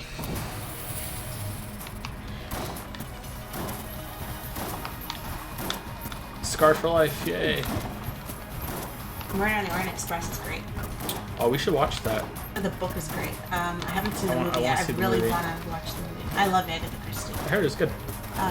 The movie. I'm really hoping it looked really good. I'm hoping they do it justice.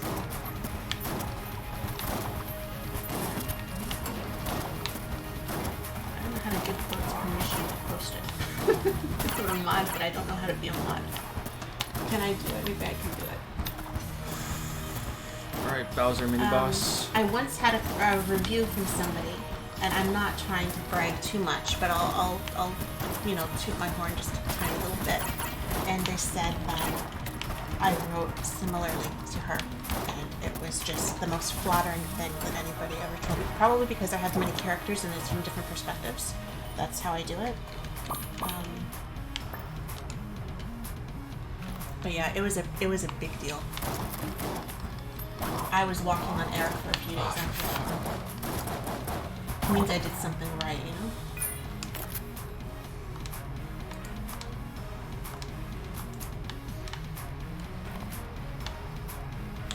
Okay, let's go down here. Oh, they got it. Okay, good.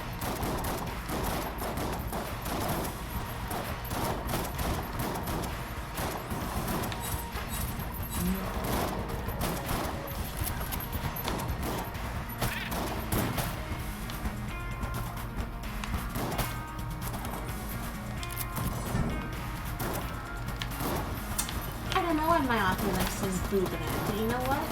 I'm kind of proud of that. I'll take it. Maybe it's supposed to be like a subtle compliment, you know? Boobs are good. Do you agree? Boobs are good. Boobs are good. I like my boobs, so why wouldn't I be proud of that? Could be worse. There are many worse things it could spell, right?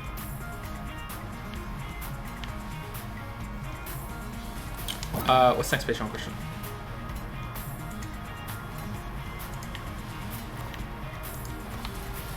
Stephen C. says, "Greetings, Joe. Do you plan on doing a Chrono Trigger analysis video someday? I just played it for the first time and loved it and would like to know your in-depth thoughts." My in-depth thoughts. So yeah, a Chrono Trigger analysis is almost certainly going to happen at some point. I don't know when. That was a game that I didn't want to do right away because I felt like I was new at the video analysis type thing, and I didn't want to try that game until I had more experience. So I waited, and who the fuck are you?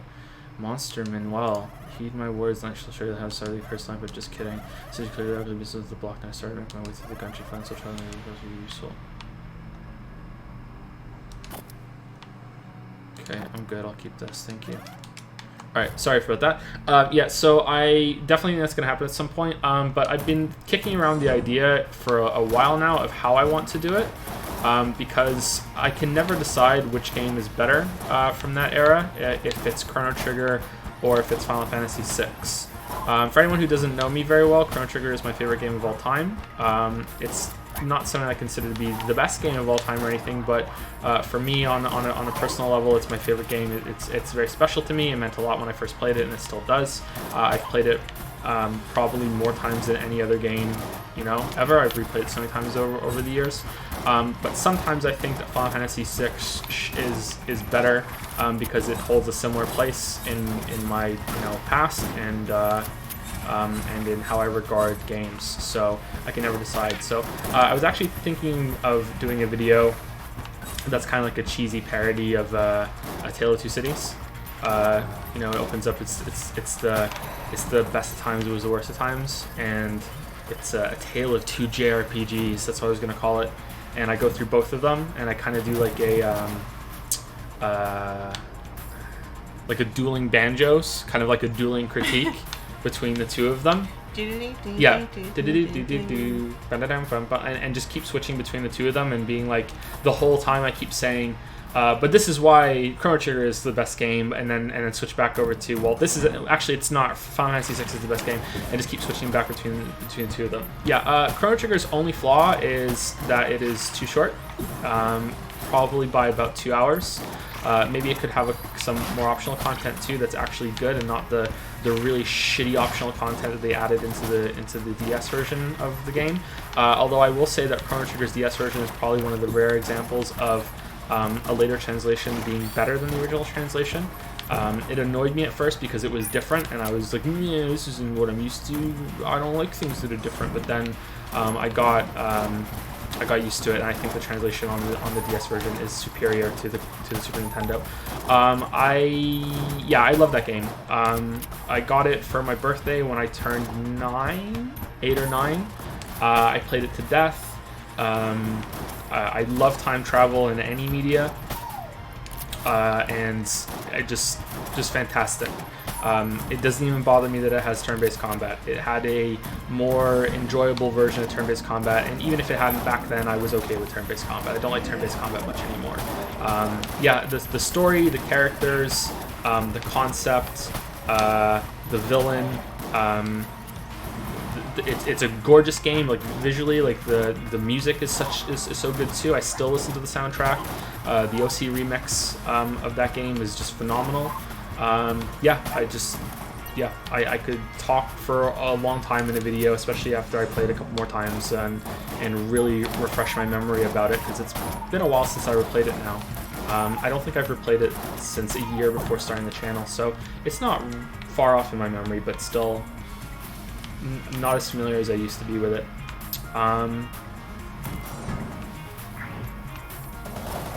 Yeah, definitely gonna happen at some point. If anything, just so I can say that I did a video on my favorite game. Yeah. I don't know if it holds up still, but I recommend trying. It's really special to a lot of people.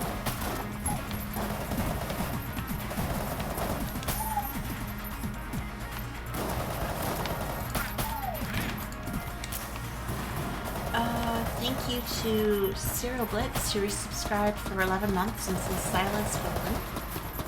That was 35 minutes ago, so I'm sure it was relevant then, but I'm not really sure what that means anymore. Thank you, Cyril Blitz. Thank you.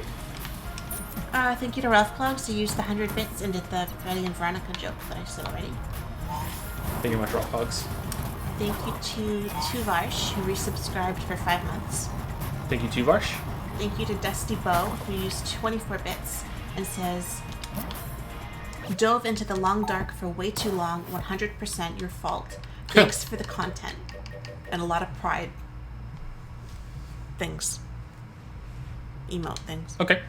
I hope you enjoyed it. I've pun not intended, I've kind of cooled on the Long Dark a little bit. I would like to play it when all the story content is out and I can fully see where they went with it, but the end game in the Long Dark left a bit to be desired for me.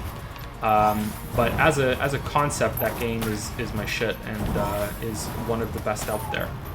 But yeah, I've cooled on a little bit. I'm waiting to see where it goes. Yeah, but I'm glad that you liked it. Sorry if you lost too much time to it. Try Subnautica next. Thank you to Ralph Plugs, who used 100 bits and says, if Joe beats his eldest son in a fighting game, does he finish him? Aw, no. Finish him, no. Aw, you trolly skeleton.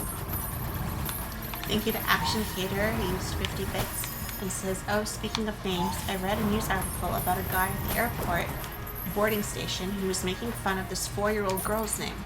Obviously, it's a bad thing for that man to do that, but the mom named her ABCDE, and she apparently pronounces it Absidy. I feel bad for that girl because, in my opinion, don't hunt me down, objectivity hunters. That mom has set that girl up for life with this. I hope that she doesn't become a bohemian.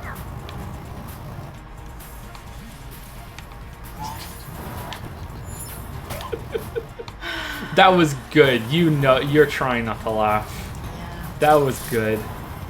We're gonna die. Well, maybe she'll go by Abby or something, you know, when she's older, and avoid that. Because if you don't see it on a formal document, right? Like once she's out of school and stuff, when she's interviewing and stuff, right? She can be Abby. So. I think that saying it out loud isn't that bad. No, but seeing it, right? Yeah, that's what I'm saying. If you don't see it on a document, I agree. I just died.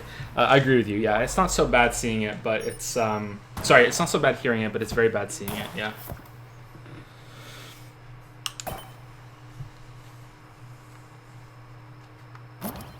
Seth wants to know: is it okay if I give out free keys in chat, or should I just tell people to PM me? I don't see if there's there'd be anything wrong with that, but if you feel nervous about doing that, then or if something goes wrong, you should start getting PMs. Sure, just do what you like and see how it goes. Can't believe we died. I've been an enabler for almost 15 years. Okay, like I have only myself to blame. I sell flex and things. I'll check them after. Thank you for sending it to me. Enabler, encourager. For years, I was the one who was making the jokes for. So. Yeah. You're welcome. And telling me the whole time, you're so funny. You're so funny. Yeah. I think you're funny. Exactly. You never thought anyone else thought you were encourager, funny. Now they all kind of, half of them or more than half, and they just lie about it. Think you're funny, and the other ones are all kind of snickering and going. No one is lying that I'm not that funny. You know. Oh, Joe, come on. And meanwhile, it's you know, I was I was the enabler behind the joke the whole time. No one is lying that they think that I'm funny. No one's gonna lie about that. You know what I mean, though? Like the people who are being maybe a little sarcastic about it. There are some that I think find you genuinely funny, and the other ones are kind of like to razz you and be like, "Oh, Joe, stupid joke." Meanwhile, they might be giggling on the inside. I think they do. I think that they do. I don't think that you can not like the Shih Tzu joke. That's how I think he got me. Okay, it's objectively funny. It's objectively funny, the Shih Tzu joke, and the Seven Dwarfs joke. Yeah.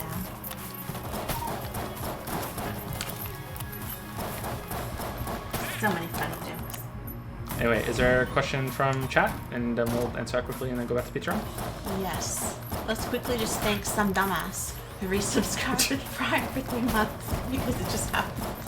Thank you, some dumbass. Why are you calling some guy who subbed to us a dumbass? He's just some dumbass too. He's not any particular dumbass. He's just some general dumbass in the audience here. I can't believe I'm so rusty at this game that I died with a Gungeon. That I didn't even kill Dragon with a Gungeon. Like, that was the second time I have ever gotten the Gungeon ever. I'm so pissed. Let's just go in with this. As long as it's not the king, and it can't be the king because we're going for the top. Is it the bird? No, it's Gold Twins again. Next one is Florian B. And I like your name. I recently discovered the name Florian. Hey Florian B, how's it going?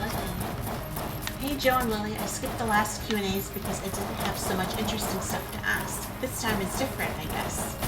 I really liked your last 2 videos. I really enjoy general discussions like this, and what could be better than getting it presented by you, right? So here are my questions, one on each of the videos. Okay. I really enjoy how you describe the problems with horror games in general. I am in the same kind of camp when it comes to opinions on horror games, although your video showed me finally why I find most horror games not really appealing. After watching the video, I thought to myself that stealth games have the same kind of problem. You can get caught and simply reload, the whole tension of getting caught is gone.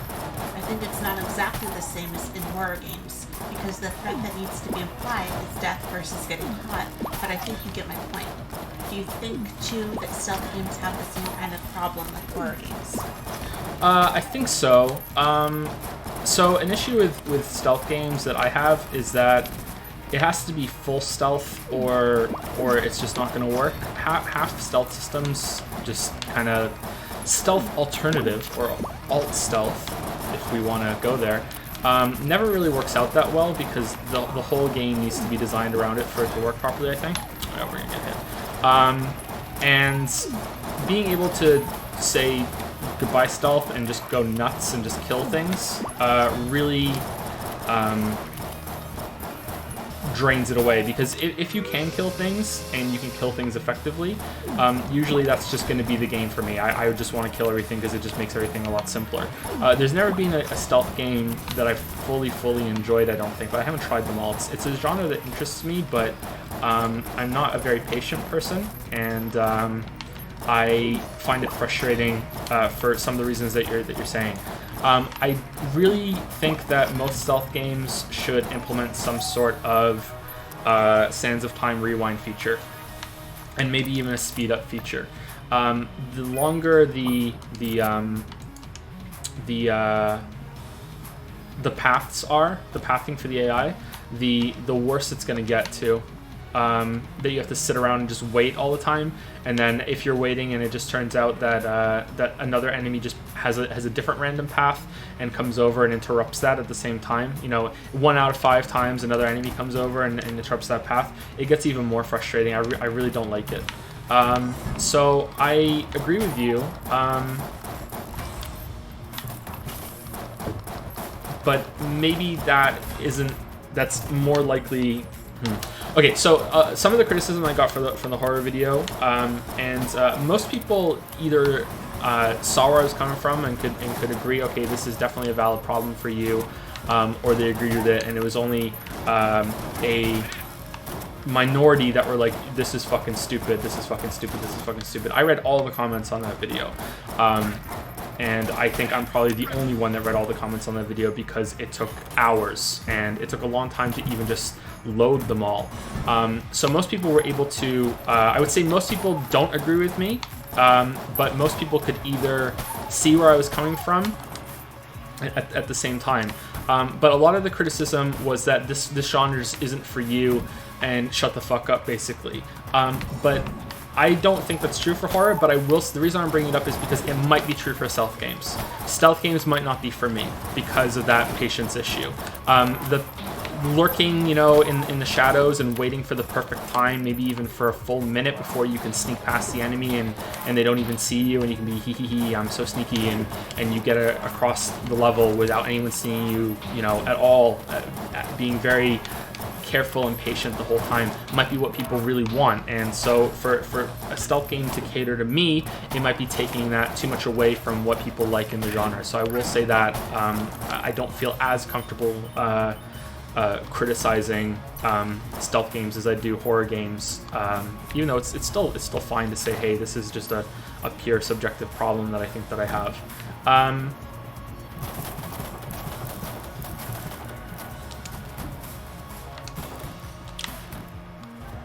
That said, has there been a stealth game that everyone agrees is just outright fantastic, that is a pure stealth game?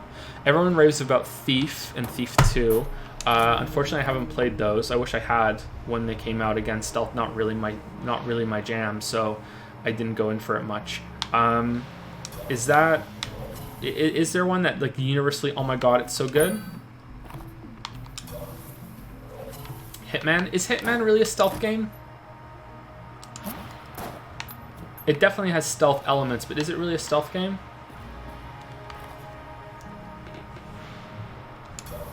Mark of the Ninja. Mark of the Ninja was pretty good. I played some Mark of the Ninja on stream once, and it felt kind of puzzly.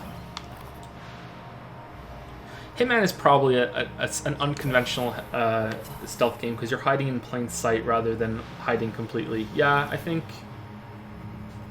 that's why I'm hesitating calling it stealth. But yeah, I think you're right.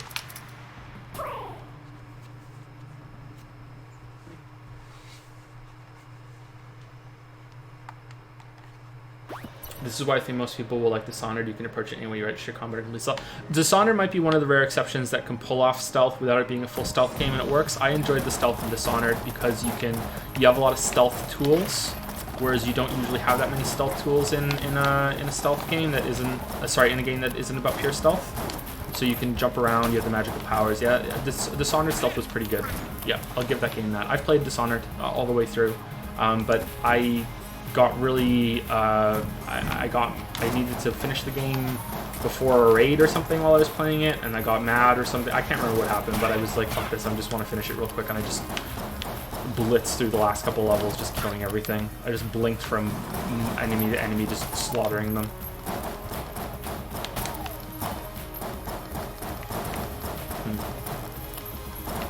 Let me repart the question again. I just want to make sure that I answered it.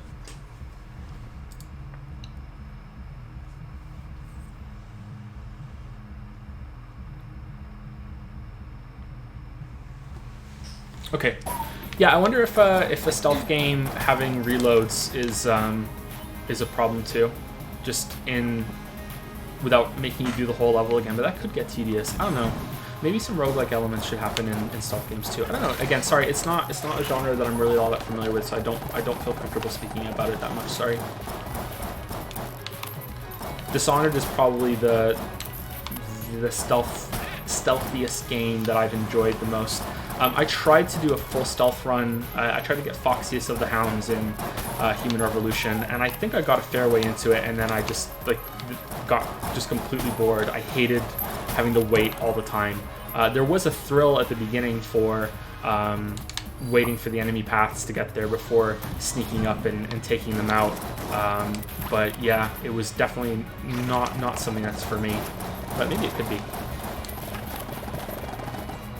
Game is a bit too loud. Is it? Anyone else think it's a bit too loud? There's been a few people. Yeah. I didn't want to interrupt you. Okay, let me turn it down and hopefully it doesn't crash OBS again.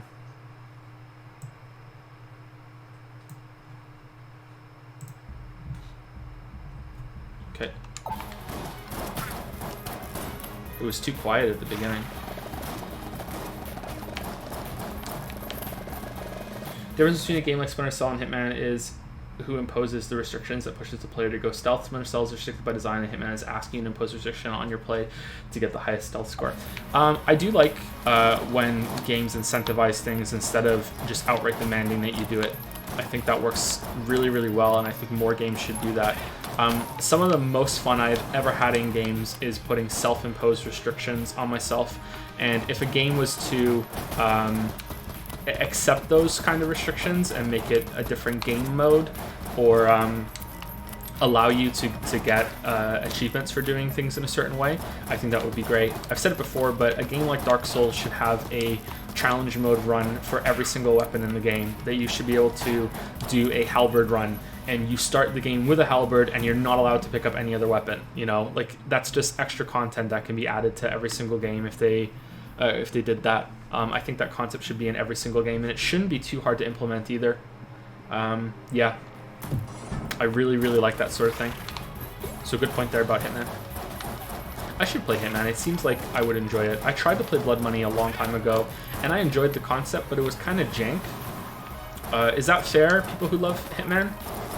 Is that a bad take, or is that an agreeable comment? Is Blood Money jank, or did I just not give it enough time? Not really jank, not Bethesda jank, just a little jank. I love the word jank.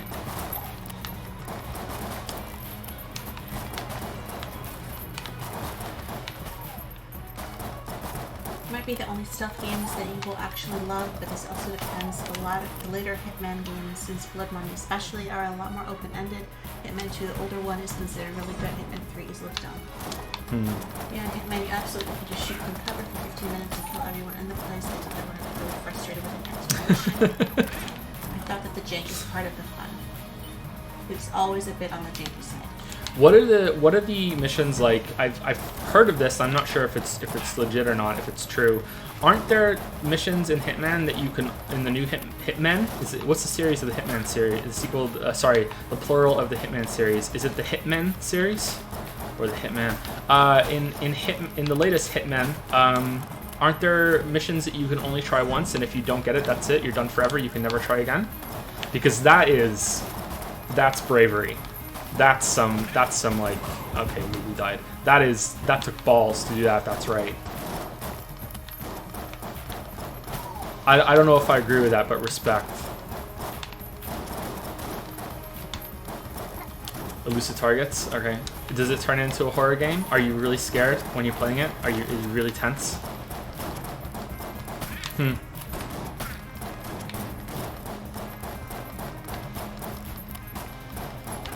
I like that idea.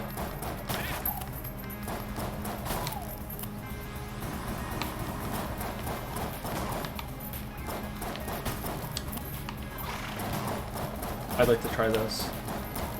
I wish I had more time to play more games. I wish I had more time in general. I wish I didn't have to sleep. Maybe I should just stop sleeping. It doesn't do me much good anyway, right? No more sleep. As the Scottish say, I'll sleep when I'm dead. I just took 3 shots in this room. I'm fucking awful. Okay, next question from Patreon.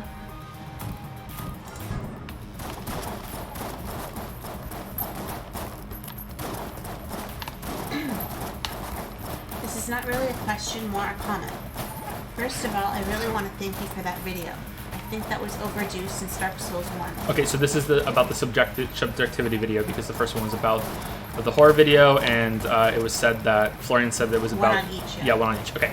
I also think that most of the people are in that I know exactly what I'm doing and I just don't want this guy to criticize my precious game account. This is why I think the video is nice, but they will find a way to disagree and dismiss it anyways. Your example in the beginning of the video was something I was conflicted about. In your example, you're 100% right in my eyes. I sometimes fall in the category of people who criticize other people for not phrasing their opinions properly, although I never ever had a problem with your videos. An example for where I would be okay with shitting on the phrasing would be you. I think the movie was really, really good. What about you? Friend, that movie is the worst, just garbage. It's different if someone gives their opinion to call something good or call something bad. At least that's my opinion. You never make anything unclear. You never made anything unclear. That is why I always loved your videos. Evidence is given at all times, and I don't think that anyone is right to criticize your way of critiquing only if they have no arguments whatsoever. Well, thank you. I think that you're onto something there with negative comments get called out more than positive comments. I think that's what you're saying with you know, that movie was really good versus that was just garbage, the worst thing ever. You know, I think that people tend to be a lot harsher with their language, or maybe firmer should be the word, not harsher, and that can lead to people getting their back up a little bit more. I think you're onto something there. I think that it's that sometimes I haven't been as clear as I should have been. There have been a few times, but subjectivity is implied for sure. But that doesn't mean that I couldn't be a little more clearer. You know, there is some responsibility on my end to communicate clearly and put reminders for my audience that, you know, hey, we're just discussing opinions. It's not wrong if you like this or dislike it. You know, like there's no right or wrong answer here.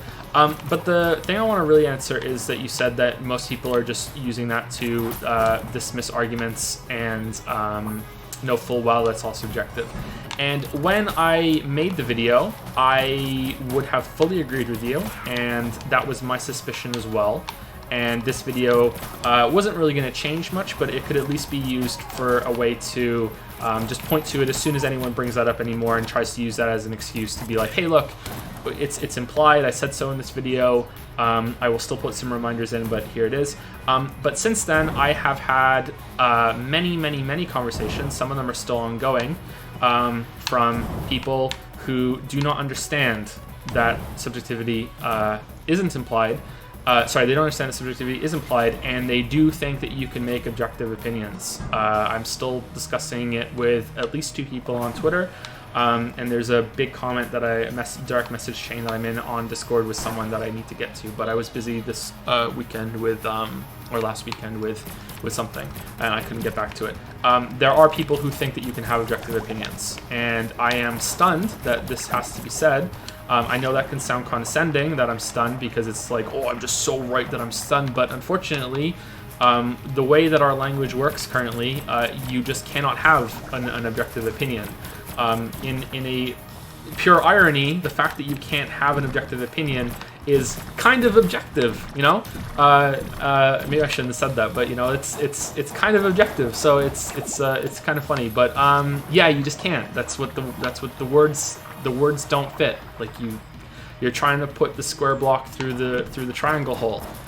It just can't happen, you know? Like that's why we have different words that mean different things. So yeah, I'm really surprised by this response, and it's still possible that people could just be arguing this because they want to continue using this sort of response to dismiss arguments. They're that in deep, but I don't think so. I think that there is either some confusion about this sort of thing that is being passed around in some groups maybe, or video game criticism is just in a bad place, or the more interesting one is that words are starting to take on new meanings, and there is a movement right now to change the definition of words, because we get to decide what they mean. Like there's nothing else to it, right? So if people want to change the definition of objective, and they want objective opinions to take on the same meaning as informed opinions,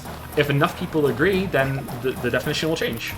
Just like literally does no longer actually means literally. Literally means figuratively now as well.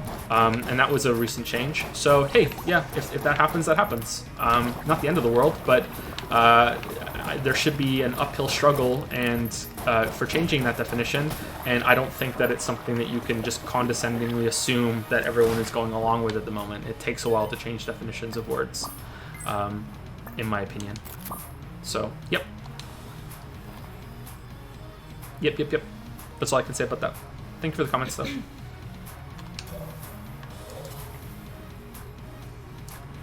Bentley K says, is there an objective reality? If so, can we learn and or communicate anything about it? If not, can we learn and or communicate anything about our subjective reality to others? Ooh. Okay, so now we're right into objective versus subjective. Okay, so I don't know. I am not a scientist. I have not studied science and reality enough to answer this question effectively. I can tell you my bullshit kind of uninformed thoughts. I also have not studied philosophy enough to answer this question effectively, but I will give it, you know, the old college try. So objective and subjective, especially objective, can have different meanings depending on what the context is within. There really isn't anything that is objective at all. Nothing, period. Because we are limited by our own senses and our own experience. The fact that you are listening to me talk right now isn't even something that might actually be happening. There's also some confusion. Sometimes I do it too, that objective means true, which isn't the case in all circumstances. So you could be it's called the brain in the vat theory or experiment or hypothesis. I don't know. I don't even know what it's called anymore. I forgot. Sorry. That you might not even be experiencing any reality that's around you right now. You could just be a brain in a vat that's just being fed stimuli. But the only thing that you can take from that is truly, you know, that you can measure properly is that you do on some level exist. Whether that existence is a simulation or being faked somehow or fabricated or actually is real, you do exist because you are here, you know you exist, you can experience your own stream of consciousness. That is undeniable. So the only thing that you can really be sure of is that you are an entity that exists in this universe. Anything else is gone. You can't be sure of anything else, you know. That's it. So the best you can do is what's called, I think, functional objectivity. And so functional objectivity is what you do when you assume that there is a reality that is a real proper thing that you can that you are inhabiting. That is also something that you are able to change and accurately measure, but even then you are still limited by your human senses. You can only see on a very, very narrow spectrum of light. You can only feel certain things, you can only hear certain things. You know, the most basic example is that you can't hear fucking dog whistles, can you? Whereas dogs can. So, you know, you are limited by those senses. And we can make instruments and apparatus that are able to expand how we can experience the world, and we can collect more knowledge on it. But there's very likely a limit even on that, on what we can read out on those instruments and apparatus. There might be other dimensions of existence that we will never be able to tell. There's probably hard limitations that we will never overcome. So in terms of true objectivity and things that we can properly 100% measure, there's very little. But then why even have the word and why even discuss it? And, you know, that's how I view it. If we want to talk about things that aren't relating to existence or anything like that, everything else becomes subjective as far as I'm concerned. If you can't quantify something in a way without your own like intangible feelings and your emotions and how you feel and express yourself, it can't be objective. That's how I view it. But I feel like there's another half to your question that I missed. 1 second, let me read it.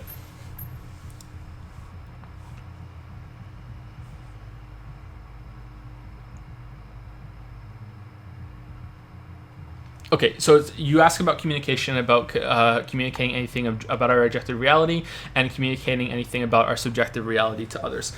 It's pretty easy to communicate things about our objective reality that we can measure because we all see, at least as far as we know, we all see rulers in the same way. We all see, you know, the instruments that we use in the same way, and we can come to independent findings. You know, as long as we all agree on the same, you know, units of measurement, then people across the entire world can come to the same conclusions. They can make experiments, they can repeat the experiments. In my view, that's what science is. Science is communicating things about objective reality that, again, functional objective reality, and that's the best that we can do, and that's why science is so fucking cool, man. You know, that's our way of learning how the magic of reality works, you know? it's always interesting to me when people talk about how they wish they could live in Harry Potter land, and I wish I could. I was a witch or a wizard, and I can go to Hogwarts and all this shit. And it's like, dude, you live in a reality that has like magical fucking science bullshit, and there are wires that carry essentially what is magic that not many people really understand, electricity, through your house to power these amazing fucking sci-fi gizmos. And you're gonna tell me that, oh, if you were in Harry Potter land, that you would be like, oh my god, magic would be so cool, I would study it so hard, I would be Hermione for sure. Like if you really meant that, you would be a scientist right now. You would be like infatuated with how the universe works and shit. You know, I think in reality, if you were in Harry Potter land and you were a witch or a wizard, that you would be bored in class. You know, like you would be like, ah, fuck this. It's just magic. This is just common day bullshit. But I don't know. Then maybe I'm wrong there. I think it's the novelty that people are into. As for communicating our subjective realities to each other, that's what art is, man. That's how I view it. Not just how we enjoy art, but also creating art. That's what it all is. That's what it's all about. I have these feelings, and this is my experience, and I want to share this experience, and I'm gonna write a story about it, or I'm gonna make a movie, or I'm gonna make a video online, or write a song, or anything like that. I think that's where proper art comes from. You know, if you're just making something to tell a story because you enjoy the craft and you want to tell something that will make someone feel something, or something that's enjoyable on that way, then sure. But when it comes to really digging deep to sharing your subjective reality, I think that's what true art is, and you are sharing a part of yourself. The best moments in art for me are when I read something that I thought only I had thought of up until that moment. So I don't think I can think of an example, but yeah, that's basically it. So if I ever read something, you know, I can think of an example, but it's a childish example because I remember it happening when I was a kid. Do you know if you squint your eyes really tight and you look at a light, you can kind of see the light kind of becomes like a little bit of a shaft of light kind of comes off of it as light kind of gets caught in between your eyes. You know what I'm talking about? When I'm having a bipolar episode and yeah. I'm up, all the lights look like that all the time. That's what they look like? When I say the lights are glowing, that's what I mean. Like it's like they're beaming at me, all of them. It's really cool when you're outside and the street lights are on, because like they're coming from all sides. It's like, it really fucks with you. When I read it in a book that someone else described that, I was like, oh shit, you know, like I've experienced that too. So that's a really childish example. I think I was like 10 when I read that in a book, and I was like, oh shit, you know, I'm not alone with that stuff. You know, it's those moments where you feel really connected with someone else's subjective reality, and you're just kind of like, just two ships passing in the night, strangers, and you get to kind of wave to each other and be like, hey, I'm here too, you know? Those are the moments that I think are pretty beautiful when it comes to art. Yeah, I think that's how we communicate our own subjective realities to each other.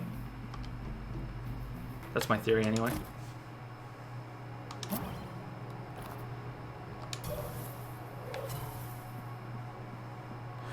I sent you a while ago a bunch of blogs a gaming critic has written about the YouTube critics. You never said what you think about it unless you didn't read them yet. I've been really busy, sorry. I think I did read it, or I looked into it. I loaded the page for sure, and I read the first paragraph or so. But I haven't read the whole thing yet, sorry. I have too much to do at the moment. I might not ever have time to get back to everything. I know I keep saying I have too much to do, but there just is. There's too much. Something's got to give very soon, I think. Maybe it should have given already. There are just literally not enough hours in a day for me right now. So sorry about that, Flexon. Was there another question from that person? Connected, I think. Okay. Can an artwork ever be fully described? Is there a limit to the number of potential interpretations of any piece of art? Is it possible for some interpretations to be better than others? Oh man. Okay. So, can an artwork ever be fully described? No, I don't think so.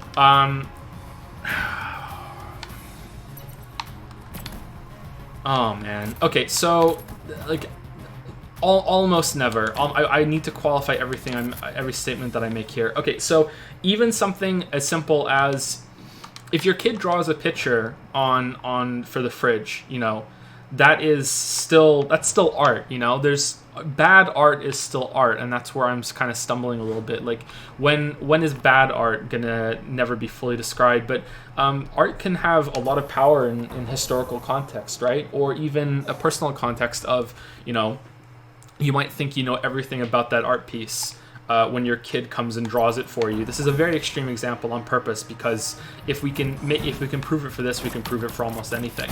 If they come paint you a picture of a house and it's really really shit, and you have to kind of like smile and go, oh, it's so great. Can you tell me what this is? So the trick, by the way, the life hack is that you never say to your kid, tell me what this is. You say, oh man, can you tell me about this picture? And then they'll tell you.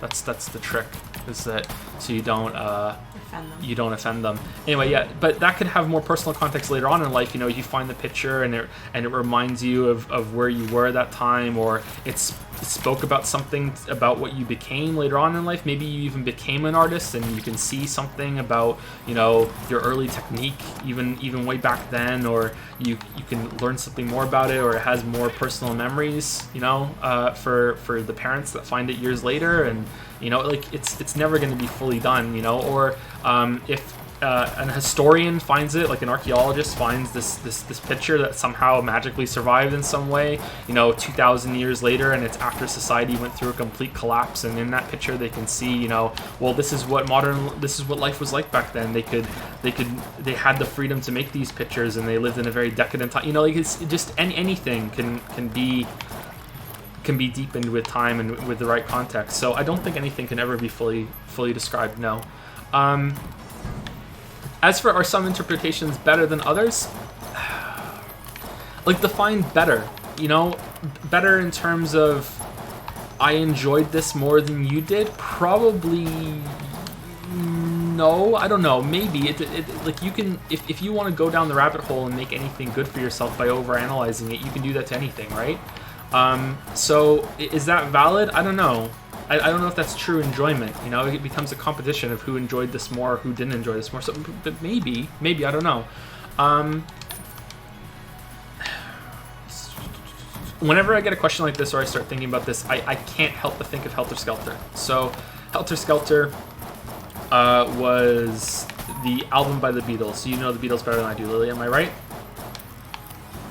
Helter Skelter? Well, it was Helter Skelter and the whole album, really. Yeah. There were Helter Skelter was the name of the album? It was a song? It was the White Album. It was the White Album? Okay, so Helter Skelter was interpreted by... you know more about it than I do. Go ahead and just explain it. It was from the Manson murders. Charles Manson and his followers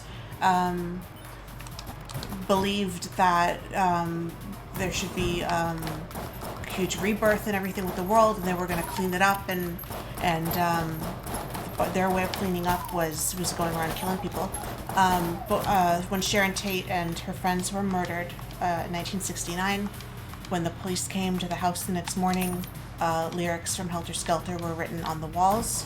I believe Pigs was written somewhere too, and that was a lyric from another song.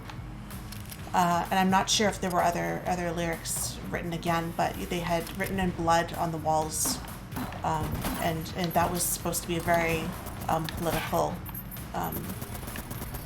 and moving album for them. That they had interpreted it the way that they wanted to, according to their worldviews. Yeah. So. I would say that is a bad interpretation, and that is not a that interpretation is less valid, and it's destructive, and it's not fair. I believe that I'm not sure if it was Hitler specifically or just people that had power in Nazi Germany. There was a philosopher, I can't remember his name. I don't think it was. I can't remember his name. Sorry. I was just hearing about it too on a YouTube video.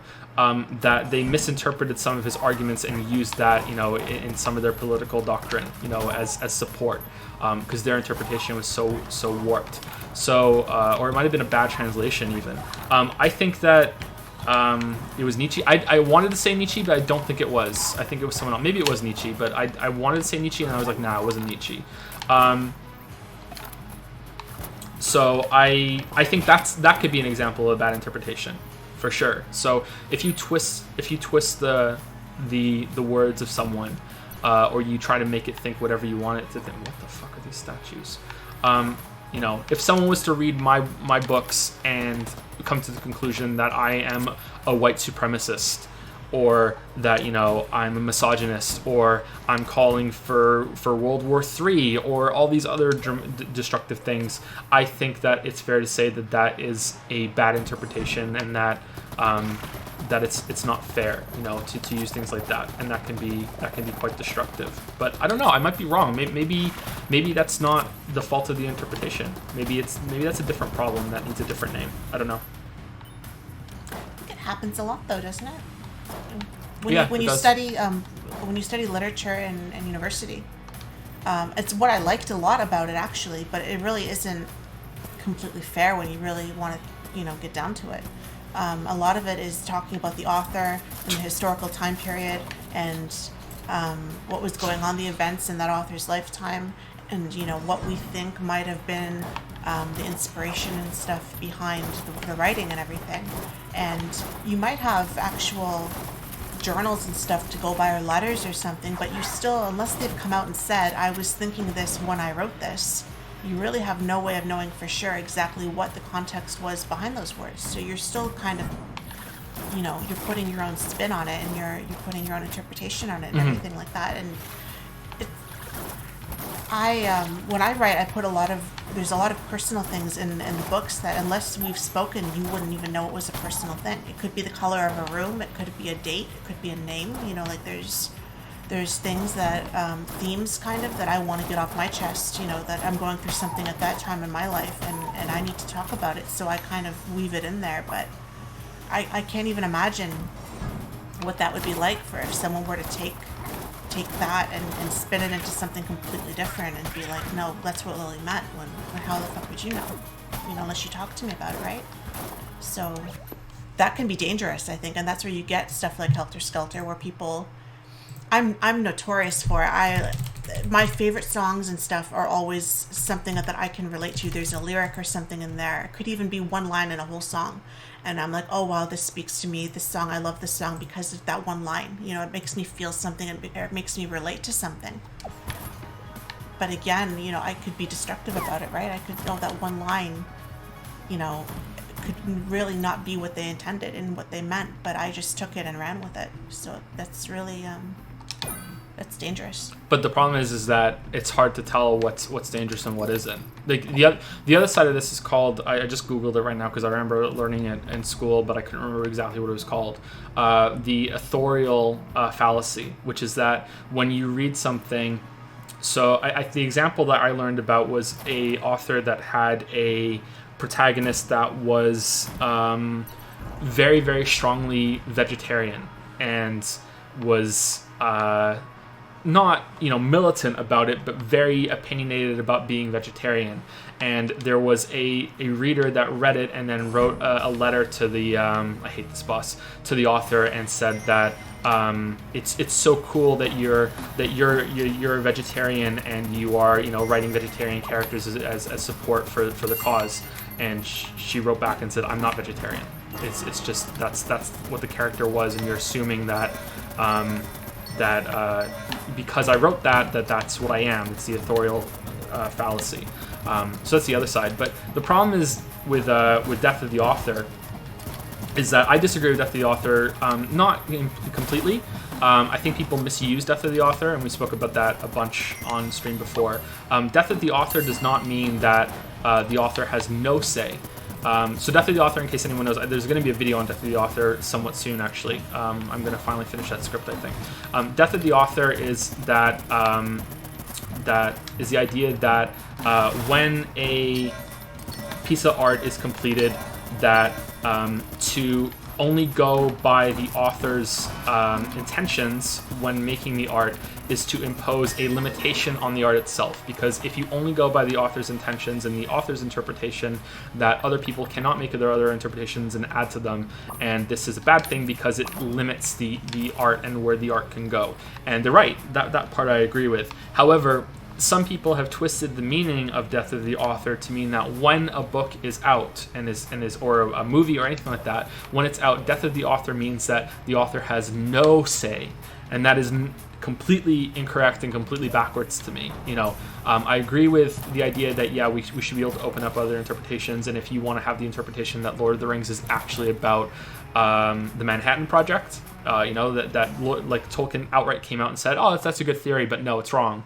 That's interesting to me. I think you should be able to do that, and maybe it should be valid in some way, but I think that if a writer comes out and says nope, then I think that should carry quite a bit of weight to it. The problem when it comes to, if it's like Lily and I just mostly agreed that that an interpretation should be invalid if it's dangerous. Well, what's dangerous? Would Bradbury's Fahrenheit 451 has been notoriously misinterpreted from what he wanted it to be.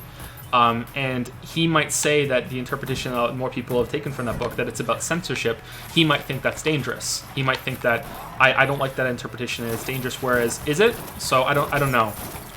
What's dangerous and harmful is subjective, unfortunately.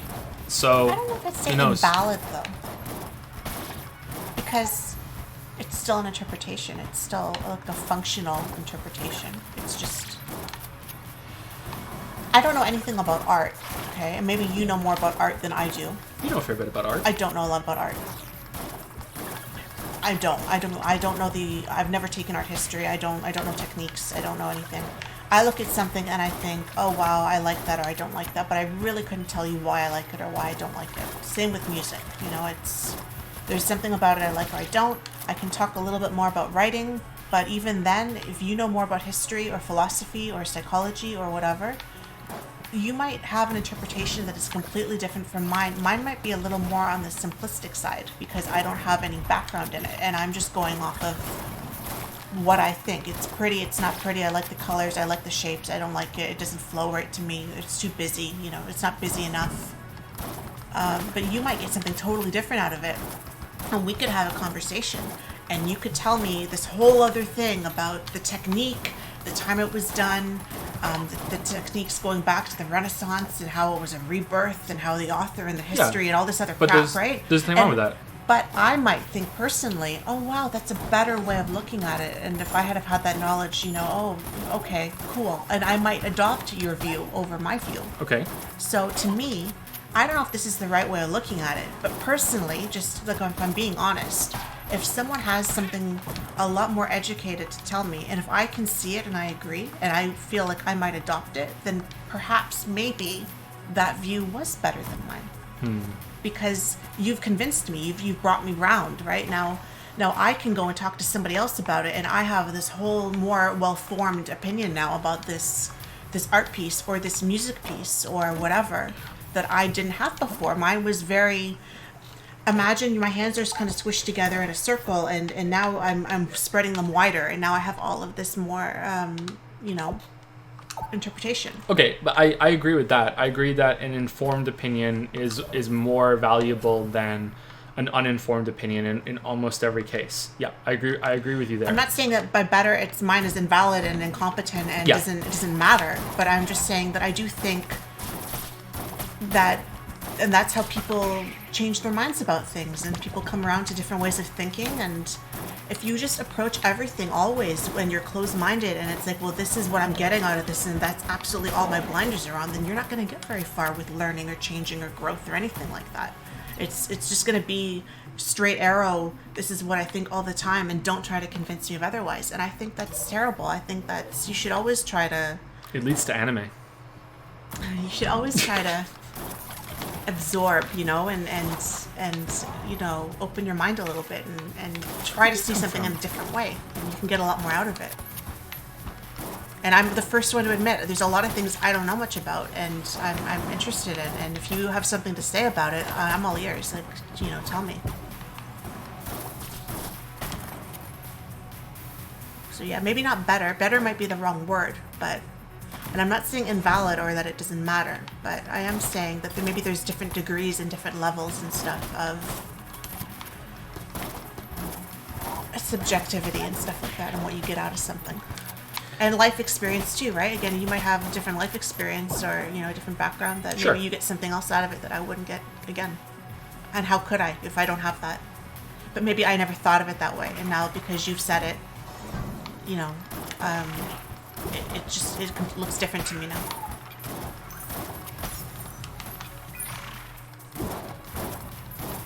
I just think that maybe when it comes to interpretations that are destructive, that there's a room for judgment there. I don't know, though. I think that you can make anything. I know that sounds stupid in a vacuum, but you can make anything that's up to interpretation, even stuff that isn't up to interpretation. You could turn it into anything, if you try hard enough. If you have enough knowledge to pull from and you are experienced enough, especially in literature, that you can reference any work ever, you are that well read, not literally any work, you know what I mean, that I think you could turn anything into anything, and then you can get T-Rex runner analysis, but for real, and or the one about the Garfield comic that goes on for an hour. There's a 3-panel comic and he talks about it for an hour as a joke, but yeah. I think I agree with that. A lot of things could be twisted in different ways. You can take things out of it and omit other things, right? And then next time take other things and omit other things and look at them in different contexts. Look at them by time period. Look at them by personal history. Look at them by themes and all kinds of other ways of analyzing, right? But can I elaborate more on what I said earlier about Ray Bradbury, on what the book was, what Fahrenheit 451 was actually about? Fahrenheit 451.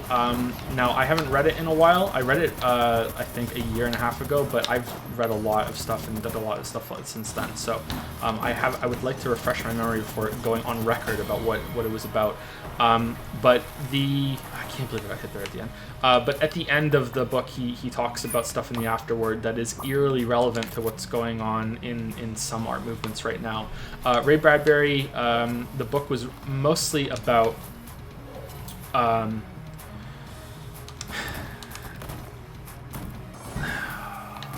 have to be very careful with what I say right. Pandering. It's about the destruction of art through pandering to representation. He was not against representation. He was against enforced representation. So the idea that everyone needs to be represented in every book, every movie, every play.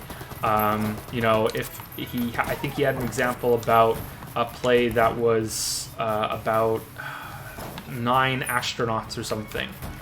Again, I might be wrong about the specifics, but the intent is still there. It was about 9 astronauts, and they were all men, and that someone said, well, why can't 1 or 2 of them be women? And we're not going to make the story, we're not going to support the story unless you make some of the male characters women, and vice versa. If all the characters were women and they wanted some characters to be male, the book is about that idea taken to an extreme degree of when you try to force representation and everyone's included, that the ultimate effect is the destruction of art, and it leads to very, very, very bad things. It is not about censorship from a power or from a government. It's about people themselves wishing this and going down the rabbit hole, not really understanding what they're doing to art and how they're destroying it by demanding this sort of thing. That's what the book is mostly about, if I'm remembering correctly. There's probably some nuance that I'm leaving out, but that's the base of it. Fahrenheit 451 is the book that we're talking about. Yeah. Do I agree with it? I half agree with it, but I think that representation can usually be done painlessly with nothing left out. I think that some people might reject that because they want to have like the fuck you, no, I'm not doing it. I agree definitely that it shouldn't be forced. I just think that people should be more open to representing different views other than their own, but at the same time, The argument that he made, which is quite convincing, again in the afterword at the end of the book, was if someone wants a story about 9 female astronauts instead of 9 male astronauts, then they can write it. Go ahead and write it, and if it's good, people will watch it. Or people, I think it was a play. It wasn't a movie. People will go for it. You know, like you're right there. You know, if people want cultures to be represented more in art, then they can make the game, or they can make the movie or the book or anything. It becomes a little more difficult when there's a dominant culture that will try and stay within what is safe and what is generally accepted. So he's not completely correct there. But in a perfect world, or in a world with a bit more equality in it, that everyone had equal opportunity to make art and make movies and make games and make movies that, maybe I said movies already, sorry, that, yeah, like, there's no argument to it, right? Everyone can just make whatever they want. But it's an interesting idea. Poor guy was hounded by people who said it was about censorship, though.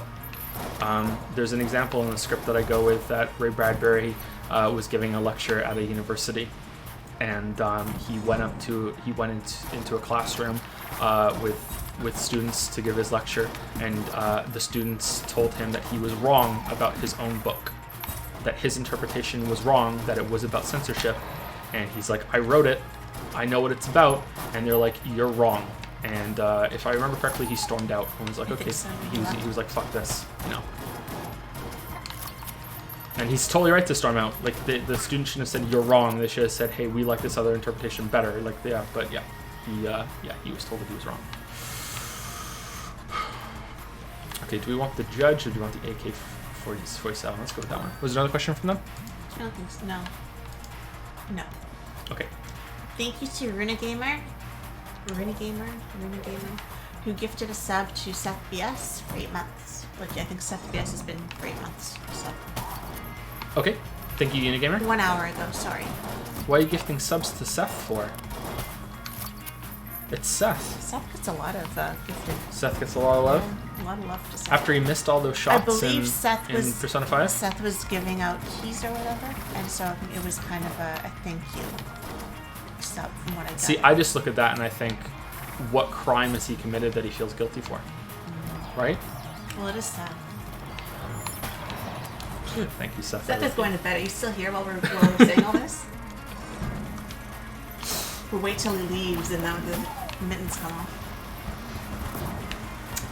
Thank you to Jason Kim, who resubscribed with Prime for 12 months. Thank you very much, Jason Kim. Thank you very much. 12 months? 12 months. Welcome to the 1 year club. Sorry if I'm not saying thank you very well while doing this. If I don't read the subs out myself, I find it a little harder to keep track of. But welcome to the 1 year club. Hope you like the new icon. Angry About Elves says, given your Fallout 4 videos, do you feel obligated to do an in-depth analysis of Fallout 76? Please say no. Ooh, no, I do not feel obligated. There is not going to be a long, in-depth analysis of Fallout 76. And please understand the careful choice of words there. There is not going to be an in-depth analysis of Fallout 76. And that's all I'll say. Is that a dog?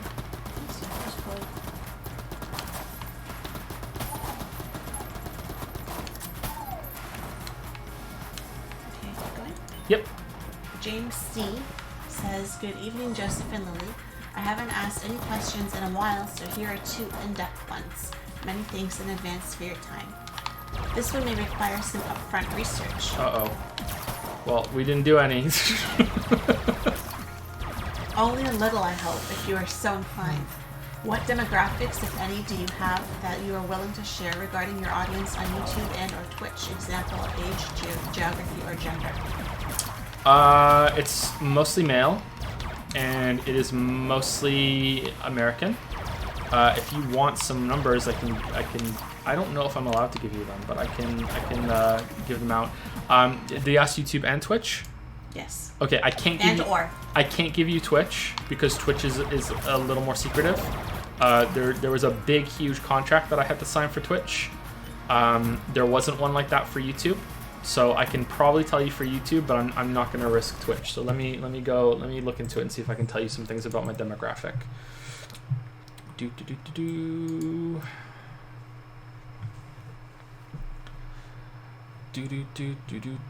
Okay, lifetime, that's more interesting. All right, so lifetime is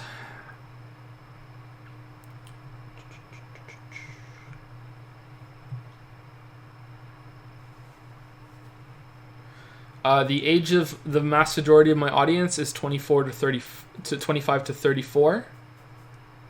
It's kind of our age group. 46% of my audience is 25 to 34, and 35.5% of my audience is 18 to 24. 11.5% of my audience is 35 to 44. 3.6% of my audience is 45 to 54. And then after that, I think there's some people that trolling that say more than 65 years because they outnumber the people that are 55 to 64.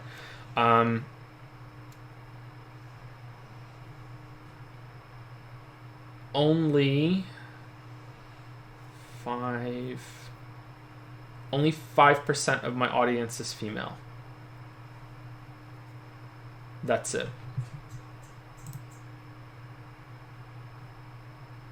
5.6% of my audience is female. In terms of watch time, the overwhelmingly United States. 50% of my watch time has come from the United States. 10% has come from the United Kingdom. 5.9% has come from Canada. 4.1% from Germany, then Australia, Sweden, Netherlands, Brazil, Denmark, Norway, Finland, Poland, Russia, Ireland, France, New Zealand, Spain, Mexico. Starting from Denmark down, it's less than 1%.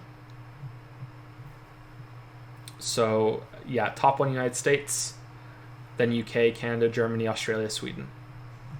Sweden being only 2%. Was there anything else about the demographics that they asked for? Age, geography, gender. Yep. And okay. there was just, those were examples. So if there's anything else, I guess that you could share, but I don't know what it would be. I don't think there's anything else, and I can't go into details on whatchamacallit, on Twitch. Well, he said and or anyway. So. Yeah. Let's go for, let's see. What about Mario Odyssey?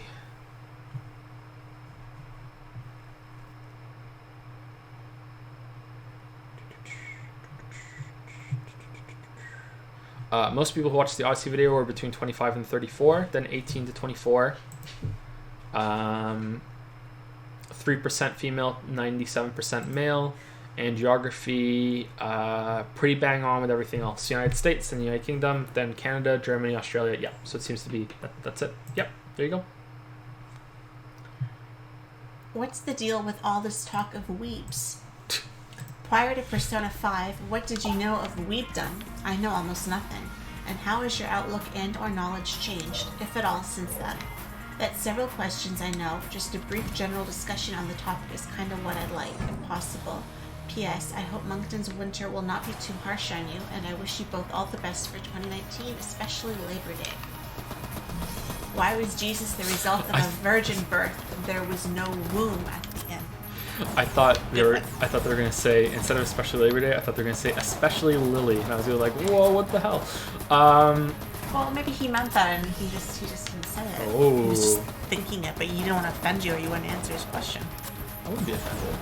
You're my favorite person, so I understand people preferring you to me. Gosh. For sure. I just completely blanked on the question. It's about weebs, right? Yeah, what was my knowledge about weebs? Yeah, what did you know before, Persona 5, and how has your outlook and knowledge changed since then? Just a brief discussion, about weebs. So the only anime that I ever watched was like some Pokemon and Sailor Moon kind of thing when I was a kid. I tried to get into anime because I thought it was cool when I was younger, and it didn't happen. I even tried to draw anime for a little bit when I was a teenager, but yeah, that didn't go well. I have some artistic talent, but it wasn't really that developed. Mostly because my friend found my pictures and he laughed at me, and I was like, oh, okay, I'll stop. Pretty dumb reason. What a fucking asshole friend. Anyway, so I didn't know much. Most of my knowledge came from two sources. The first was 4chan, and the second was my friend Weeaboo Bill. And he is not really into anime at all. He's not typically into weebish things. He likes Japanese history, and he likes the culture. And he really, really, really, really, really wants to copulate with, yeah. So I found out some things from him, but mostly it came from secondhand knowledge from I'm kidding. Mostly from 4chan in passing. So quite limited knowledge, but enough to know about like Baka and some bullshit like my hips can't stop moving. My hips are moving on their own when an anime girl has sex for the first time or something. So stuff like that. So I knew some stuff, and it was enough to pass myself off as a weeb in training, or a dabbling weeb, maybe. A weeb sympathizer. A weeb sympathizer, yeah, that's good. Yeah, so I don't think that I knew very much. I still don't feel like I know all that much, but my knowledge has increased a little bit. I understand a little bit more about archetypes in anime than I did before, and I think that the genre has a little bit more merit, or the medium has a little bit more merit than I used to think so. The biggest change that has come from it is that I feel kind of sorry for weebs. Like I didn't feel sorry before, because like fuck you guys. But no, I feel a little bit sorry for weebs because I feel like they're downtrodden. They're an oppressed class. I feel a little bad. You know, like it's everything that you hear is like fucking weebs. You know, like I watched some Danganronpa video on YouTube, just the beginning of it, and it was some guy who was trying to introduce Danganronpa to his audience because he thought, none of people have played this. He goes on this, like, he wrote this video, you should really try this. It's really cool. And there's all these people in the comments are like, "This fucking anime. Who gives a shit about anime? What the fucking this fucking just weeb bullshit. This fucking garbage." And I was like, "Whoa! Like, come on. This is like there's something here. Like, why you been so judgmental about it?" And I was like, oh my god, I'm sympathizing with the weebs. So yeah, I kind of feel like weebs are a little downtrodden. And don't get me wrong, they totally deserve it, but like I feel like maybe it goes a little too far sometimes.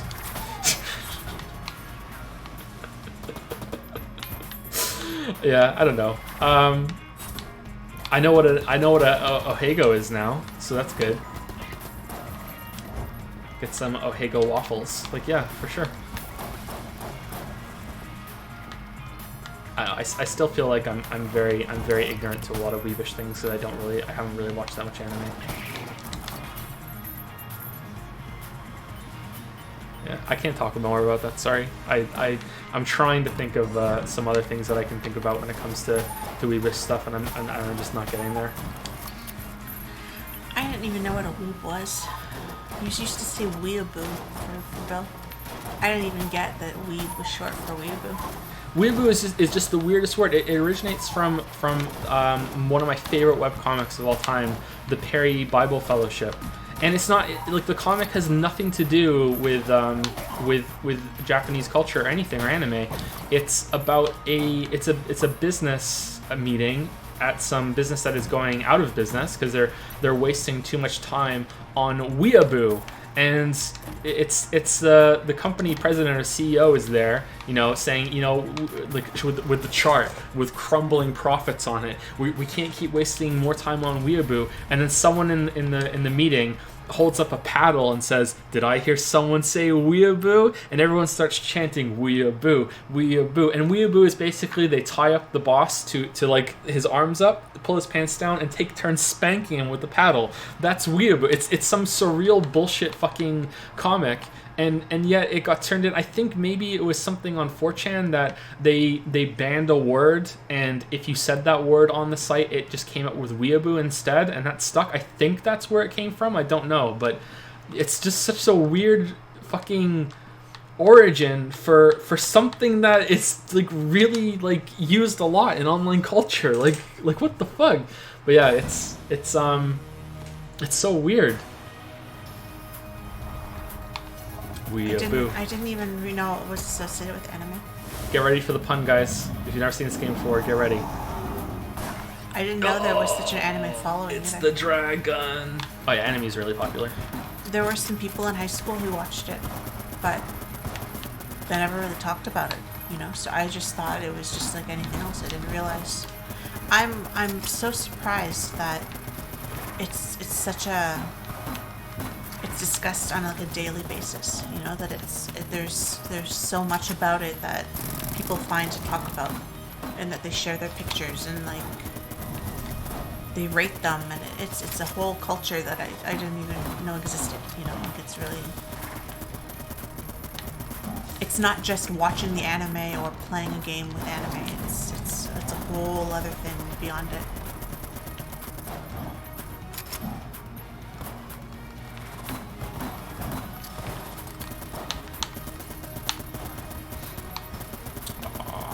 So badly, man. I've killed every boss in this game without getting hit. With really basic bullshit weapons, too. I'm so rusty. Past me is crying how bad is this game at the time.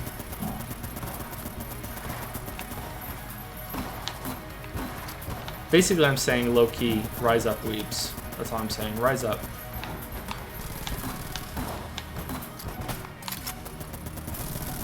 Yeah, but see, it seems someone says I see anime as the same as movies or shows, it just has different cliches. But I see it as being more obsessive than movies or shows. I don't see people really discussing the same shows and the same movies as much as I see people discussing anime. Well, isn't that because it's subculture? When subculture becomes more cult-like, right? Maybe I just don't know. I had no idea. I'm surprised often that conversations can happen so regularly, like there's so much to discuss, about something, because I don't see it about other arts, other interests in the same way. It's like it's a whole other level of interest that is taken very seriously and is analyzed and interpreted and everything. And I can't think of another thing like that, like a TV show or anything like that I see people talking about. Like people used to talk about like Game of Thrones and stuff like that, but even that I didn't see pitting characters against each other and who would be like the waifu and who would be like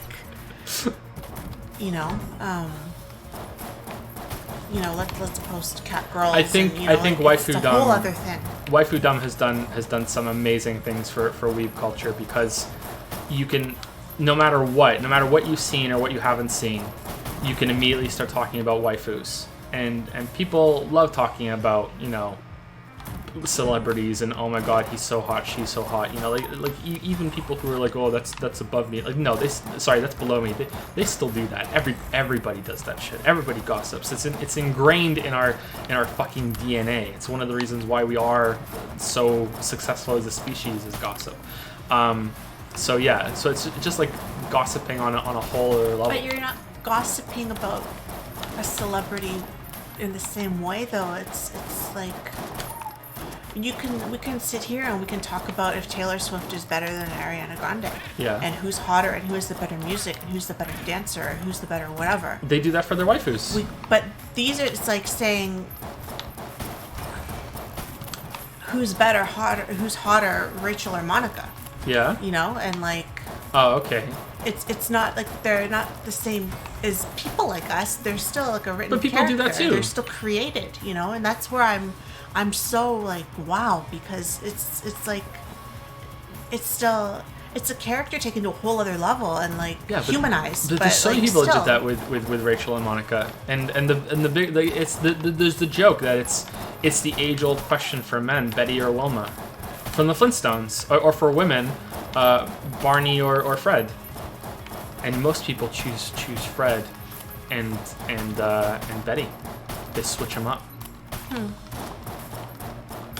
Yeah. I don't know. Just didn't know anything about it. I'm really surprised. It's basically like my dad can beat up your dad. It's my wife who's better than yours. It's a competition. It's like, yeah. My wife who brings all the weeps to the yard, and I'm like, she's better than yours. Damn right, she's better than yours.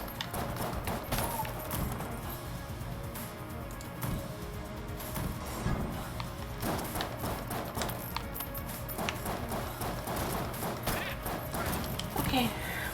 Next one, or what do you want to do? Next one, sure. Was that all they had? Yes. Okay. Ooh, a black chest. What is it?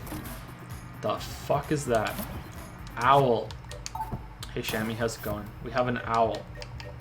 Companion occasionally blanks enemy. Ah, I know this one. This isn't a new item. All right, we had owl. We've had the owl before. Okay.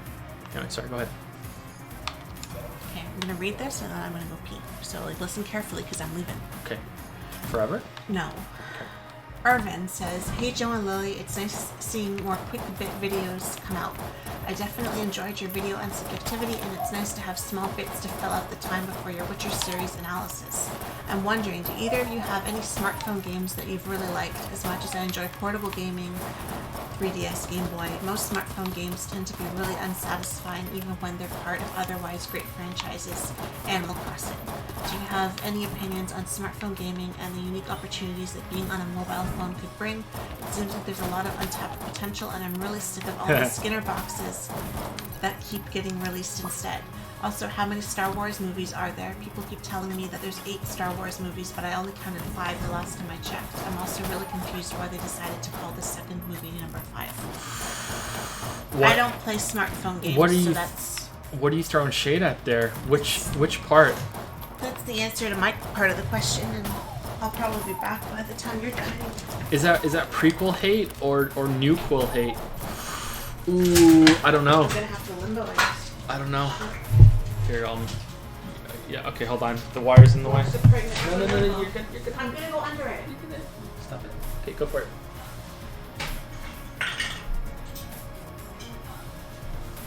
Okay, we might have got disconnected. Let's see.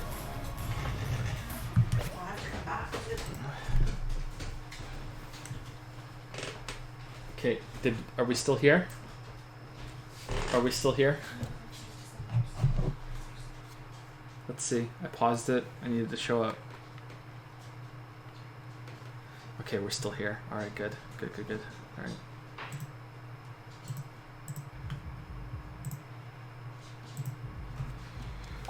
All right. Yeah, throwing shade there against Star Wars. I gotta be honest with you about Star Wars, man. I don't care.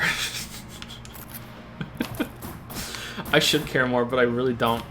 I just too much bullshit when I was a teenager about that. I watched them fairly young, and I enjoyed them. I thought they were good, but I didn't think they were, the best thing ever. They were like enjoyable movies. I would want to watch them again, but I was more into like Jurassic Park. That's the movie I wanted to watch over and over again. I like dinosaurs when I was a kid. I was one of the dinosaur kids. So that was my big movie. Yeah, Jurassic Park, man. So I really enjoy your pun about cell phone games and untapped potential. That's good. Unfortunately, I can't give you a very good answer. I don't really play mobile games. The only game I can talk about to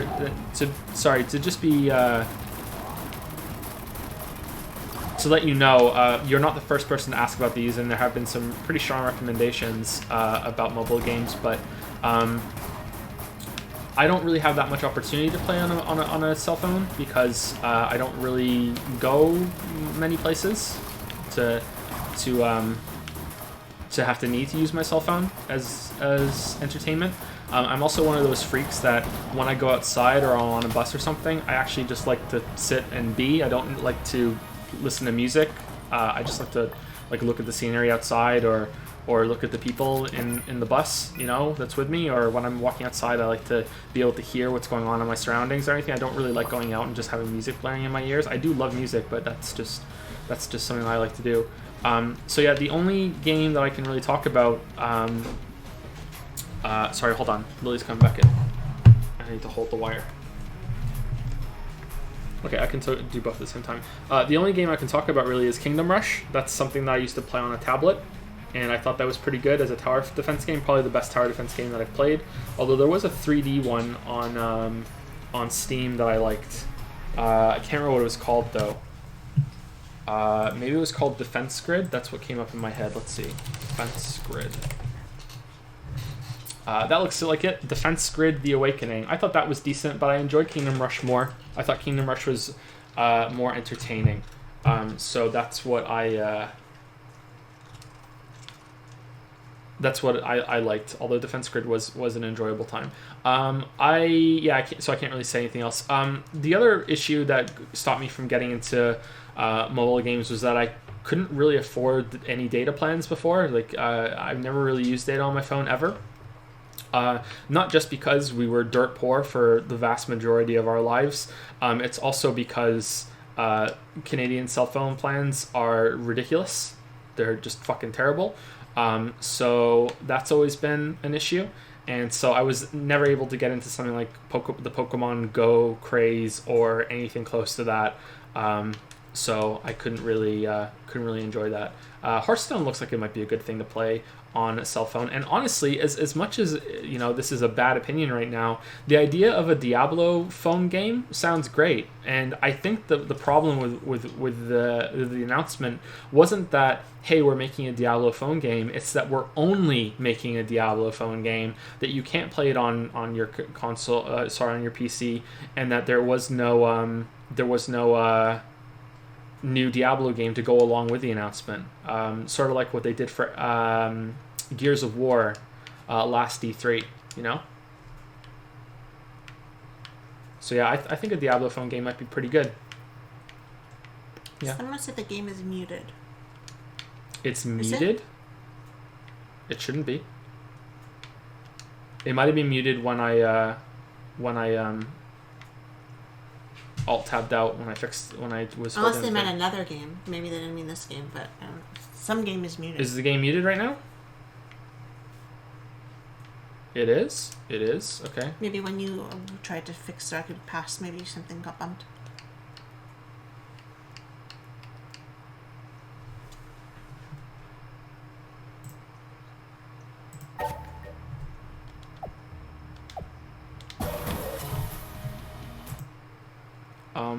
Are you sure? Because a whole bunch of people are saying yes. OBS says that it's coming through on the sound. That's really weird. They don't mind. Some of them don't mind anyway. It's good now? Okay, that was weird.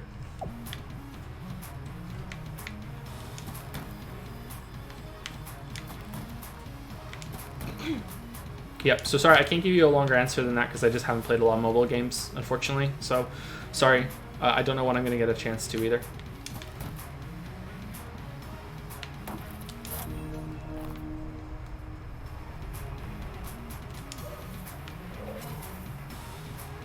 The problem is also that Diablo is a really grinding game, and that phones can be dangerous. Yeah, that's true. But anything can be, yeah. Like, it doesn't necessarily have to be on a phone for that to be dangerous, but I do understand your point. Yeah, it could be really bad on a phone. Yeah.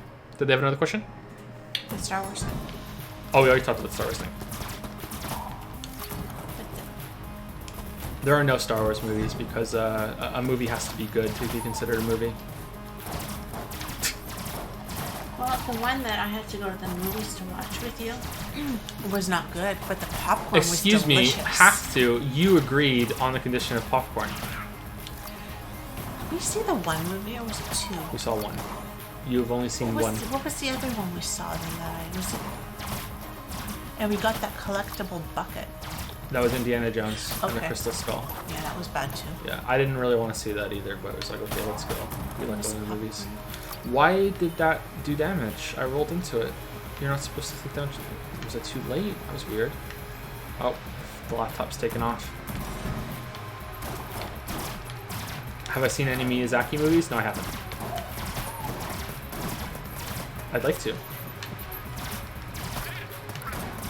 My current waifu, Ariana Grande, has a Spirited Away tattoo, so I should see that, so I can talk to her about it.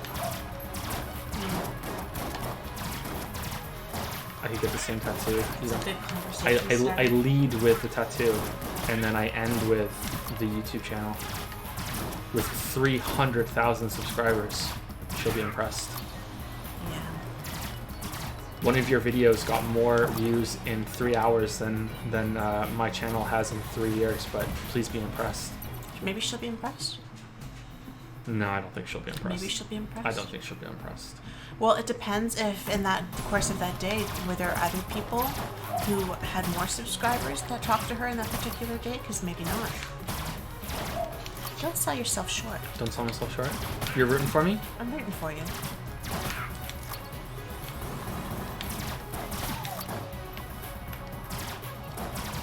Anyway, what's this question? At least you have decent taste. If it was someone else, maybe not. Acceptable waifus? Lily approved. Lily approved. Or Lily does not allow. Okay, what's someone that's not allowed?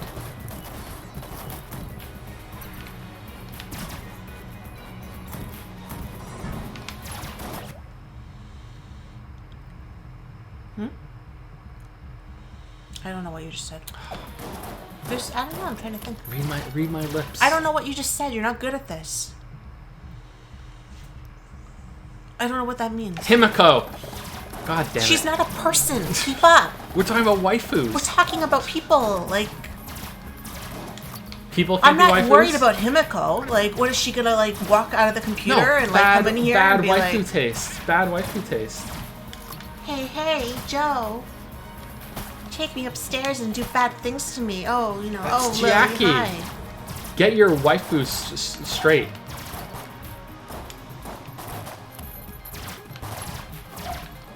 So you're saying a waifu can't interpret another waifu? Can't imitate? I don't know. Maybe they can. You know what's scary though? Just by accident, it's the same voice That's actress. why I am the better waifu. But you're a real person. You can't be a waifu. But I can dress as any single one of them. I could be Himiko today and Jackie tomorrow. Please don't dress up as Himiko. Roll the bones. Nah, I'm good. That's the advantage to having a physical body. Weaves just got rumbled. You can be anybody you want. Weaves just got rumbled. How You will can they be ever 2B in recover? the morning and Owie at night. Hey, yeah.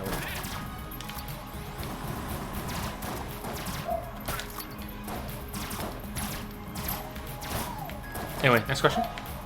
It's the last one I have. Oh, really? Oh, we might get done And you didn't tonight. send me the new ones, so I don't have the new Wow, I'm shocked that we're actually gonna get done tonight. Wow, let's go roll the bones. Rolling the bones. Great John, you. Amber Heard. What do you mean, Amber Heard? I don't think she's worthy. Whoa. Okay, we're gonna have words after this is done. Or what? Like Emma Stone, I don't really like either. Or Emily Ratajkowski. I would be worried about what you had after that. There's 3. Okay, first of all, I don't really care for Emma Stone that much, but in interviews that I've seen her in, she's lovely. Okay, so like She might be lovely, don't but don't judge her too much. I I don't don't really think like her all she's that much, but that she's fine. appeasing to the eyes, if you will. I agree with you on Emily She's Ratatouille. very pretty, Okay, she's Emily, but like very pretty, but I agree with, triple condom. exactly. Yeah, you double bag with Emily Ratatouille. I agree, but like Amber Heard, like I don't see it. I don't get come it. on, man. I don't see it. I'm trying to think there's someone else. Weeaboo Bill is so mad at you right now. I'll give him Jessica and Kate. I'll even hold the condom bag for him, you know, like he can I'll help him put it on. You know, like What? yeah, they're hot. You can go, Bill. You go, but like Amber, I just don't get it. I don't see it. She's not ugly, but she's like way down on the list. Wow. I think this is the one we disagree with the I most. think so too. That's Yeah. why I said it. It's just you could do better. She's your Matthew McConaughey. What do you mean? You don't see Matthew? I don't see Matthew McConaughey. Oh, Matthew. You like Matthew McConaughey, and I'm like, He's and so charming. compared to like Leonardo DiCaprio or Chris Evans, you know, it's like come I don't on. like Chris Evans. Like Matthew, there's nothing wrong with him, but it's like come on. Oh wow. 16-year-old Lily is really, really like what the fuck right now. I used to use up all the toner on the computer, all the ink, with my colored pictures printing. My mom used to get so mad because I would tape them on the walls. I remember this is how long you've liked Matthew McConaughey. You liked him when his career was in the toilet, and I remember telling Weeaboo Bill, you know, one of Lily's like I was there five. from the beginning. I was there for the bongos. Let's put it that way. One of Lily's like five you're allowed was Matthew McConaughey, and Weeaboo Bill was like, you gotta be careful, Joe. Like his career's so in the toilet that it might happen.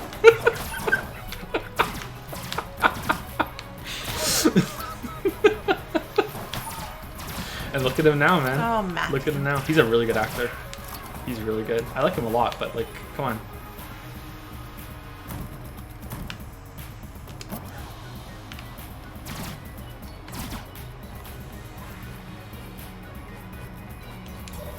Anyway, next question.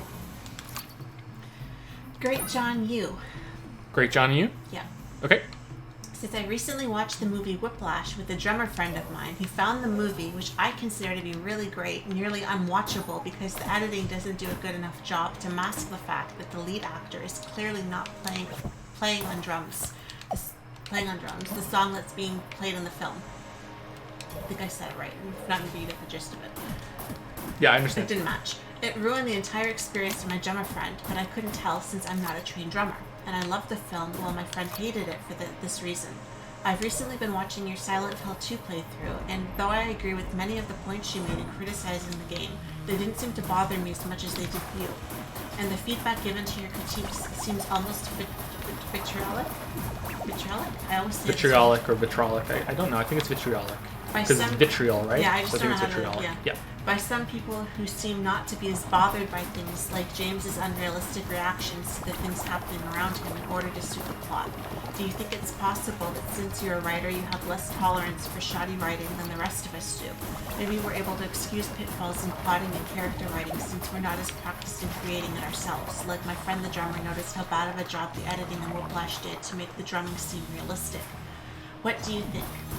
Either way, I enjoy your critiques, as I wouldn't typically notice these writing flaws on my own. Keep it up. Thank you very much. I do think that can happen, but that's not what happened with Silent Hill 2. No. I think that there are going to be things that people who write stories will notice more than people who don't, especially when it comes to sentence structure, paragraph structure, that sort of thing. But when it comes to the stories themselves, I don't think so, and definitely not with Silent Hill 2. No, not even a little bit, in my opinion. I sympathize with your drummer friend, for sure. It's interesting to think about, though. We were talking. This was sort of related to a different question that we had in this Q&A, I think, where I talked about.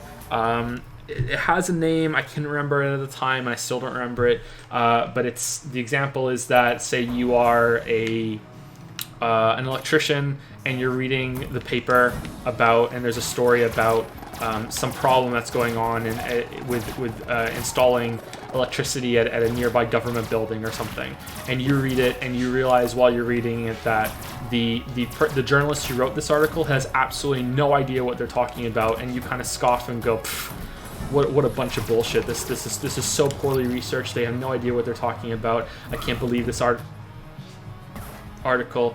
And then instead of closing the newspaper, you then go on to read the rest of it, and that is a bad thing, you know, because you haven't realized it, but the whole paper has that problem. But because of your expertise, you don't, it doesn't bother you. So, you know, that's something I find interesting. I don't know if it's ever gotten in the way of, for me, writers tend to not be depicted accurately in media. The most common depiction of a writer is a loner, at least in my experience. Maybe this has changed a lot.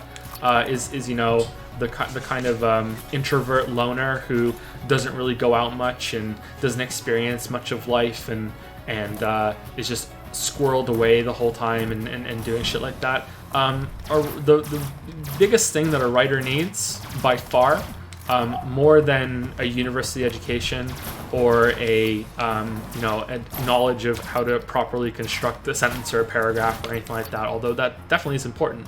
The most important thing that they need is experience. And if a writer doesn't have any experience, they don't have anything to fucking talk about. They don't understand people. They don't understand how conversations work. And I don't mean logic. I mean how people talk to each other, the words that they use, the expressions that they go through, and how they try to communicate, and the failures in communication.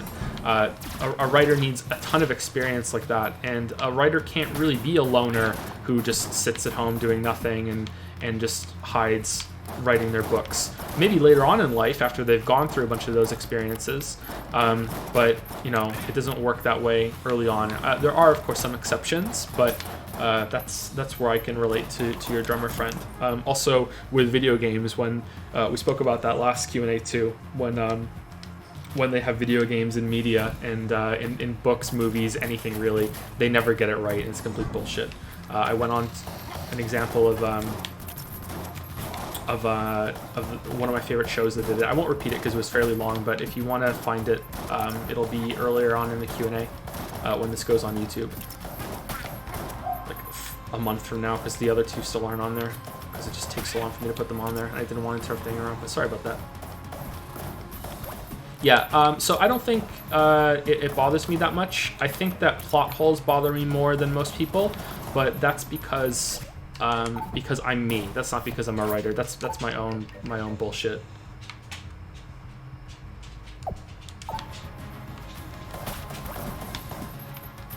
That's my own problem to bear, I think. Do you have anything to add to that? Not really, I don't think. No? I think the plot hole thing is your thing, because it doesn't bother me as much as it bothers you.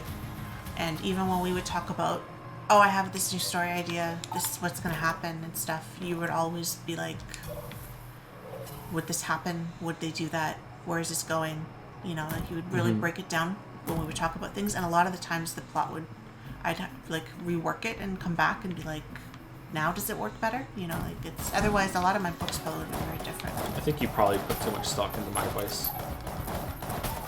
Maybe not. You have different opinions than I do, so I think it's important to listen to someone who thinks about things very differently than you do. You kind of, if you only take your own advice, right, then you don't come up with your best work. You need someone to kind of be a little bit critical and present to you a different way of doing things. And to ask you why, like for everything you would say why, you know, and if I can't say why, sometimes you just get something in your head and you're like, because this is why, this is how it happens, and well, maybe it wouldn't actually happen like that though, so.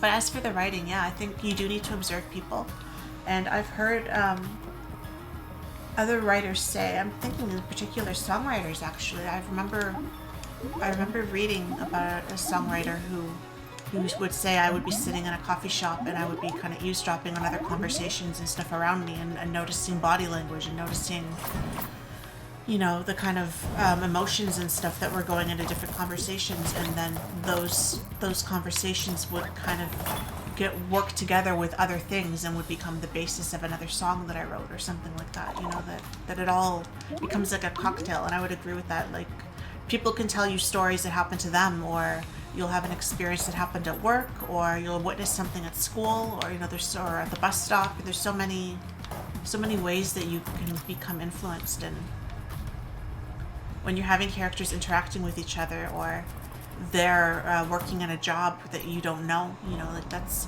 the hardest part for me about writing. I don't know if it is for you. When they have to have an occupation and I don't have any experience with that occupation, and you're really kind of bullshitting. Like, how do you think it would be based on what little you know about it or what little research you're able to do about it? Yeah. So if you're you able shouldn't to really observe, do that. it's hard though not to. I know it's, but you like when you get into that, you should.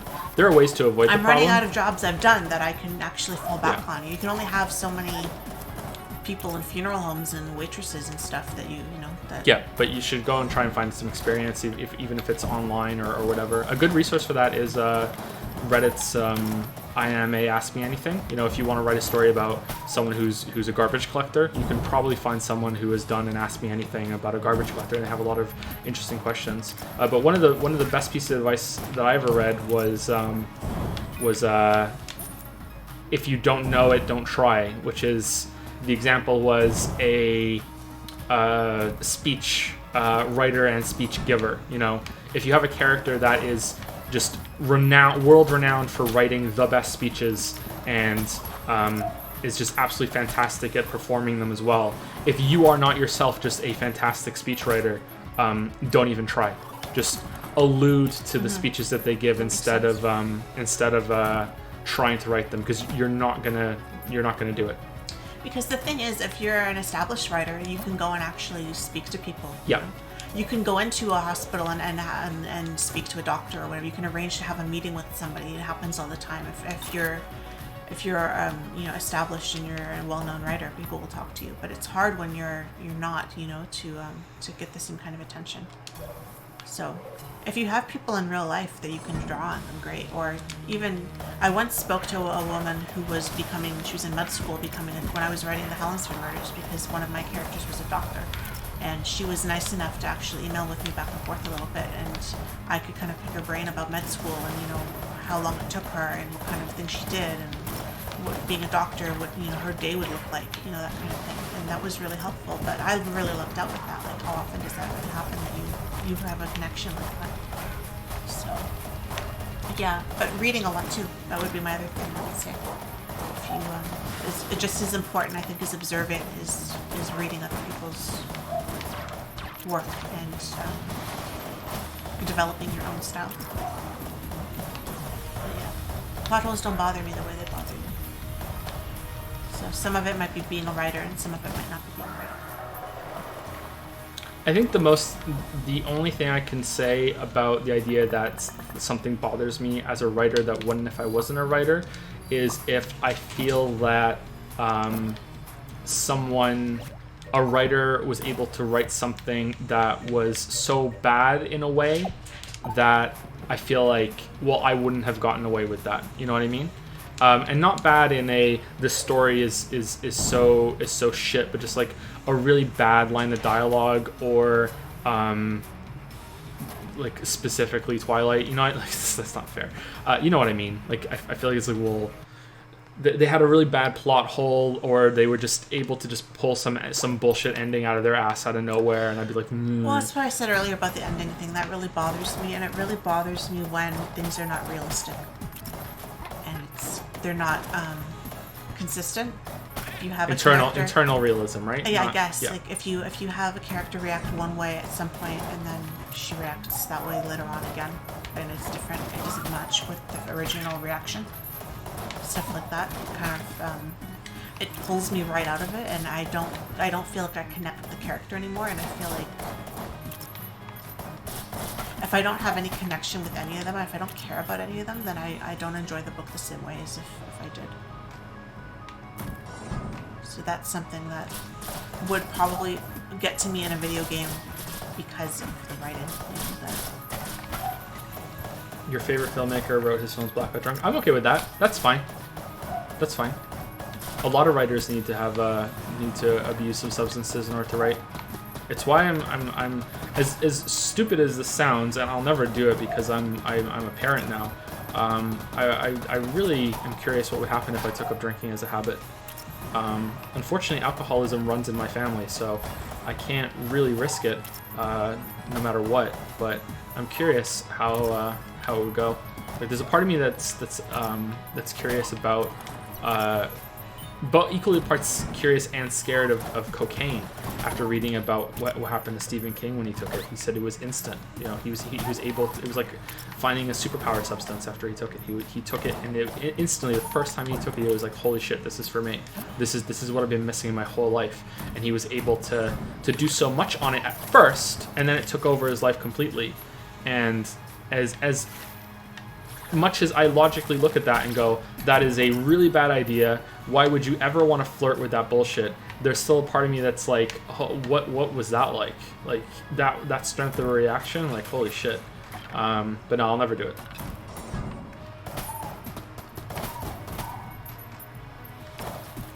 Too much to lose with the kids. Anyway, we need to get the other questions from Patreon, right? Yeah, I don't have any more.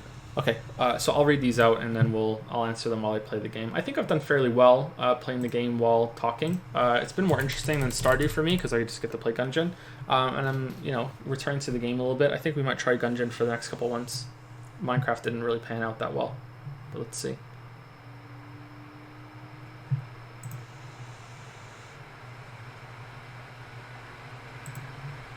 Whoops, taken off. It's taken off. Is anybody to think? What's going on? Okay, so we did Irvin, Great John Umber. Yeah, there we go. Great John Umber was the last one you had, right? Yes, hold on though. Ralph Clugs resubscribed for 10 months and says, Merry Christmas to you and Lily and Finn and Leo. Since Finn wants his presents early, you may have to hide them, but for Leo, you can just leave them lying around. Thank you, Ralph Plugs. Ariel Stannis has resubscribed with Prime for 14 months and says, woo, 14 months in this sausage factory. Please please post a couple videos while shirtless to attract more of the fairer sex. Thanks. Okay, thanks.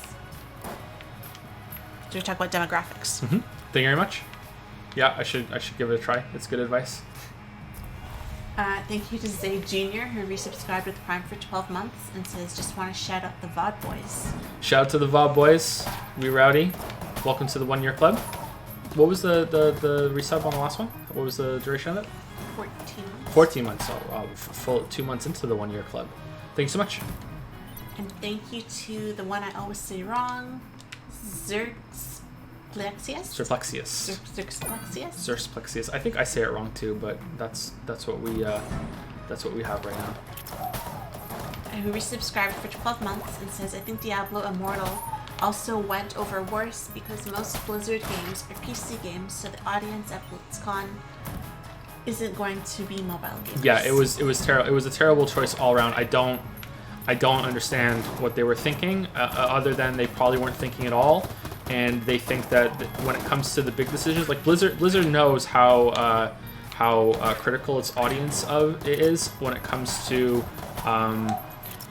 balance stuff and gameplay stuff and how they do their games that way. But when it comes to the big decisions, like what games are releasing, microtransactions, asking for money, the price of things, Blizzard fans typically eat that shit up no problem. And this is probably the first bowl of shit that they've tried to serve to their fans that they have rejected outright. Look at how most of the fans react to getting to the bowls of shit that Hearthstone has done, although they're getting a little more critical of that now. So I think maybe that's where it's come from too, but I don't want to be more critical of Blizzard than I've already been. Some of the people who work at Blizzard are fantastic. Most of them are, but I really don't like them as a company more and more as time goes on. Was that it for saying thank you? Yeah. Okay, so the next question is from Kiefer O, who says, all right, I got 2 food questions for you guys. Go to fast food order, and what is the weirdest meal you've ever had? Thanks. So my go-to fast food order, I can't do anymore because they're not in Moncton, unfortunately, was a poutine, not poutine, poutine, from New York Fries or South Street Burger Company. It was owned by the same people. That was my favorite poutine. If we're only talking about chains, that is, if we're talking about other fast food, there was a place in Toronto called Filthy Phillies that had cheesesteak and poutines as well that were absolutely delicious. That was my favorite thing to get. Other than that, like the chicken sandwich at Burger King's pretty good. I like the French fries at McDonald's. Five Guys Burger is pretty good. Their fries are all pretty good too, as long as they're not burnt. And that's how I feel about fast food. What about you? I'm missing my Mr. Sub assorted sub, which is my absolute favorite takeout. And there is no Mr. Sub in Moncton anymore, and I just don't feel the same way about Subway. However, but I'm so desperate now that I would eat it, but I'm pregnant, and you're not supposed to have uncooked meat because of risk of listeria now. So I can't have it anyway. There you go. So, yeah, it sucks to be me, really, doesn't it? But that was my go-to. Was like a cold cut sub on whole wheat with onions and sometimes hot peppers and sub sauce.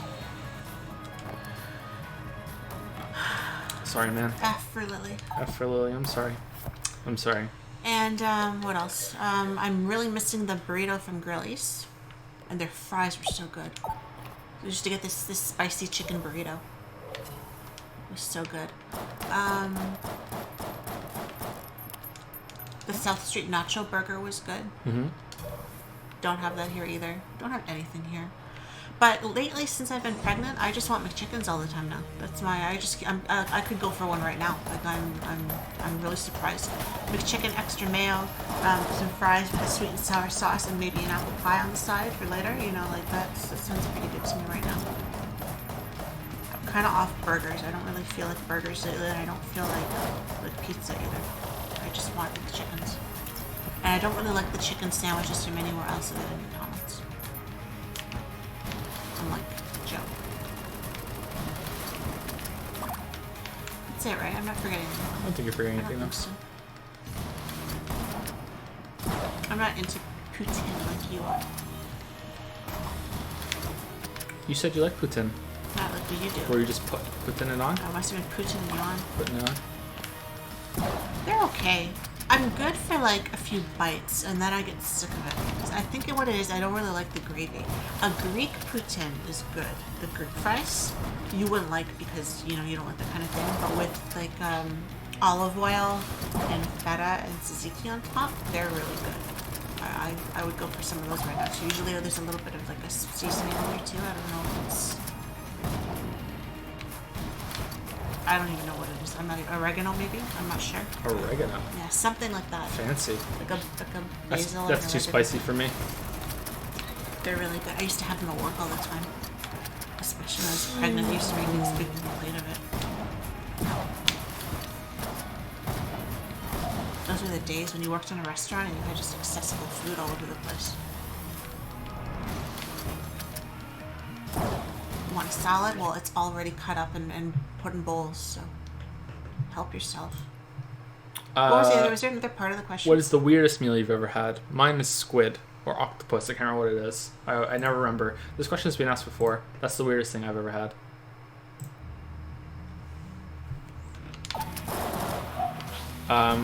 The weirdest thing overall that I had regularly was my mother's cooking.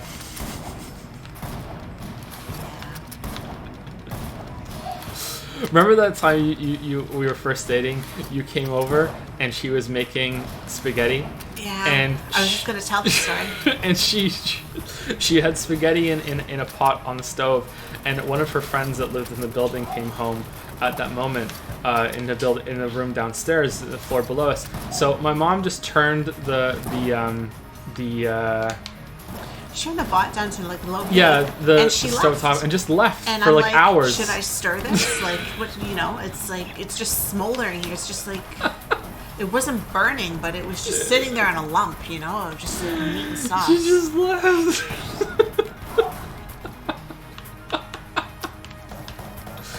Oh, what a cunt! Seriously, what a cunt.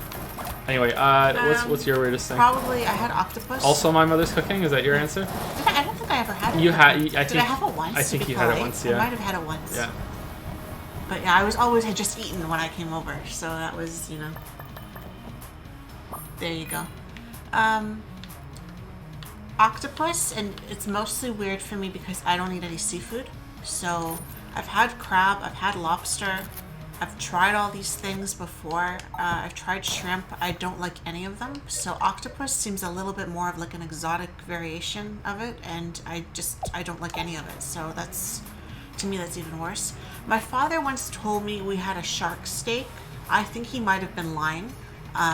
I don't know how, it seems a little way too exotic. I don't even know if people eat There's that. no way. So he did say that, and I did believe him as a child. And I remember telling people as a child, "Oh, I had this." But my dad was pretty good at lying. He lied a lot. So Yeah.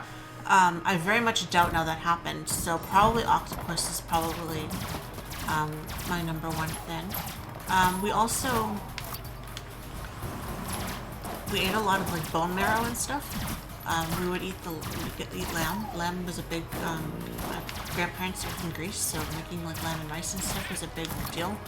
And my mom would call it the stuff in the bone, and the little like chewy bit or whatever on the side we would eat, and we called it candy. And like we would eat that. And my mom, I remember having a skull in the old room in the basement. She used to boil it, and then they would eat the brains. But I never had that. Like that was beyond what I could handle. So. And my dad would make soup with like giblets and like stuff like that in their liver, and But again, I didn't really like. They were very rubbery. I used to leave those parts out. But yeah, so some kind of weird stuff. But there is probably weirder. I never had any like bugs or anything, so I never had like sheep stomach or pig stomach or anything like that. So. But yeah, I wouldn't eat it now either. Like I wouldn't. I'm not that adventurous of an eater, really. I'm pretty I'm not basic. either. I'm not either. Would you eat snails? I really don't want to. I wouldn't either. I used to keep them as pets when I was a kid. Like, What? yeah, I had snail pets in the yard. Like I used to kind of collect What do them. you mean you had snail pets?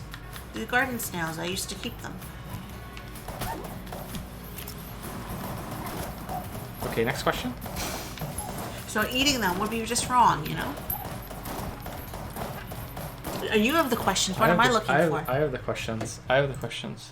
The turntables have turned.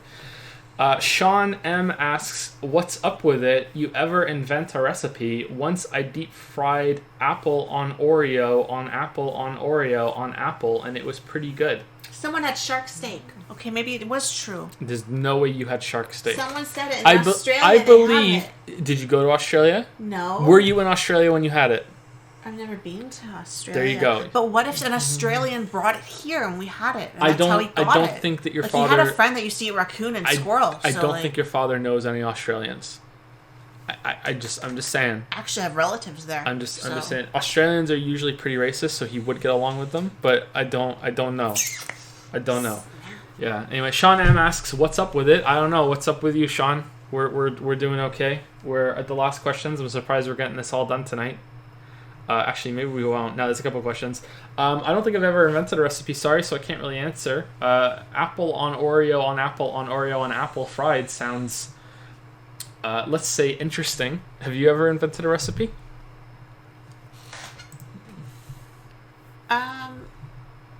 I've never invented a recipe as like a recipe. I've eaten some questionable things together.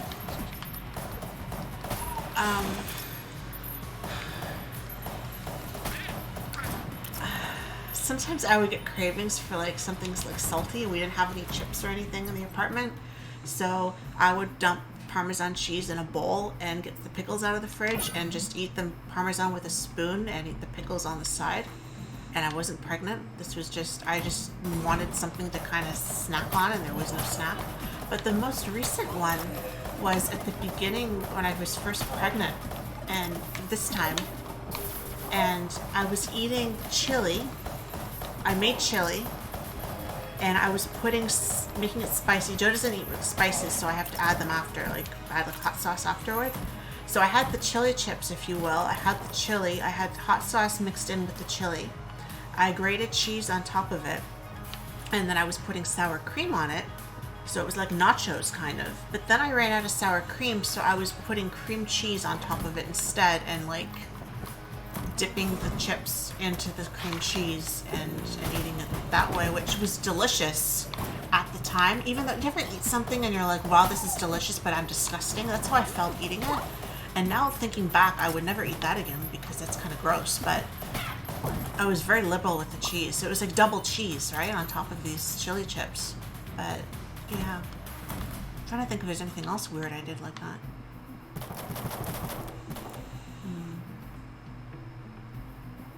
Probably. I can't think now.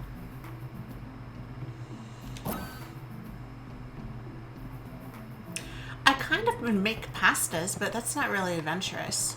I've made for Finn and stuff sometimes. I would make like a tomato sauce and put like zucchini and broccoli and, you know, different vegetables and stuff in it, spinach, and make like a kind of like a potluck, kind of just like throw a bunch of stuff together, and you know, that usually turned out quite well. So I've invented stuff like that, sandwich kind of stuff. I've, you know, throw some of that on there, but I haven't really I don't think invented anything I don't think new. you can invent a sandwich. Just saying, like, to put different toppings. I Try think something new. I think like, the I've only started person making scrambled eggs with spinach and feta. I started making for Finn. He loves it. Michael Sandwich is the only person who can say that. I think at that point he covered it, no matter what. Literally covered it in bread. Like you can't. I don't think. I'm just trying to think if there's anything that I. It wasn't that I learned how to, you know, make certain things. It was just like, oh, that might be good on there, you know. I don't know. I can't think of anything really inventive. I wish I did. That would be cool. I should invent something like that. Yep. All good.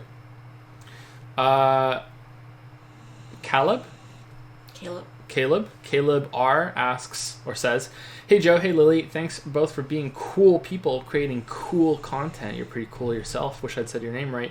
I greatly appreciate being able to listen to your content after a long day. Thanks. My 2 questions follow. 1, Joe, can you talk a little bit about other creators that you follow and or create content similar to yours? More specifically, do you interact with, follow, or get inspired by similar-minded content creators? If so, who?" And I'm very sorry if you can hear the dog snoring, but she's off in Chloe land. So I don't follow many creators anymore. I follow a bunch of other creators on Twitter, and if you want to check my Twitter follow list, which is below 100 people, so it's not too bad to read through, that will give you a general idea of some of the people that I try to watch their content as it comes out.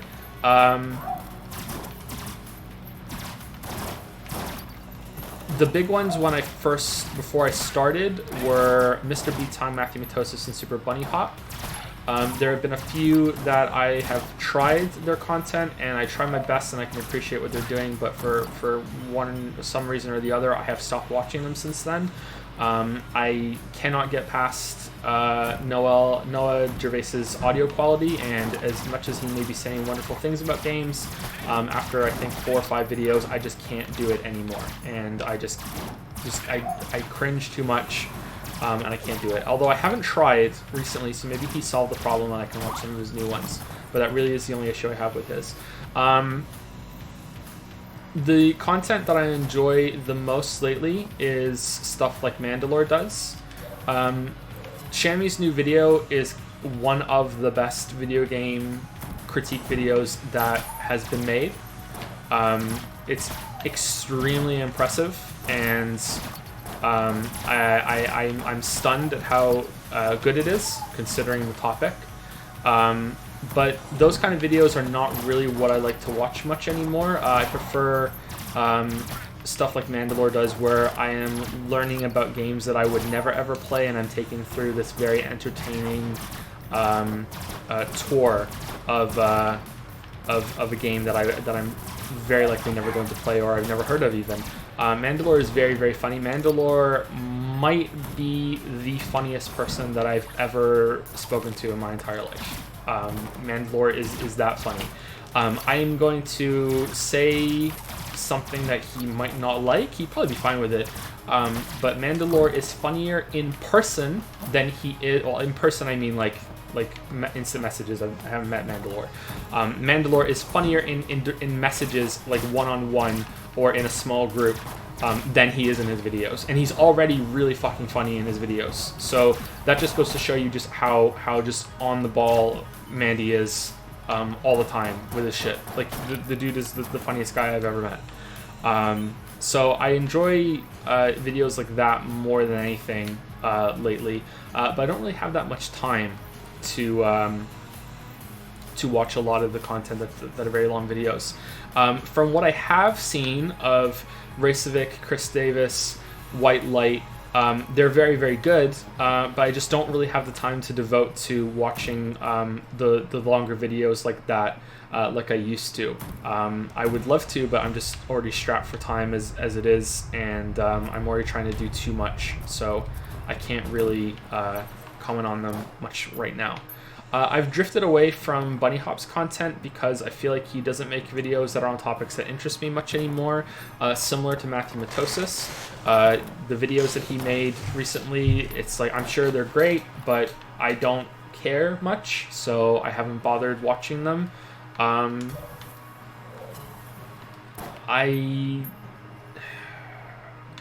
wouldn't say I look up to anybody at the moment. That has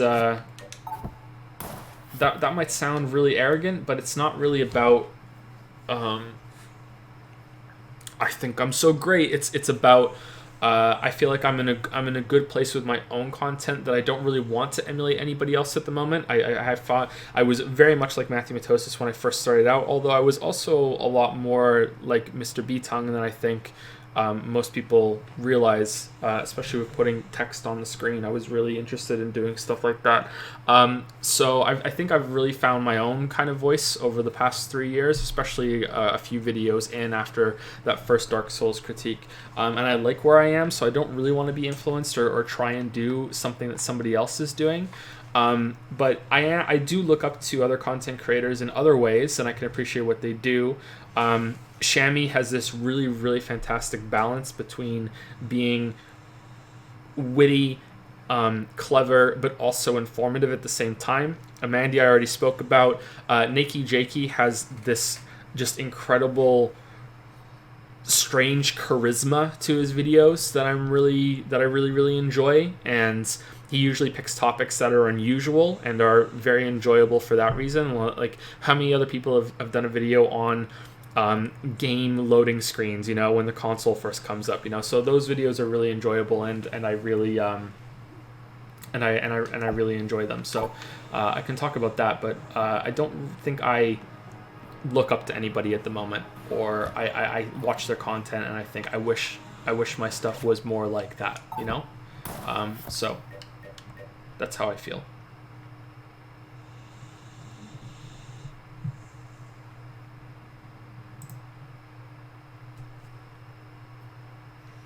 You asked about who do I interact with. I don't talk to many content creators much anymore. For a while there, I was talking to Shammy fairly regularly, but both really busy. Mostly me, though. I've sort of drifted away from talking to people on the Discord. I spoke to Turbo Button fairly often, Heavy Eyed fairly often for a little while. People that showed up on the Discord, we would have a back and forth for a little while, but mostly I don't talk to anybody at the moment. Another channel,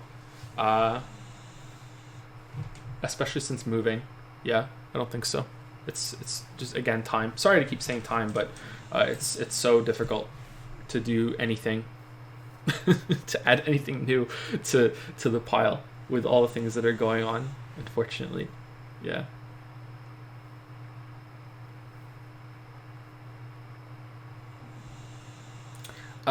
Second question is to Joe and or Lily. Are there any games that you were put off by when you first played through them and later came back to them and really enjoyed them? Or are there any comfort games you play? If so, which ones? Why do you enjoy playing them? Again, thanks for all your hard work. Lily isn't really a gamer, so I don't think that they're going to be like. Do you have an answer, right?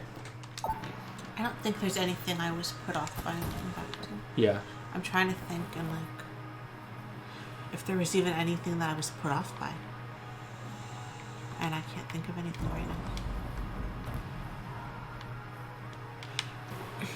Well, like sometimes things get hard within the game, and I'm bad for it. I'll just walk away and come back. I hit World 3, and is it World 3? I think it's World 3 is the water world, right? In Mario 3. And that was maybe a year ago, and I was so proud that I got through the second world and the quicksand and everything so well. And I hit the third one with the big ass fish, and I haven't gone back to play it. So That fish is really difficult. I don't like the fish, so I don't like swimming in the water. So I just kind of fucked off. So like, I don't know if I'll go back. And I always wanted to beat it because like when I was a kid, my parents used to play it, and they beat it. So I was like, I want to beat it too. And then Finn and I can play one day. But yeah, I don't know about the fish. So there's not really a game that I've been put off and then gone back to play, because there hasn't really been a game that I've been really put off by. But I guess you could say there are things that I lose interest in for a while, and then I don't finish them. Comfort games, Tetris Attack, and probably Stardew Valley. But I haven't finished Stardew Valley either. Like I never got all the way around. I know you can't really finish it, but like I only got as far as end of fall. So like I didn't even get through the winter. I didn't get to have my animals yet, or my barn, or I didn't do fishing. You know, there's a lot of things that I didn't get to do in Stardew. But if I was going to go back and play a game, you know, just a comfort game, and it wasn't Tetris Attack, it would be Stardew. I like stuff like, you know, Donkey Kong and, you know, that kind of thing, and Bejeweled and Peggle. So those are kind of fun, you know, just kind of comfortable games, you know. Not a whole lot of, I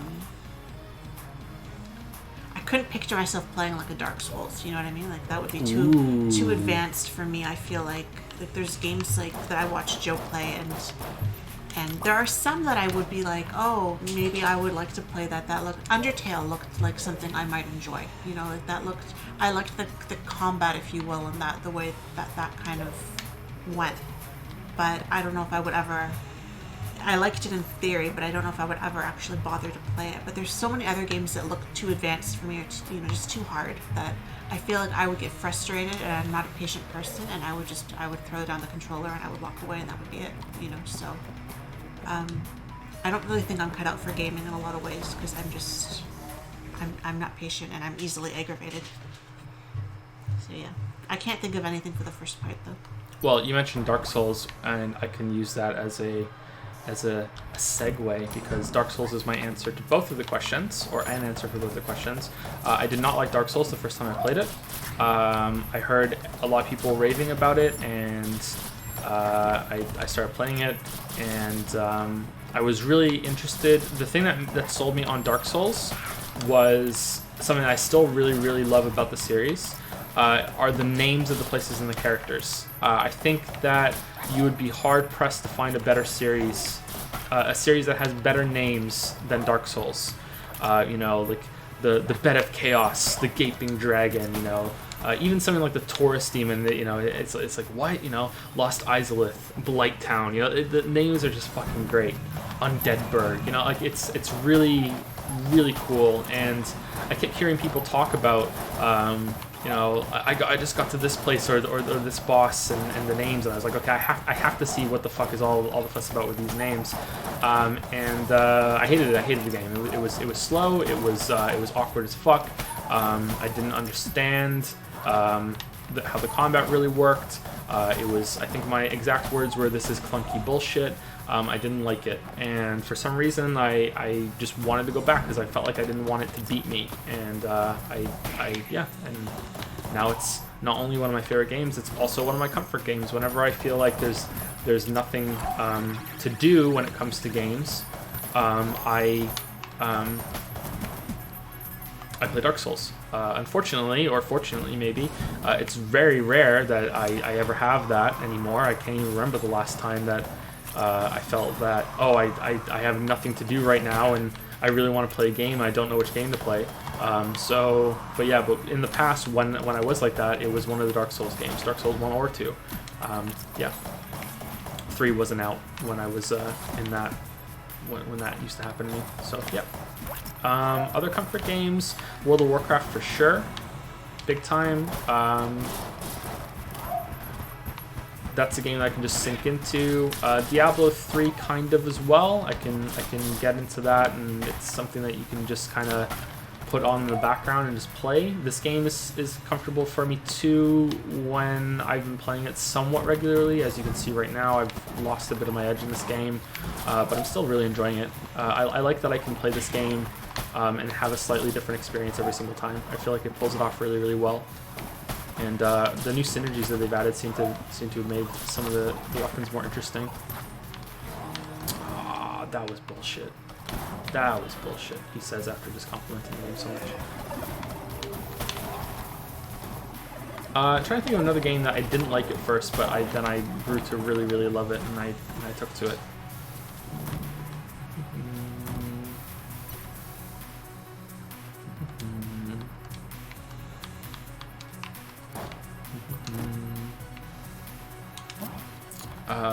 Didn't really like Undertale at first, for sure. But that got into that pretty quickly, so I don't think that counts. You know, like that was within a stream. I was enjoying it again. Red Dead Redemption 2, I didn't really like at first, but I don't think that's what you're asking for either. No, sorry. I broad questions like this sometimes put me on the spot, and I feel like I can't answer. So I don't know. Sorry.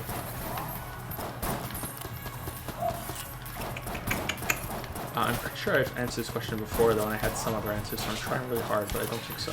That duck game. Duck game? Like to shoot them?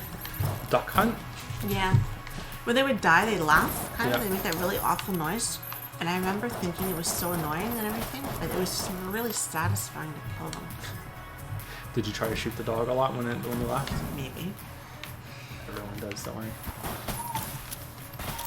Yeah, maybe that one. I didn't play it a whole lot, but I did play it a little bit. I don't know, this doesn't qualify, but I just thought of it. Did you ever play the Looney Tunes game? For Super Nintendo? Yeah. Yep. I love that game. That was a good game. So that was pretty good too. That was back when I think Capcom made that, but I'm not sure. It feels like a Capcom game in my memory. Capcom made a lot of really great tie-in platformers for the Super Nintendo. They were really good at that. Yeah, I think that was a Capcom game. Yeah, it was interesting. It was pretty good. Oh man, what's another one I didn't like at first?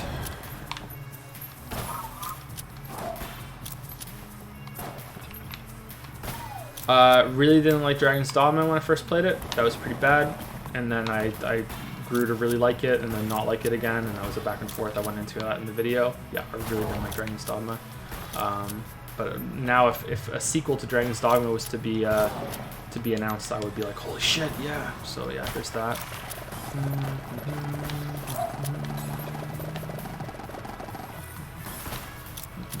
I think that's all I can answer, sorry. I'm trying really hard, but I can't think of anything.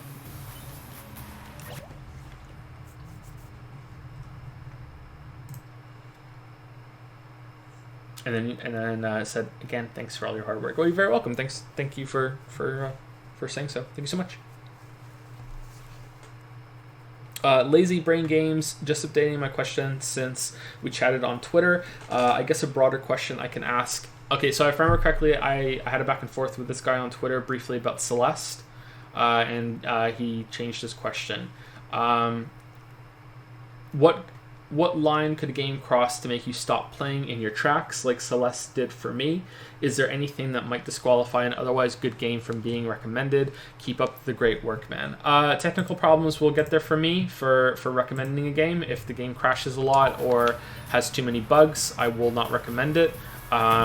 If it is something that I feel is quite niche, I will be more hesitant to recommend it, but at the same time, a niche game is something that is interesting me more and more as I get older and I play more games.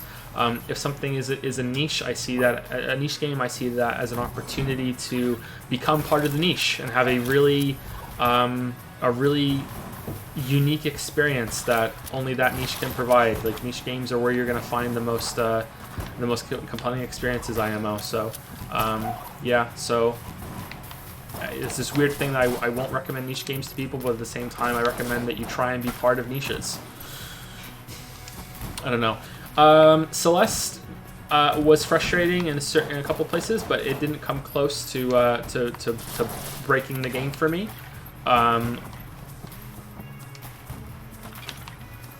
Even a whole bad level wouldn't have broken that game for me. If it was a whole bad level full of the exact problem that I had with it, which was that a tutorial was so awful at communicating what you're supposed to do. If it had been a whole level of that, okay, yeah, then that might have been enough. But you know, a drop in quality here and there, I can tolerate with for sure, especially when the highs are so high. Like, not to pick on Danganronpa, but there's a big difference between the highs and the lows in that game for sure. So I can definitely tolerate quite a bit of that. So technical issues for sure. If there was a massive drop in quality for the whole back half of the game, maybe, but at the same time, it would have to be really dramatic, and the game would probably have to be pretty short for it to be like that.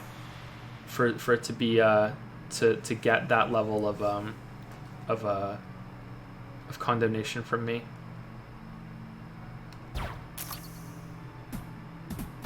So I don't think that that counts. Sorry, that there's going to be a practical case of that happening. I don't see it.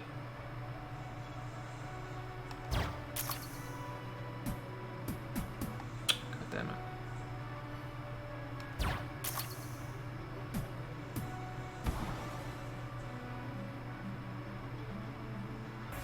The bullet moves so slowly. Okay, is it just going to hit the first one because the bullet's so big when it comes out? Oh, we got two. That was alright.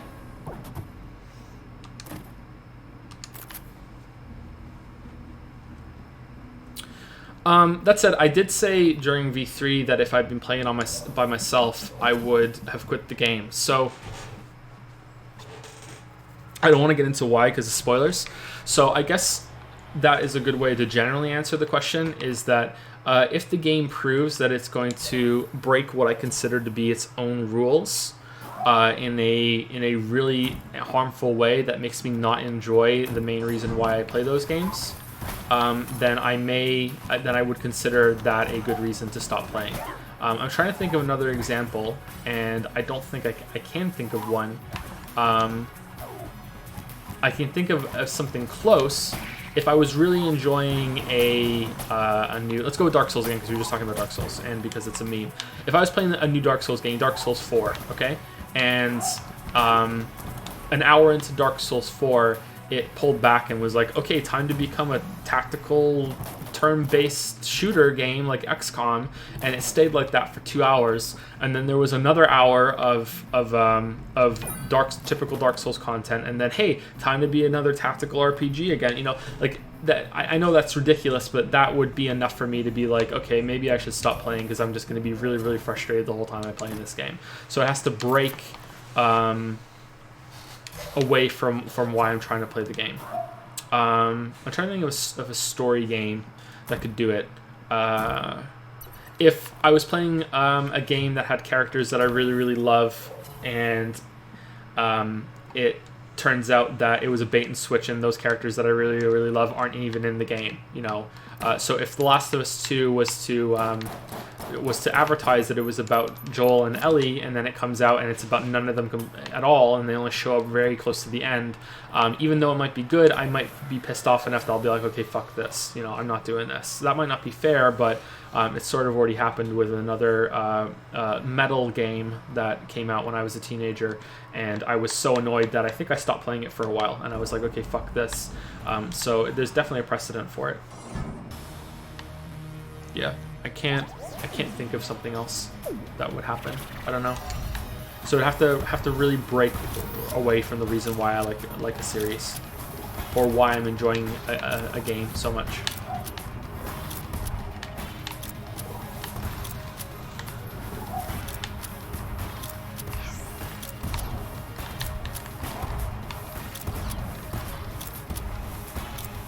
That was pretty bad.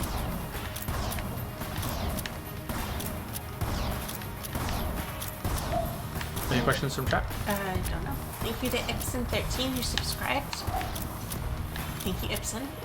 Thank you, Ibsen. Thank you to Sour Patch Parent, who resubscribed for 14 months and says, "Set joke." How's it going? Thank you very much, Sour Patch Parent. Not much going on right now apart from just, you know, Q&A and Gungeoneering. It's pretty fun. It's nice to play the game again.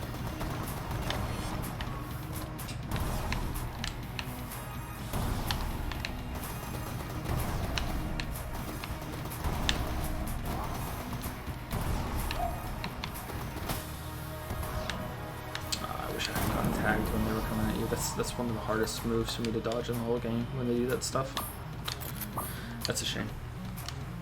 Any other comments from chat or from anything else? No? Not that I'm seeing. Okay. Let me go back to Patreon. I think this is the last person, or maybe there are two more. Yeah, it's last person. There are two more comments here. One is from Ixvia, who just says hi. So hi, Ixvia. Hi, Xvia. Hi, Ixvia. That's it. Thank you so much. And last question is from Anthony W, who says, "Hey, Joe and Lily, hope things are going well. You have mentioned planning-ish to go into game development design in the future. As someone who also adores Day 9, Day 9 is my waifu, man. What do you think about..." That was me, not Anthony W that said that. "What do you think about this mirrored situation you're in the sense that he went from game development design with Artillery Gaming into full-time content creation and streaming, while you seem to have plans to go in the other direction? Just wondering why you think that is the better choice for you." So I don't know exactly what happened to Day 9 with that. I do remember that he was planning on making an RTS game, and he was talking about that during some streams. And I don't know why he stopped or what happened with that. I didn't realize he leaned more into content creation. Like I said earlier, I don't really have much time to follow a lot of people and watch streams and other channels much anymore. So I'm behind on my Day 9 lore, unfortunately. I just see what I get from following him on Twitter. I don't think it's necessarily the right direction for me. It's just something that I really want to do. I've always wanted to make a game, and I think that I'm in the position that at some point soon I can make that a reality. It's going to take a while, and there's going to be a lot to balance and juggle at the same time. It's going to take up a ton of time. But it's something that I really want to do. It's like when I wrote my first stories as a teenager, and I realized that I really wanted to write books. The books I've written for Kindle for the Amazon store are not ones that initially came bursting out of me like a really strong need. Eventually they did become that. Later stories in the series became that, and that's why I think the later stories are so much better than the earlier ones. It became a really strong need, and I really wanted to finish them, and it was like a really driven to get them out. And that's how I feel about making a game. You know, it's like I don't feel like I'm going to be satisfied with my life if I don't at least try to make a game at some point. I don't think it's going to be all that. And chat's down.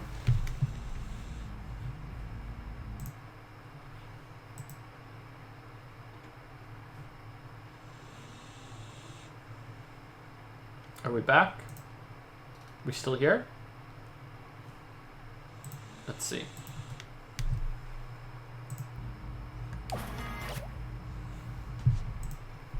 Twitch machine got unplugged. Try again.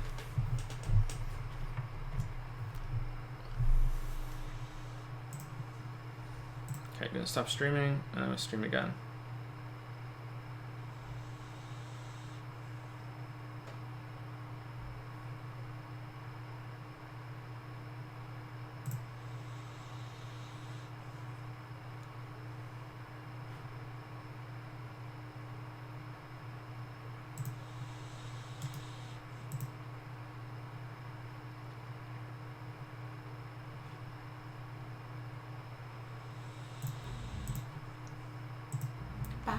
And basically that's just what I feel is the meaning of life, and that answers all the questions that anyone could ever have about anything.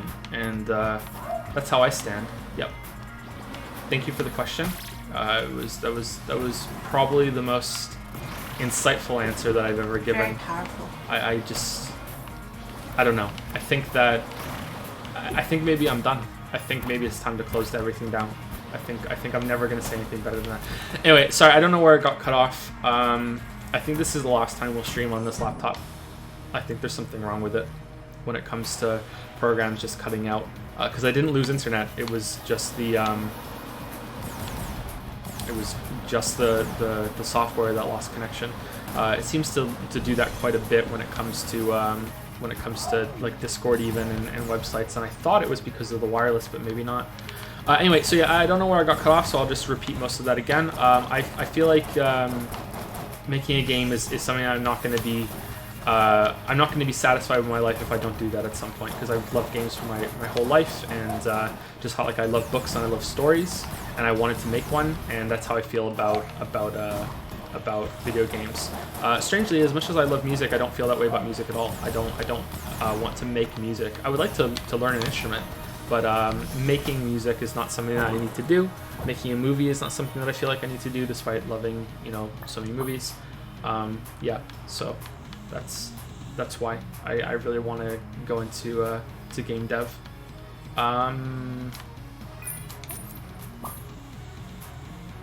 I don't think the games that I'm gonna make are gonna be all that great, and I feel like the first one especially is gonna be pretty bad. But yeah, it's just something that I feel like I really, really need to do.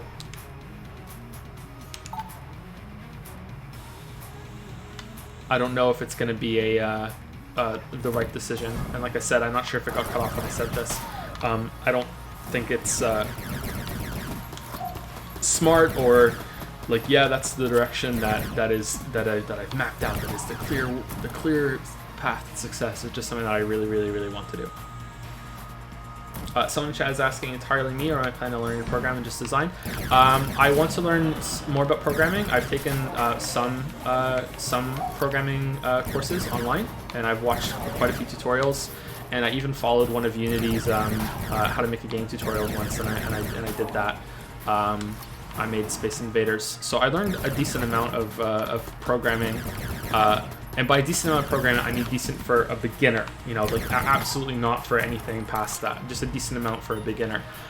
So I can grasp how things are put together on a very surface level, and I would like to learn more and get back to that at some point, but I just don't know if I have time. But I envision this mostly as a design sort of thing. So designing how the games work, a level design, combat design. There's that bullshit about being an ideas guy. I don't want to be an ideas guy. I want to be the design guy that puts levels together and how the mechanics all work together. That's what I want to do. And also, I have story ideas for games too that would only work as games, the way I see it. So that's what I want to do. I hope that they're at least a little bit playable, and we'll see.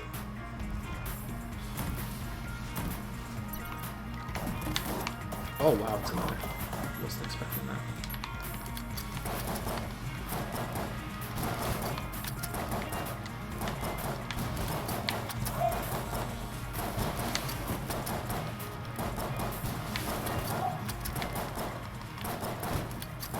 And there's one more question, I think.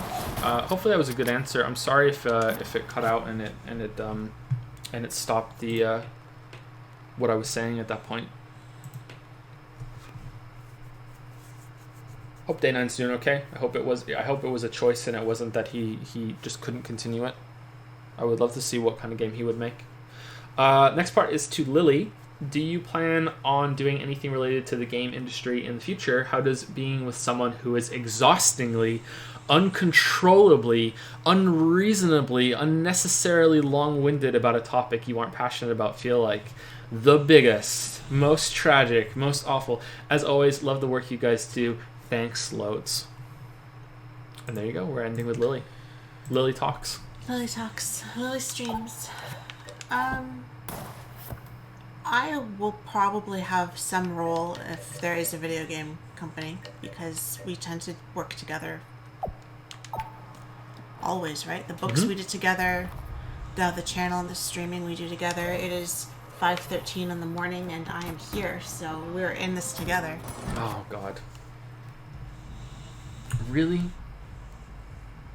Really though? Really?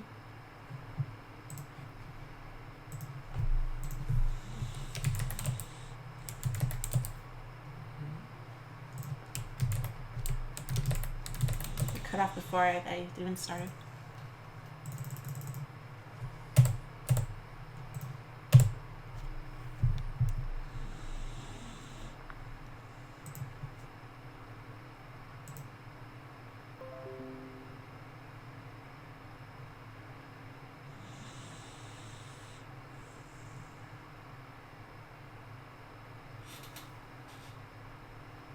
Okay, 1, 2, 3.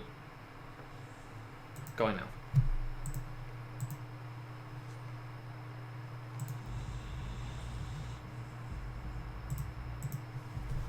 Okay, Are we back? we should be back. Yeah, but see, just answer. Even if we're back, even if we're not back, just answer, and then it'll just be on the VOD if we're not back. I don't know what's going on with We're it. back. We're soon It back. feels like whenever I alt tab out of the game, I don't know what's going on. I'm not happy right now. I'm not a happy bunny. I was saying before I was rudely interrupted that I'll probably have some role in a video game company if there is a video game company. We are very much a team. We've worked together on the books, and we work together on the channel and the streaming. And it is now 5:14 in the morning. It was 5:13 when I said this last time. And I am awake, and we are still doing this stream together. So I think Weak. that is That's saying sense. that is a testament, that we work together. So I can't imagine him having a project as big as a game and me not being part of it. I see myself maybe helping with the writing end of it, and bouncing story ideas off and characters and helping to name them, of course. That end of it, maybe helping with the administrative parts, that helping keep things running. I have experience with the customer service and managing and stuff like that, so maybe I would be good, in a managerial kind of role or something like that. I don't know. But we do have the kids, and I do have my own writing that I actually want to focus on more in the new year. Get some stuff done maybe before the baby comes. Okay, sorry, can you just stop 1 second? Mm-hmm. Okay, is there an echo? I'm afraid to check. There shouldn't be, but there might be.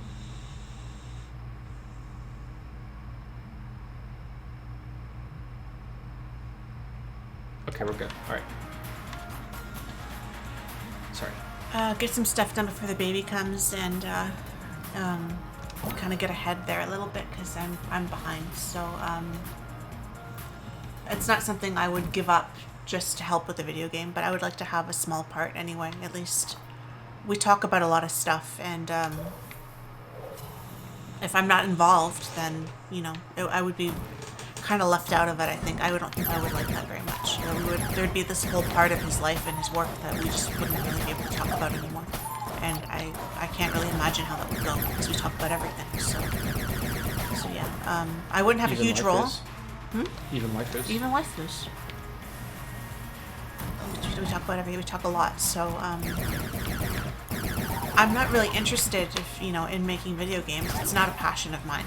It would be cool to be like, hey, I made this. I helped. But it's not like for Joe that it's like a burning passion. For me, I only really have that about the writing the books and history to some extent. I'm really passionate about history, but that's about it. As for the second part of the question, yeah, you got it.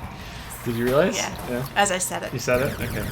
In Moncton, everyone says, when you have a conversation with someone at the gas station or whatever, at the end of the conversation, they'll be like, well, that's about it. That's what they say here. And now we're saying it. We started saying it as a joke, and now we're actually saying it. Second part of the question about him being long-winded and everything, I think I am equally long-winded when it comes to something that I'm passionate about. And if you don't believe me, go back a few Q&As to talk about mental health and stuff, and I can get going too. So Are we as bad as each other? we might be as bad as each other. I've always been long-winded with telling stories about something that happened, my day, this happened at work, this happened at school. My father is just as bad. My mom used to get so mad. Both of us wouldn't shut up. It would take forever to get to the point of a story. I had to tell you exactly what was happening and their expression and their tone and what was, what they were thinking, what I was thinking, and what was going on. I had to set up the whole scene before I could tell you, what actually happened. And I used to do it to Joe too about work and stuff like that. I'd come home and talk his ear off about something that happened at work. But if I'm passionate about something, then I can get going too. Stuff about history and mental health and writing. Mostly. So yeah, I don't find him to be long-winded. He sometimes has a lot to say, but then so do I, so it doesn't get on my nerves or anything like that, if that's what if you're thinking that. It's not hard to live with or anything like that. That's nice. We talk a lot too. Yeah, we do. We talk about, like, I can't think of anything we don't talk about. Like, we talk about everything. And especially if we were to go out and run errands or something, we talk the whole way. We talk all the way there and all the way back when we walk, right? So. Yep. We really cover a lot of topics, you know? Really big on communication as a success, I think. Yeah. Talk about the future, talk about what we want to do, and if there aren't, I don't have secrets, so like whatever, you know. We talk about all of it, so.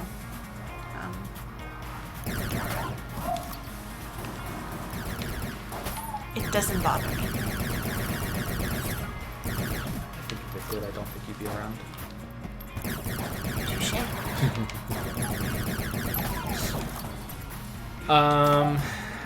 Okay, so let's take one or two questions from chat and then we'll be done. Someone asked in chat what kind of games would I make if I made games. Something like a top-down Zelda. I would like to make something like Factorio. I would love to make a Danganronpa style game. Something like Stardew. I have lots of ideas. Lots and lots of ideas. More ideas than there will be games, I think.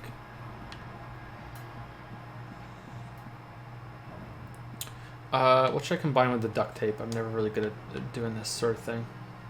Should I combine this with this one, so it's like a really good, or should I combine the hegemony rifle with the laser rifle, so like a big assault rifle kind of thing? I don't know. What kind of anime would you make? I don't understand the question, and I refuse to respond to it. No, I don't know what kind of anime I would make. Let's combine this with this. Thank you to Lego End, who resubscribed with Prime for 2 months and says, really liking your content. Keep it up. Thank you, Lego End. Thank you very much, Lego End. Chad is saying I should have combined RPG with bees. Oh, that would have been good. Damn it. Sorry. Minecraft server anytime Yeah, soon? sorry. I keep thinking that we're going to do it, and then it just doesn't happen. Sorry.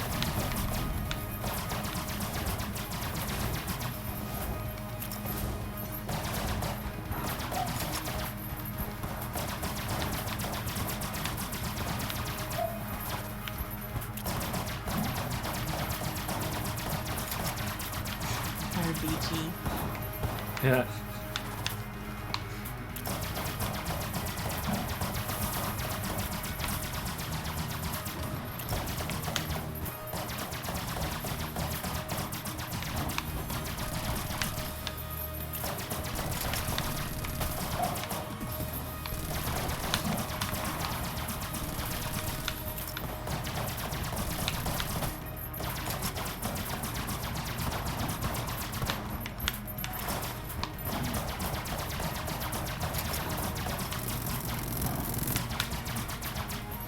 This is not going well, is it? What is this thing? What am I supposed to do? Oh, shit. Are there any questions that we missed with you guys? Since we're done? Holy shit, this gun's awesome upgraded. Wow. Wow, this gun's so good.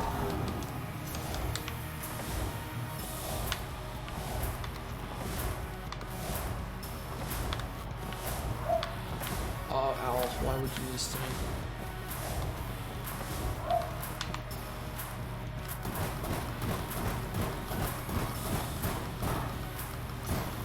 Oh, almost a 1 cycle. This one's awesome.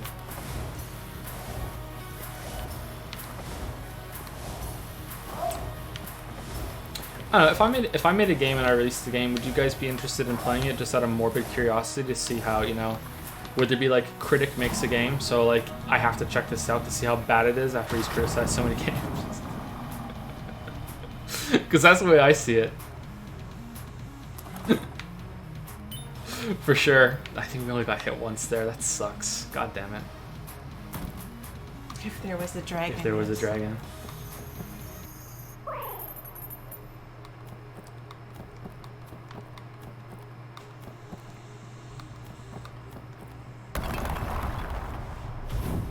You talk about video games not capitalizing on the medium as well as movies, and what sort of ways do you think they can be expanded? Gameplay, mostly narrative ways. I think there have been many games that have explored their mechanics really, really well and have really great gameplay. This is one of them. I think that this game has fantastic gameplay.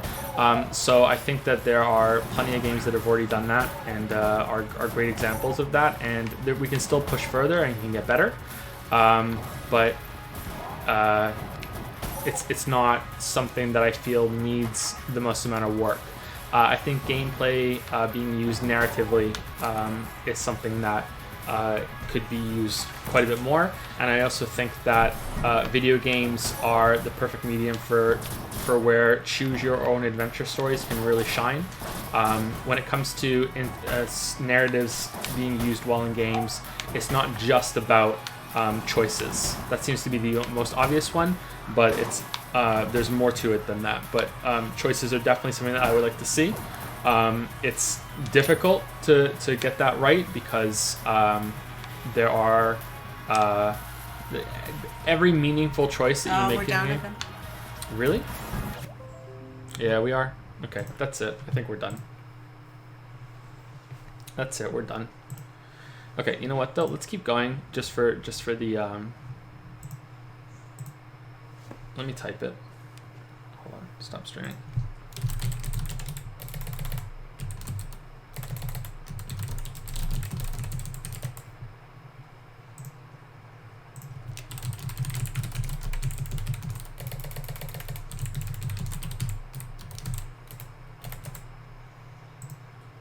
I think OBS is actually crashing right now. We'll see.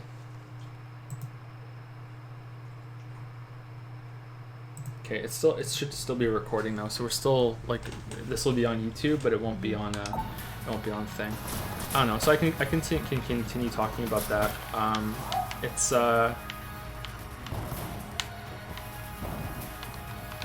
definitely about narratives being used in games effectively with gameplay and choices, but every single time you make a choice that is meaningful, you kind of have to design a whole other game after that.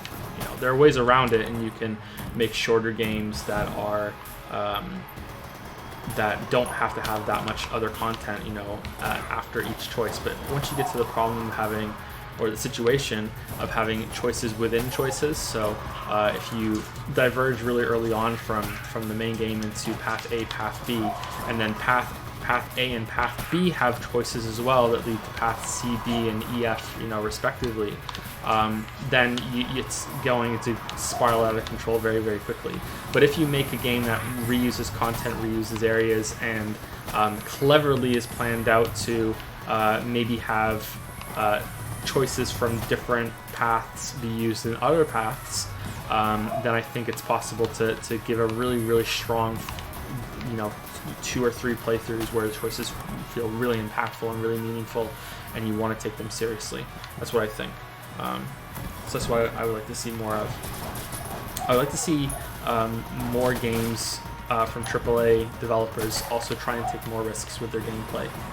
God of War was a really good first step. Well, I shouldn't say first step. I don't know why I said. I'm kind of tired. Sorry. It wasn't a first step. There's been plenty of AAA games lately that have taken more risks like that. And I think we're gonna die here. I don't think we're gonna see the Lich, but I don't think we will. But yeah, that was a good step, not a first step. Oh wow, we died. I didn't even see where that came from. Yep, that was a good step. And I'd like to see more of that. Anyway, so yeah, we're already down. We're not live right now, and I don't know if this even survived the recording because OBS has had so many problems. Hey, hopefully it's not too bad, and the file isn't corrupted. Maybe this is going to be Twitch only, unfortunately. But yeah, thank you very much. I'll see you next time. Bye, everybody. Have a good day or night whenever you're hearing this.